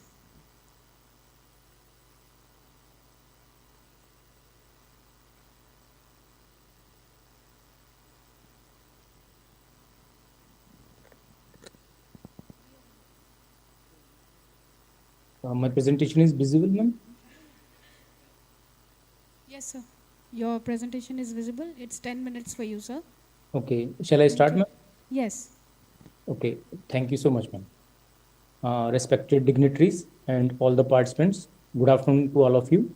Now I'm going to present my presentation on phenotypic mapping of livestock and poultry genetic resources of Dehradun district of Uttarakhand. So, as we know that ICR NBGR Karnal has launched the Mission Zero Non-Descript for ANGR in 2021 under the chairmanship of Dr. Trilochan Mahapatra. So the objective of this mission was to characterize all the population, including livestock and poultry and dog from all over the India. And as the definition we know, the phenotypic mapping of ANGR is the identification and documentation of livestock and poultry populations within a particular area. So we use this approach to cataloging all the populations within the Dehradun and nearby blocks. So this was the objective of this study, to identify and document the homogeneous population of livestock and poultry genetic resources of Dehradun and nearby area of Uttarakhand.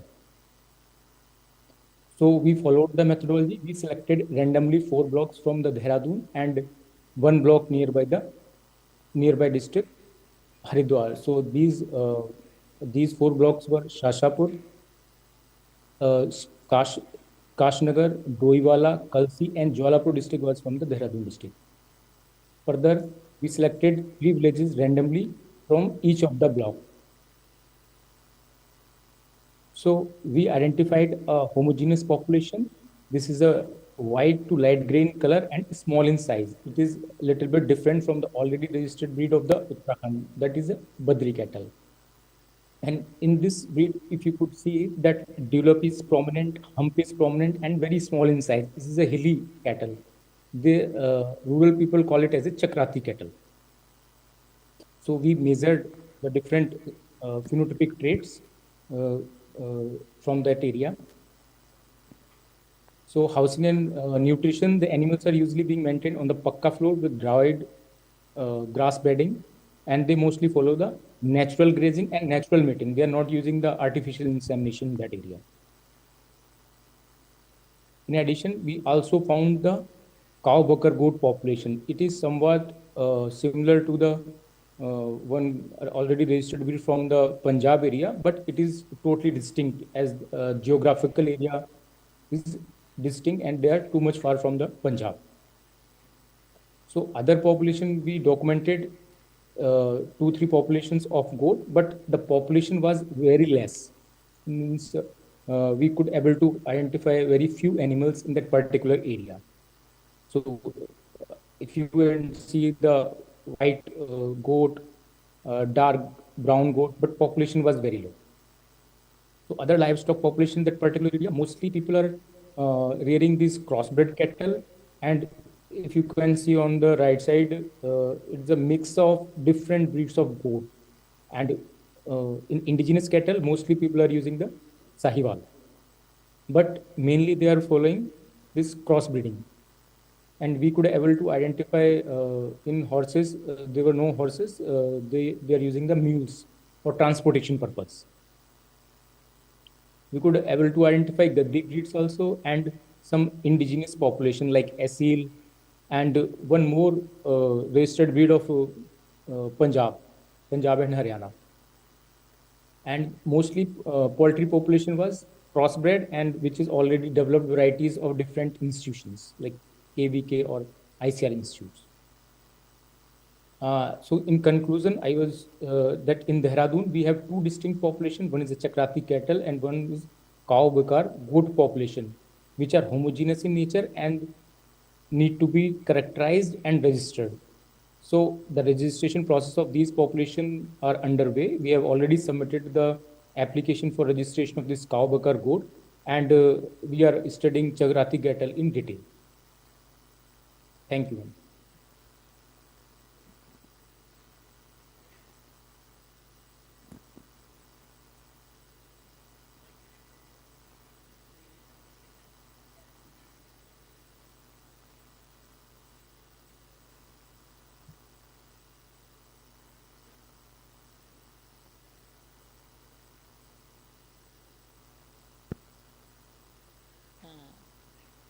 Can you hear me?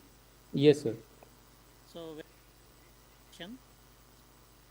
have been hearing only questions, and for this is the first present. Any questions, audience?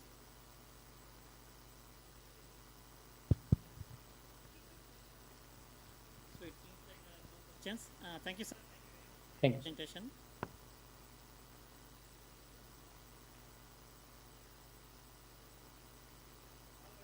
Invite Mrs.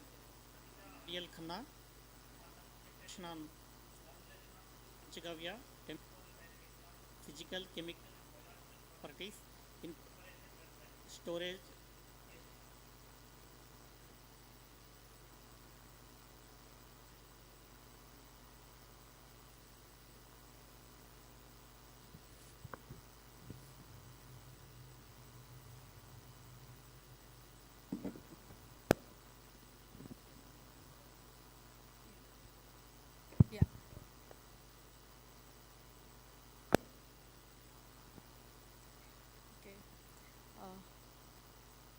meantime it is loading, I'll just introduce myself. Myself Savita Aryal. So I teach in Kathmandu University. Respected chair and the rapporteurs and all the friends, colleagues. Today I am here with a small experiment we have done on Panchagavya and their quality of Panchagavya during its preparation, late preparation stage and also storage stage. So this is the title, that formulation of the new Panchagavya, temporal dynamics, physical, chemical, biological properties in preparations versus storage stage. Nice, okay. Actually, we started this research as we have found this is a promotional thing that conserve Panchatattva adopting Panchagavya. So Panchagavya is not only suitable for any crop, it is suitable for the human health, and it has been used for as a medical for plant, animal, and also human health, and also total ecosystem as such. So with this, we started some experimental. We try to understand what it is, and we dug out this has been used in our Bharatvarsha, where almost we have forgotten the Bharatvarsha as such because we have been adopting the foreign materials in our multiple use. So we dug out this, even the like many country included in the Bharatvarsha. Bharat is not only a country, it is a continent actually. So unless we say in our spiritual routine, I belongs to the Bharatvarsha sitting in Nepal, I will not get that benefits, you know. So, it has a deeper meaning. It's a very great ancient civilizations and very much advanced at that time if we do the comparatively throughout the world. So this is basically made out of 5 products, and this is being used for the health and rejuvenation and many things. So that's why we have given a name as it's a type of our ancestral magic potions which have been used for everything, you know. So and when you go through in a deeper level, there is scientific validations for that also. So these effects, these miraculous effects he used for the many spiritual, cultural and medicinal and even the agriculture use. Many Dharmasastra has mentioned these Panchagavya in different literatures, and especially we have just focused more of agriculture side. Sorry, I want to go back. So agriculture side, so in agriculture also since ancient time it has been used by the various saints and various sectors in the different countries within the Bharatvarsha. So when we go to the literatures, we find that Panchagavya is made by the various lot of many scientists throughout the world, in Germany, in India, and we have started in Nepal. So in different, basically in India, more work is coming up in the Panchagavya, and also in some part I have found in Germany also. So it has found that the proportions of the Panchagavya is not limiting for these 5 products from the cow, as I have mentioned earlier slides. It is also additional with many others herbs of the local type. Okay. So different, like I have mentioned that not only to the cow product, but also like tender coconut water is very, very commonly add in the Panchagavya. And the tender, that's because of the South India influence, because coconut water is very popular, coconut is very popular in the South India, but as you go towards the hillsides, you don't find coconut. It's a very, very rare crop, not that is not at all a crop. It's for aesthetic purpose. If somebody is planting, you never know that will give fruit or not, you know. So coconut and other like jaggery and yeast are also found to be used, and many form of like grape juice are also used, or some sort of microbial tablets are also used, and like banana is very commonly used for Panchagavya. And if you see this literature review, that it said that some of the Panchagavya is ready in 19 days, some even the 30 days it is taking, 18, 9, 19, 29, so various days and various combinations. So the purpose I have just limited here for agriculture. Otherwise, for other purpose, there can be, you know, other form also.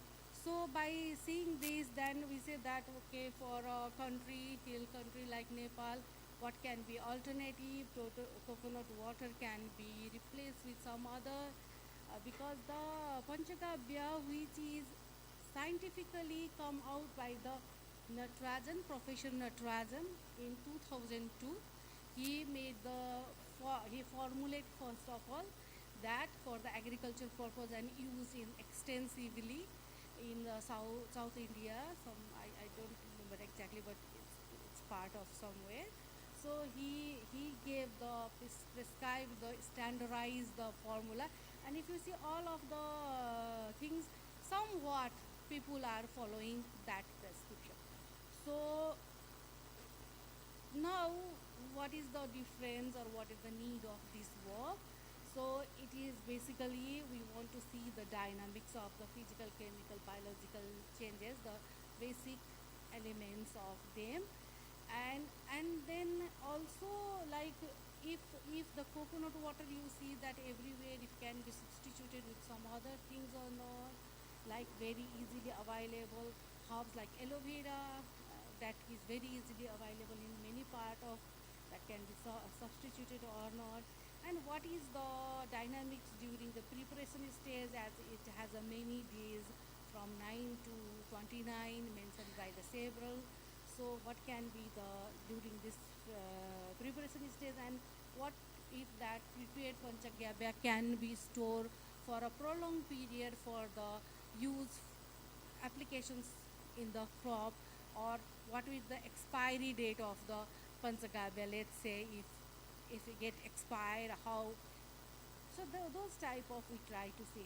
So this is very complex, but still we try to do this. So design is that like we just took the standard method of measurement after preparations. So for that is the preparations now. So these unique combinations is made out of cow dung, ghee, cow urine, cow ghee, cow milk, cow curd. This is the 5. So pancha means 5. So Panchagavya, inclusion of the 5. So 5 things it has come. Then the 6th one is the jaggery and banana, aloe vera juice, and the marcha is used. So now the changes has come up as aloe vera juice and marcha from the Professor Narayana, and that is done for the localizing the Panchagavya so that the farmers can efficiently make within their farm situations. So in the like as prescribed by the Natarajan Manual 2002, all the ingredients like cow dung and the ghee first mixed and then kept it for the 4 days, and on the 5th days rest of the other ingredient is added. And for the making preparations, that it has to be stirred clockwise and anti-clockwise twice in a day. So morning the 12 time in the clockwise and the 12 time anti-clockwise, slow rhythmic motions.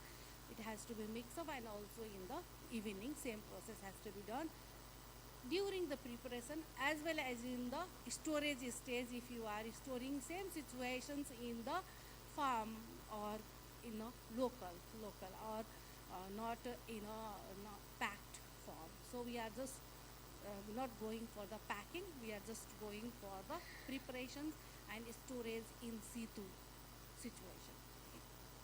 Now two things, aloe vera is we have chosen because it can have certain tendency to replicate. Can you speed up a little bit? Okay, it has tendency to replicate, and the marcha, it is some sort of sourdough made is to form fermentations in the local area. So different ethnic groups are also there in Nepal who use their fermented food, and for that they make the local material which has enough yeast varieties, not only one but variations of the yeast, and some microorganisms are also found in, but in tamak some majority of the yeast varieties are there.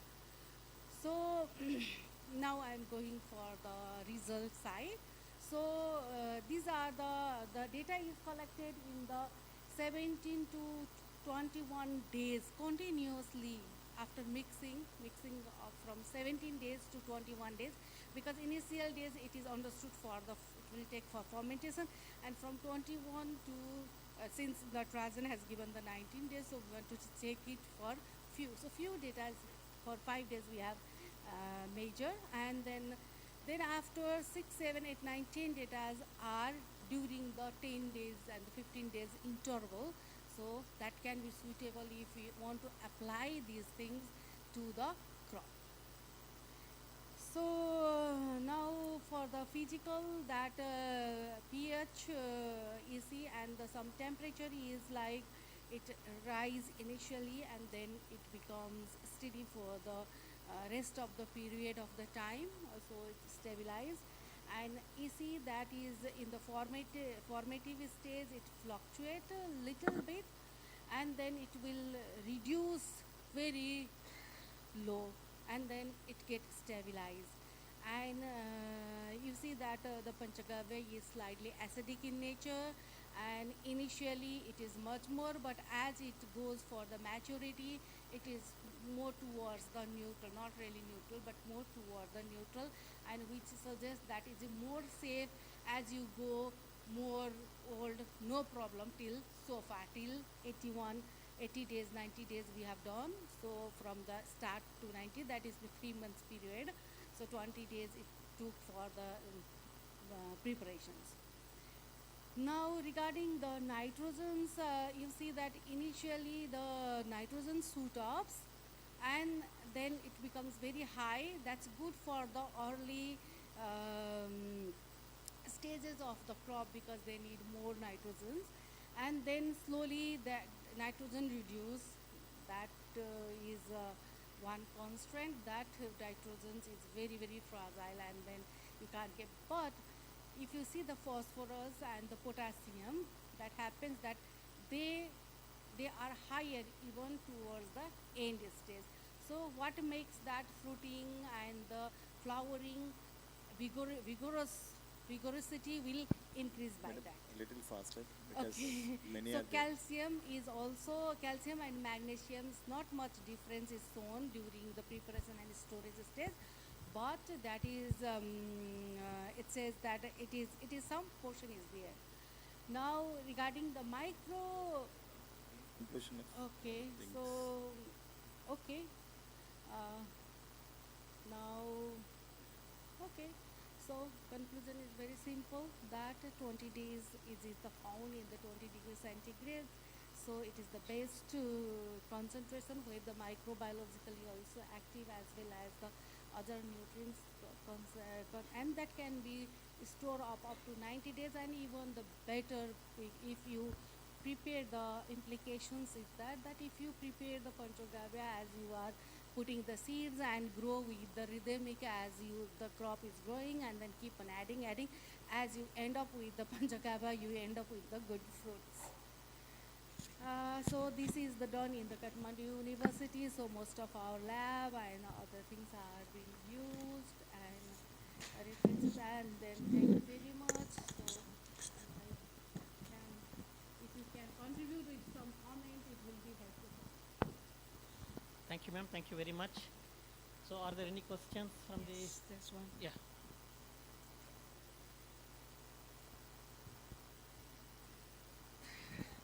Thank you, madam, for the presentation. Madam, actually, we are working for promoting this Panchakavya and Jivamruta the problem we're facing at SAG level means because their sale is not means means farmer utilization is not up to that much quantity, so always it is in the stock, and some microbial analysis suggests it is best applied 20 to 30 days. So when they go for like 3 months 4 months of storage, then what is the effect? That I have just shown our data, though you can do the validation in the many places. We can't say scientifically still it is in under the, but it says that 3 to 3 months there is no problem. Rather, it is better. Say if it is nitrogen will be less, and the latter stage nitrogen is not needed for the crop. So that is a type of, if you go to the who has inclination to chemicals, they say, look, your nitrogen is don't use. But if you have inclinations towards the non-chemical field, then we say that no harm, because latter stage we need the potassium and phosphorus more, still it has some. And you can combine these with the, most important is that you will increase the microorganism load in the soil itself. So it will be used it will be beneficial for the long term. So this is 2 to 3 times only we have planted crop. Then there is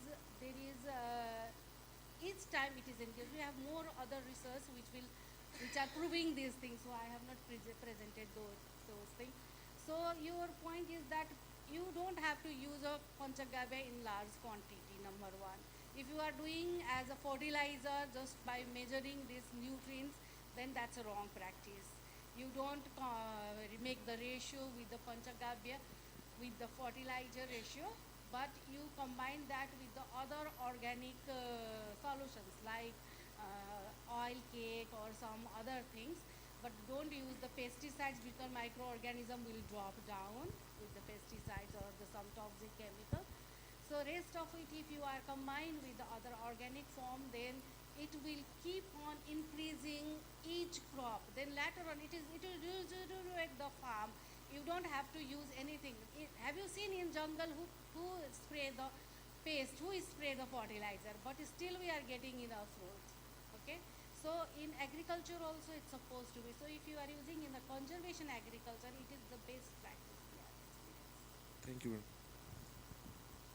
So I think so we should move ahead. Yeah, thank you, ma'am. Thank you very much. Thank you very much. Next, I would like to call Mr. Debi Prasad Mohanty for his presentation on constitutive morphophysiological and biochemical diversity among grape germplasm with relevance to stress adaptive breeding. Is he there?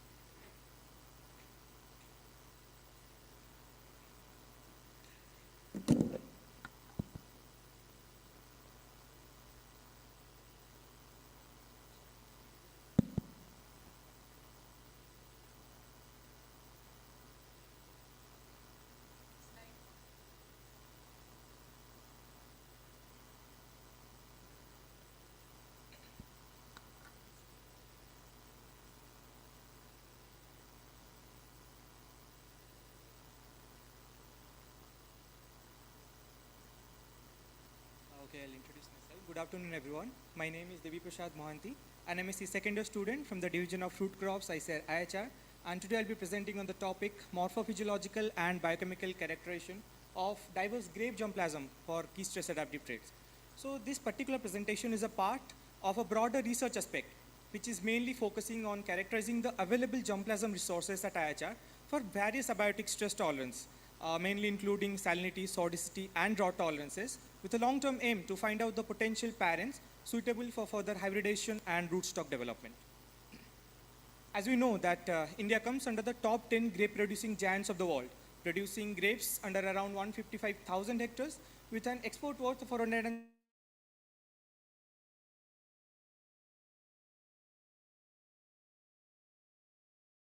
the news where 21% of irrigation water was found unsuitable in Pune region due to high salt concentration. Or beat the news was 6 lakh hectares of Maharashtrian land turned completely barren and saline due to saltwater intrusion. And this menace is growing with an alarming rate each year. So development of tolerant root stocks and adopting climate resilient agricultural practices is the need of the hour. So keeping an eye on this, we have started the characterization work, including the germplasms, namely Vitis flexosa, Vitis parviflora, 99R, 110R, 140R, Dogridge, Ramsay, Freedom, SO4, Sirius, St. George, Digresset, Bianca, and Marrakech. Now I'll very briefly introduce them. Vitis flexosa, it is an East Asian grape cultivar having vigorous vining habit. Vitis parviflora, apart from Vitis latifolia, Vitis barbata, and Vitis indica, it is one of the Indian originated grape species which having the ability to grow good in poor and marginal soils. Now 99R, 110R, and 140R, these are basically a cross between Vitis Ballandieri and rupestris, among which 110R is an excellent choice for sodic soils. Then Dogridge, Ramsay, and Freedom, these are basically North American grape species, a selection from Vitis champigny, among which Dogridge is the most popular grape rootstock used currently nationwide. Now SO4 or selection opening 4, and it is a cross between Vitis Ballandieri and Vitis riparia. St. George, it has field tolerance to Phylloxera, and Digresset, it is a cross between Vitis riparia and rupestris. And then Bianca, Marrakech, and Sirius, these all are sign cultivars. So to assess the stress adaptation feature of all these germplasms, we have selected very few but more relevant morphological, physiological, and biochemical parameters, among which the morphological parameters include trichome type and density and stomatal density. So we have chosen this parameter, trichome type and density, to examine what trichome-based mechanism grape is actually adopting to tackle the stress condition. Across the germplasms, we could not find glandular type of trichomes. So we confirmed that grape does not have salt excretion ability. Rather, it is relying upon salt exclusion and compartmentalization. And nevertheless, these non-glandular type of trichomes are also a strong indicator for stress tolerance, as they help in maintaining leaf microenvironment, reflecting light, reducing leaf surface heat, and in reducing the pest infestation, and most importantly, reducing the transpiration. And basically at 3 positions, 2 type of trichomes we found. These are in leaf margin, petiole, and midrib. And the 2 types of trichomes you can find, that one is spine-like trichome, another is this leaf hair-like trichomes. So these are the scanning electron microscopic images. And in all the 3 positions, we found a similar trend that SO4 and Digresset and 110R, they topped the list, having the highest number of trichome density. Now these are the continuation of the same images and stereo electron microscopic images of trichome density in midrib and in petiole. Now coming to the next parameter, stomatal density, as it is a direct indicator of plant's transpirational status. Here also we found the similar trend that SO4 and Digresset, they topped the list. But higher stomatal density is not advantageous for abiotic stress tolerance, especially when osmotic pressure is a factor. So we observe that plant does not follow a simple mechanism to tackle the stress. Of course, these 2 germplasm, they are experiencing more osmotic stress, but they might be compensating it with higher number of trichome density. Now coming to the physiological and biochemical parameters, these are relative water content, chlorophyll A and B, epicuticular wax, total phenols and flavonoids, as they are the antioxidant to scavenge ROS, total sugars, reducing sugars, sodium, potassium, chlorine, sodium to chlorine ratio, sodium to potassium ratio, to show the ionic balance during stress conditions, micronutrients and micronutrient stress tolerance index. Now these are the raw data. Here we can see that Vitis flexosa and Ramsay, they are quite good sodium excluder, while SO4 is quite better in overall maintaining micronutrient homeostasis.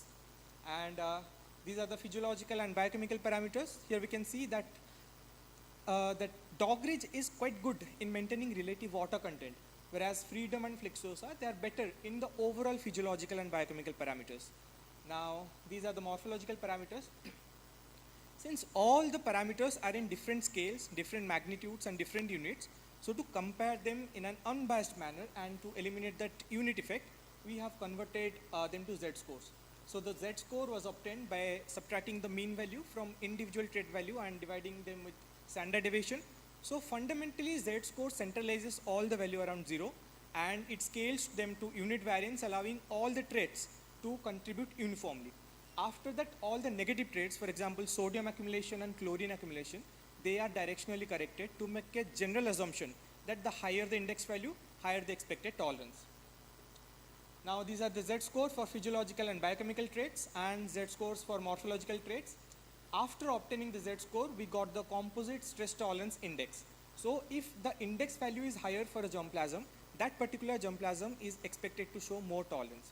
And after that, we got the ranking. So we can see that Freedom, SO4, which is Parviflora and Dogridge, they are expected to show more tolerance in stress conditions. And after that, we have clustered them into different groups: tolerant group, moderately tolerant, and sensitive group.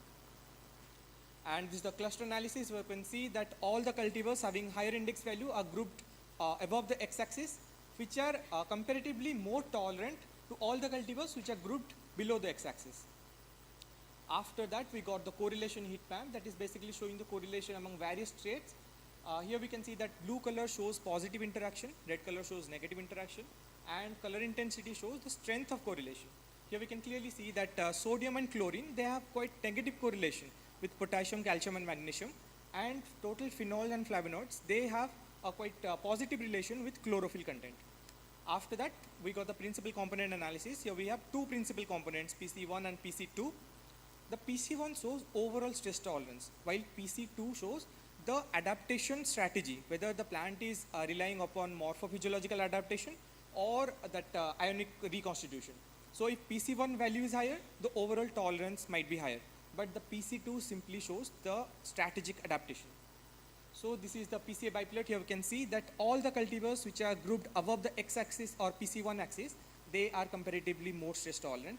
And all the cultivars which are grouped at the right side of the y-axis or PC2 axis, they are relying upon that morphophysiological adaptation more than ionic reconstitution. And this is the MSTIF genotypes, micronutrient stress tolerance index. This is important to show that a cultivar might be more tolerant or expected to show more tolerance, but it might not be good in maintaining the micronutrient homeostasis. For example, you can see that with this Flexus and Parviflora, they are showing more field tolerance, but they are very poor in maintaining the micronutrient homeostasis. So this is to say that plant, as I said, plant does not only follow simple mechanism. The overall stress tolerance is the composite effect of all the traits. So in conclusion, we can say that this multi-trait approach effectively differentiated the genotypes. Of course, certain genotypes, for example, Dogridge, Parviflora, Freedom, St. George, they are expected to show more tolerance, and these different mechanisms contribute to tolerance. Now the future thrust, this experiment is a baseline profiling, including only constitutive trait. But to know the actual mechanism, actual change in the biochemical parameters, morphophysiological adaptation, we should give it stress and then observe.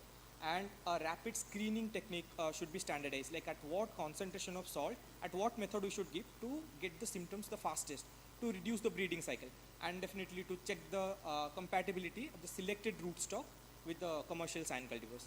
So that's it from my side. Thank you.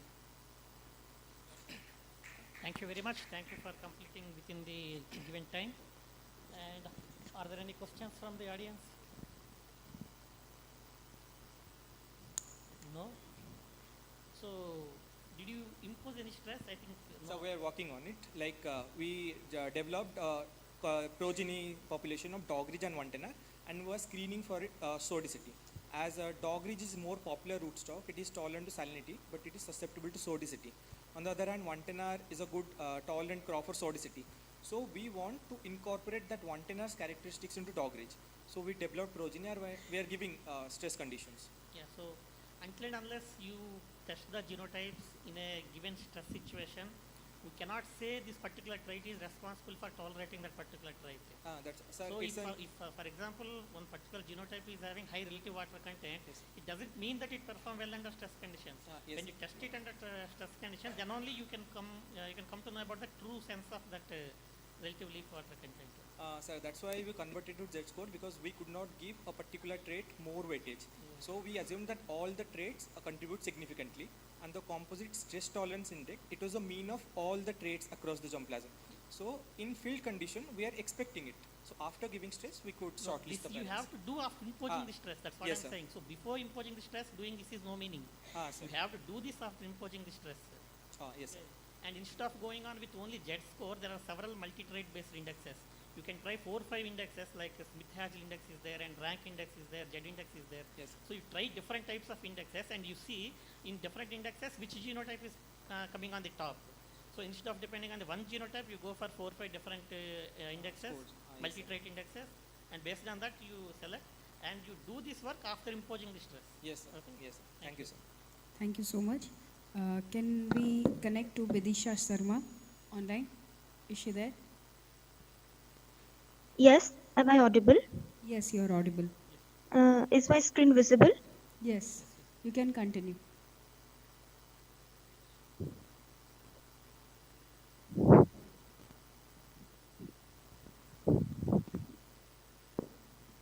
Okay. Good afternoon, respected chairs, distinguished delegates, and the participants present over there. My name is Vidisha Sharma. I have recently completed my master's degree in agriculture from the Department of Tea Husbandry and Technology from Assam Agricultural University. Today I will present my work on quality assessment of different value-added green tea products, enhancing the quality parameters of rain flush tea.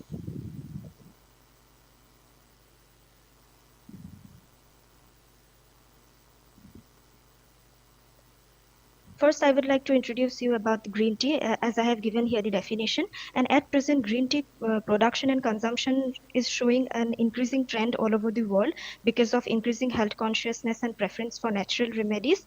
And in a pilot study conducted by Tea Board India, it was shown that there is premiumization of tea, introduction of new varieties. So why value addition is done? Number one, there is rising lifestyle-related diseases such as obesity, heart health, etc., and which have driven for a shift towards preventive nutrition. Now, what I mean by preventive nutrition is that immune boosting, therapeutic, stress relief, etc., which can be given by green tea as it contains catechins, which are major polyphenols and have antioxidant properties. Second problem addressed in this study is the rain flush problem pertaining to tea. During this flush, July to September, due to heavy rainfall, there is degradation in quality of the tea that is produced. So we can do value addition for that purpose to increase its value.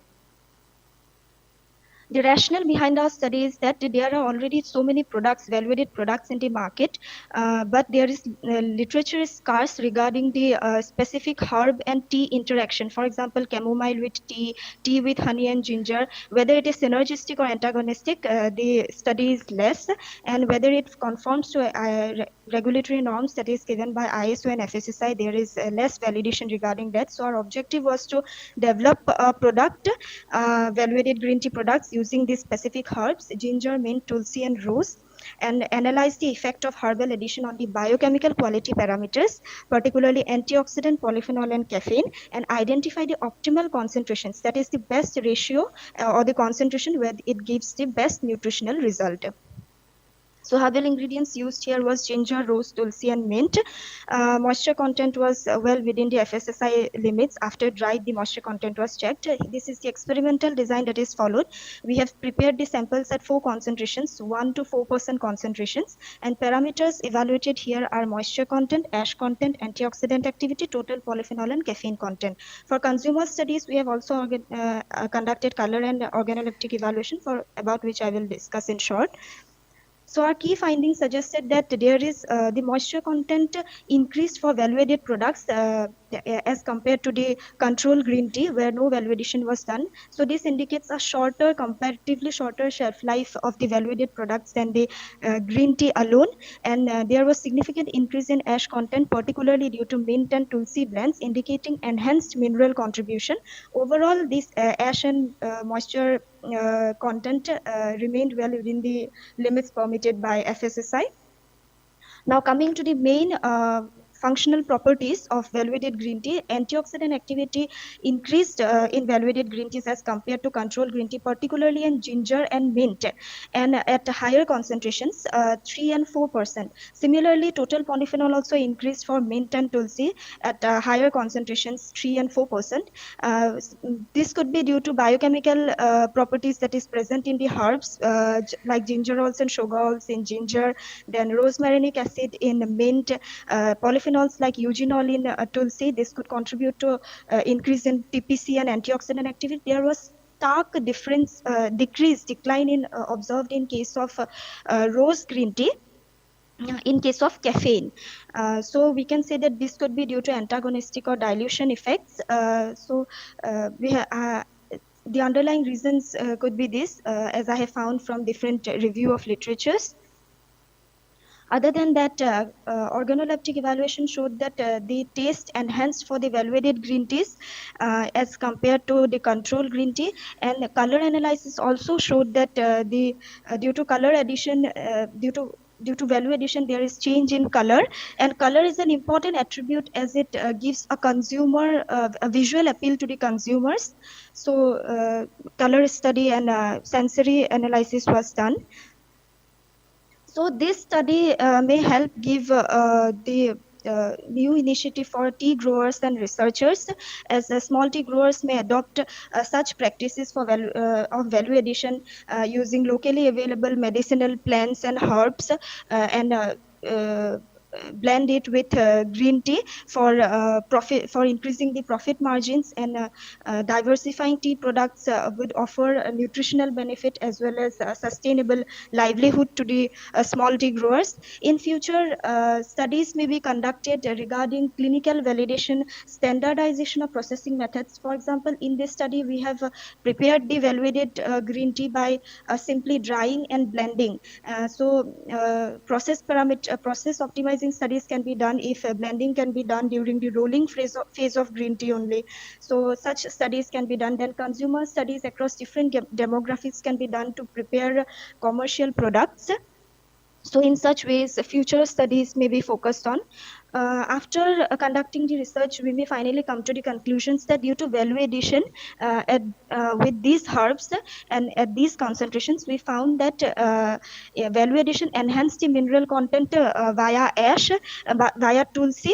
Then antioxidant polyphenol content was increased due to ginger, mint, and tulsi at particularly higher concentrations. Nutritional peak was attained at 3 to 4% concentration, and this study validated the synergistic interactions, as I have discussed, because of bioactive components present in these herbs and tea, green tea. And sensory peak was attained at 2 to 3% concentration. So to balance nutrition and taste, people can go for value addition at 2 to 3% concentration using different herbs. And we can also say that undervalued seasonality. The undervalue can be due to different reasons, not only rain flush, but due to environmental stress or weather conditions. If there is degradation in quality of green tea, we can add the value, we can enhance its value by addition of herbs to green tea. And one of the important findings was that rose tea, it can serve as a natural decaf solution. It can serve as a natural alternative to artificial decaffeination processes, as it gives naturally low caffeine beverage while retaining properties like antioxidants. With this, I would like to conclude my presentation. I would like to thank my major advisor, Dr. Diganta K. Bora and Department of Tea Husbandry and Technology, Assam Agricultural University, and thank you for your kind attention. Thank you, Ms. Bidisha, for your nice presentation. Okay. And are there any questions? No. What could be the future line of work? Are you trying to? Yes, sir. we have used these herbs, tulsi, ginger, mint, and rose. And currently in our department, there are there are different studies going on for producing confectionery using green tea. For example, matcha nowadays is a very trending product in this product. In Japan, there are many products that are made using matcha. The matcha is nothing but the powdered form of green tea. So such line of research work can be carried out. Then such kind of value addition using different herbs, not only ginger, rose, like simaroba. Simaroba is a potential cancer preventive herb. Then chamomile, then hibiscus, roselle. So these could be used. Other than that, processing methods, as I have said, could be studied. I have done simply drying and blending at the end. So if value addition can be done during the processing of green tea, like after the blanching or hot dipping that we do in green tea particularly, after that while rolling, if the herb can be added in that process only. So such kind of research can be done. Then shelf life studies, as I have told that due to value addition, moisture content increase in so such kind of works can be carried out. So thank you very much. Okay, thank you, sir. Can we please have Abhishek Pradhan from Vasan Bhubaneswar? We'll be speaking on hill from sea with the forestry and Indians model. Hello. Yes. Good afternoon to all. I will be presenting about Gandhamardan Hill, Odisha Living Pharmacy with unique agroforestry and community resilience model. This study was basically initiated by Government of Odisha, Department of Agriculture, in collaboration with MSSRF and UNFAO, in which Vasan is a grounding partner to conduct the study.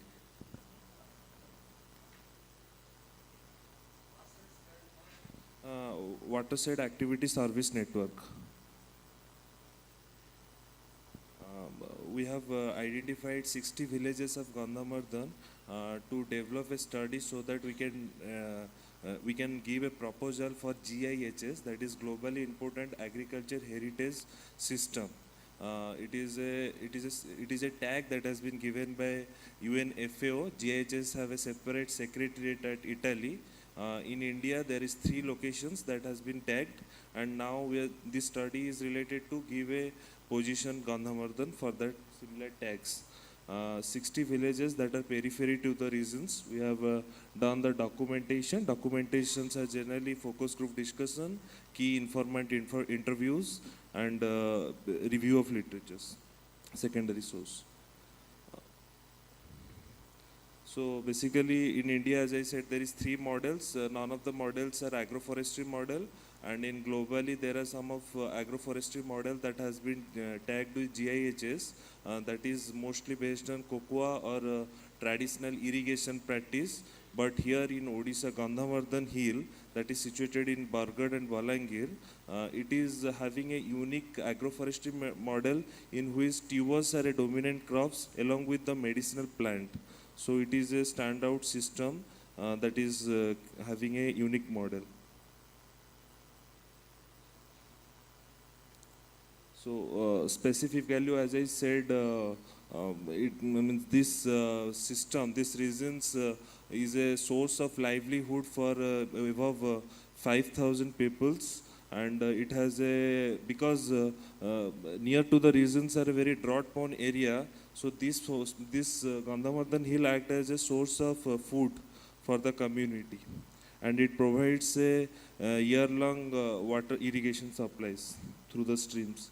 Historically, the reference has been there in different Ramayans, and in a Chinese traveler books are there, where there is a reference about Gandhamardan Hills. SDGs, zero hunger, good health, well-being, life on land, climate actions. These are the SDGs are aligning with this study. Comparative analysis, out of, there are total GIHS 102 sites globally, out of which 14 sites are based on agroforestry models. So these are the 5 criteria in which the study has been taken of. Food and livelihood security. So we have documented above 50 different type of greeny vegetables that has been consumed by the communities. Similarly, around 16 different type of tuber species. So these are some PRA exercise photographs. What is the unique system of the model? In the nearby regions, there are some villages particularly associated to certain activities. Like one village was there, they're completely dependent on honey. So they're dependent for throughout the village. Total 60 households are there. All were dependent on honey. Similarly, there are different occupations that means individual village levels. They are dependent on Gandhavardhan. So these are different livelihood activity like sear leaves. They used to make plate. During our documentation, we found out currently there are more than 200 paddy land races and 54 pulses land races, 15-16 oilseed land races, tuber 16 land races, and mushroom we have documented wild mushroom 32 different types. But this means unfortunately this diversity is not been showcased throughout the region. It is getting lost in many of the region. This is a craft calendar that we have done of the land races. We have also analyzed the local market for the local food system to understand the local food system and culinary practices of the community. Mostly all the communities that dependent on the forest food waste. There is some paddy cultivations are there, but the rest of that forest dependency are there. Livestock of the region is majorly goat. ITK knowledge, there is why this regions is unique and these practices are still prevailing is because of the ITK. There are various festivals, rituals that are associated with the food, and ultimately the foods are the reason why these traditional varieties are still surviving in that region, which is acting as a resilience model for the climate change. So this is a tool for catching the fish, and it is an art that has been transported by generation after generation by certain communities to build these tools from bamboo. These are some traditional food recipes that are associated with seasonal. Whatever crops that are available, food that are available seasonal, season-wise, the food habits are accordingly being practiced in the community. One of the unique aspect of the region is that it is a hub of medicinal plants, and there is 80 to 100 traditional healers. They have unique knowledge of different health benefits, which I call therapeutic foods. They don't believe in medicines. They take the food as in form of therapeutic forms. If some fever are there or some disease, every disease they have a food system. If you go for a red book, there are many endangered species, out of which 50 medicinal endangered species are found in Gandhavardhan region.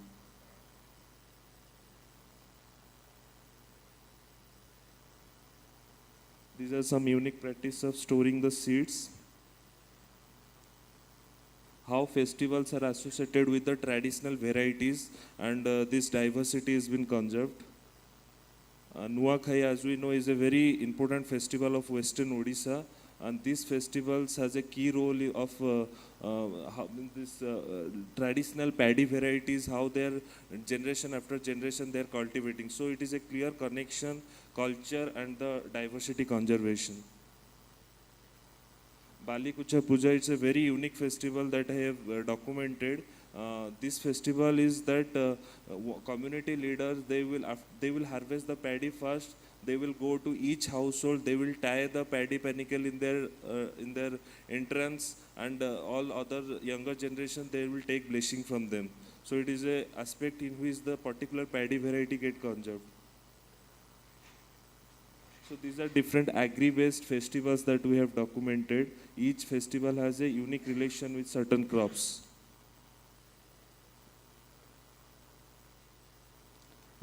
As I said, tuber, one of the important aspect we need to understand this Gandhamadan Hill is a bauxite heavy region. Previously Balco movement was there. There is a strong bond between the community because of the temples, Narsingnath and Harishankar temples. And as the nearby forest, as I said, is a tuber based natural agroforestry model. In the temple, the food, the prasad is of tubers, which is very, it is not common, but every day they do bamboo shoots, tubers in their prasad. These are different occupations, like in the left corner, that is occupation, that is some weavers, they make saris. So that is a different household structures that we have studied. Different community according to their lifestyle, livelihood activities, the house structures are there. Landscapes, seascapes, there is a within the there are 22 perennial water flows within the region. The community people act this perennial water system as a form to identify the land, to act the barrier between the land. For a person, from the waterfall, he will demark, from the water flow, he will demark the land, how much land he have. And it is all natural. They have made this whole system by their own, and they divert the irrigated water accordingly.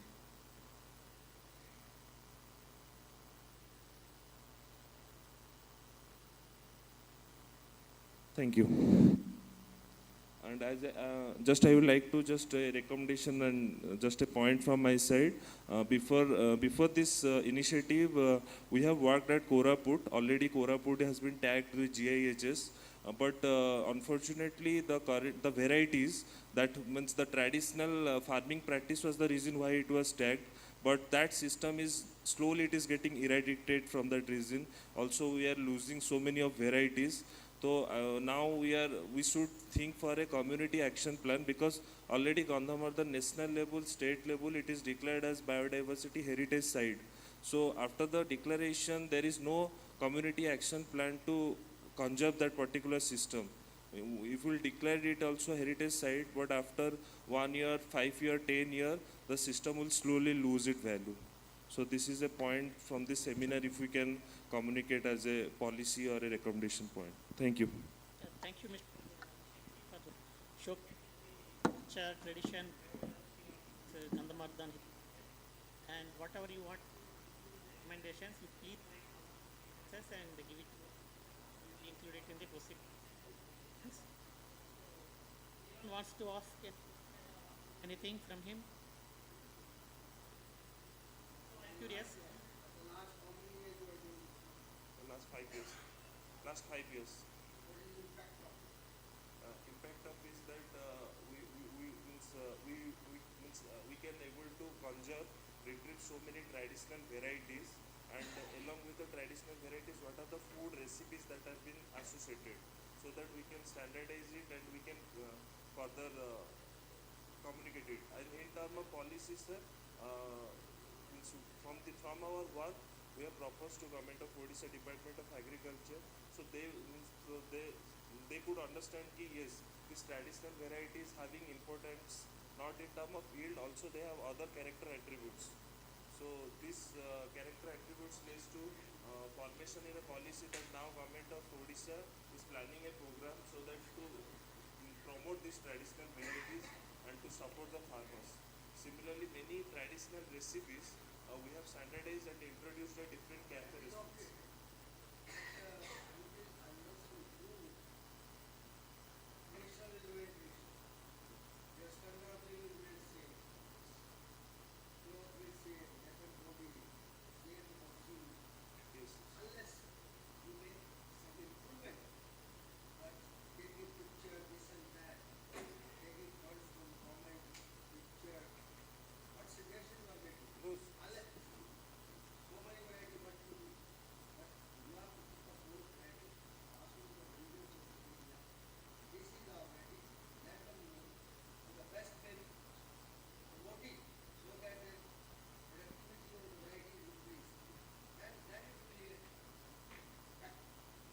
livelihood aspect we are doing it.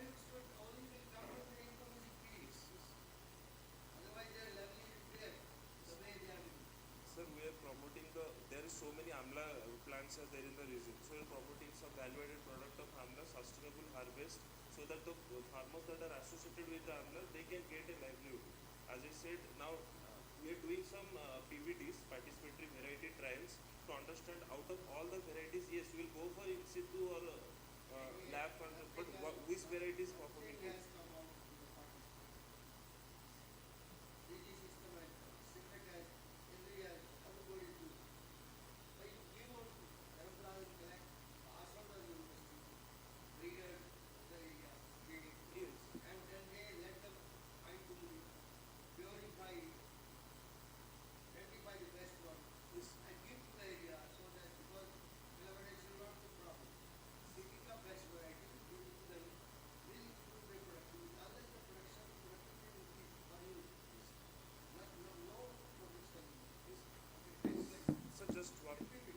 Just one comment for the audience, sir. In terms of scientific, we are not the proper body to do this. We are collaborating with OUT, and it is not exactly out of this work. It is from other work, because I am also agronomist in Odisha Millet Mission. So we are the, I think in country only states we have done a SOP for seed system for land races, and currently the better performing land races we have released it. It means 4 land races for millets we have released it. In the same path, finger millet. Finger millet. Finger millet.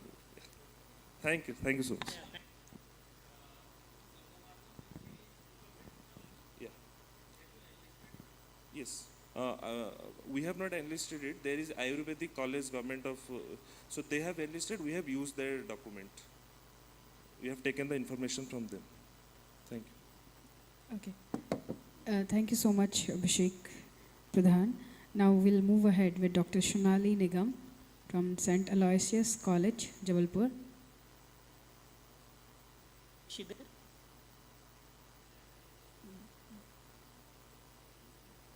Dr. Sonali Nigam.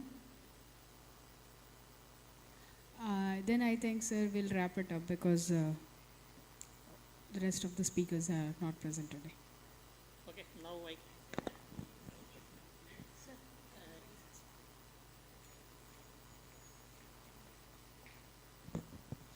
So now we have reached the end of today's program, and the afternoon session is very informative, starting from chili breeding to grape stress tolerance and fortification of green tea, and letting us know about the medicinal properties, biodiversity, and livelihood conditions of the Gandhamardhan hill.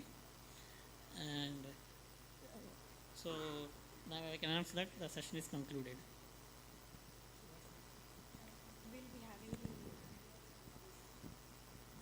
Yes. So that's all for the technical and the plenary session here. We'll be meeting you soon in the ground area for the rest of the event, the cultural and the reward night, as sharp at 5. Thank you so much.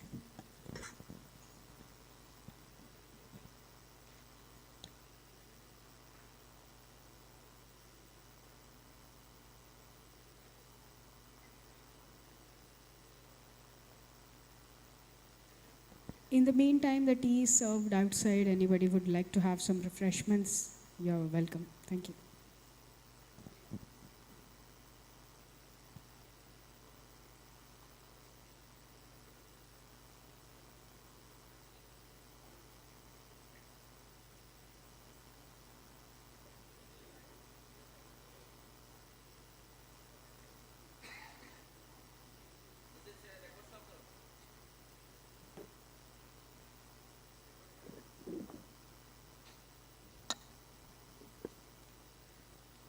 Check.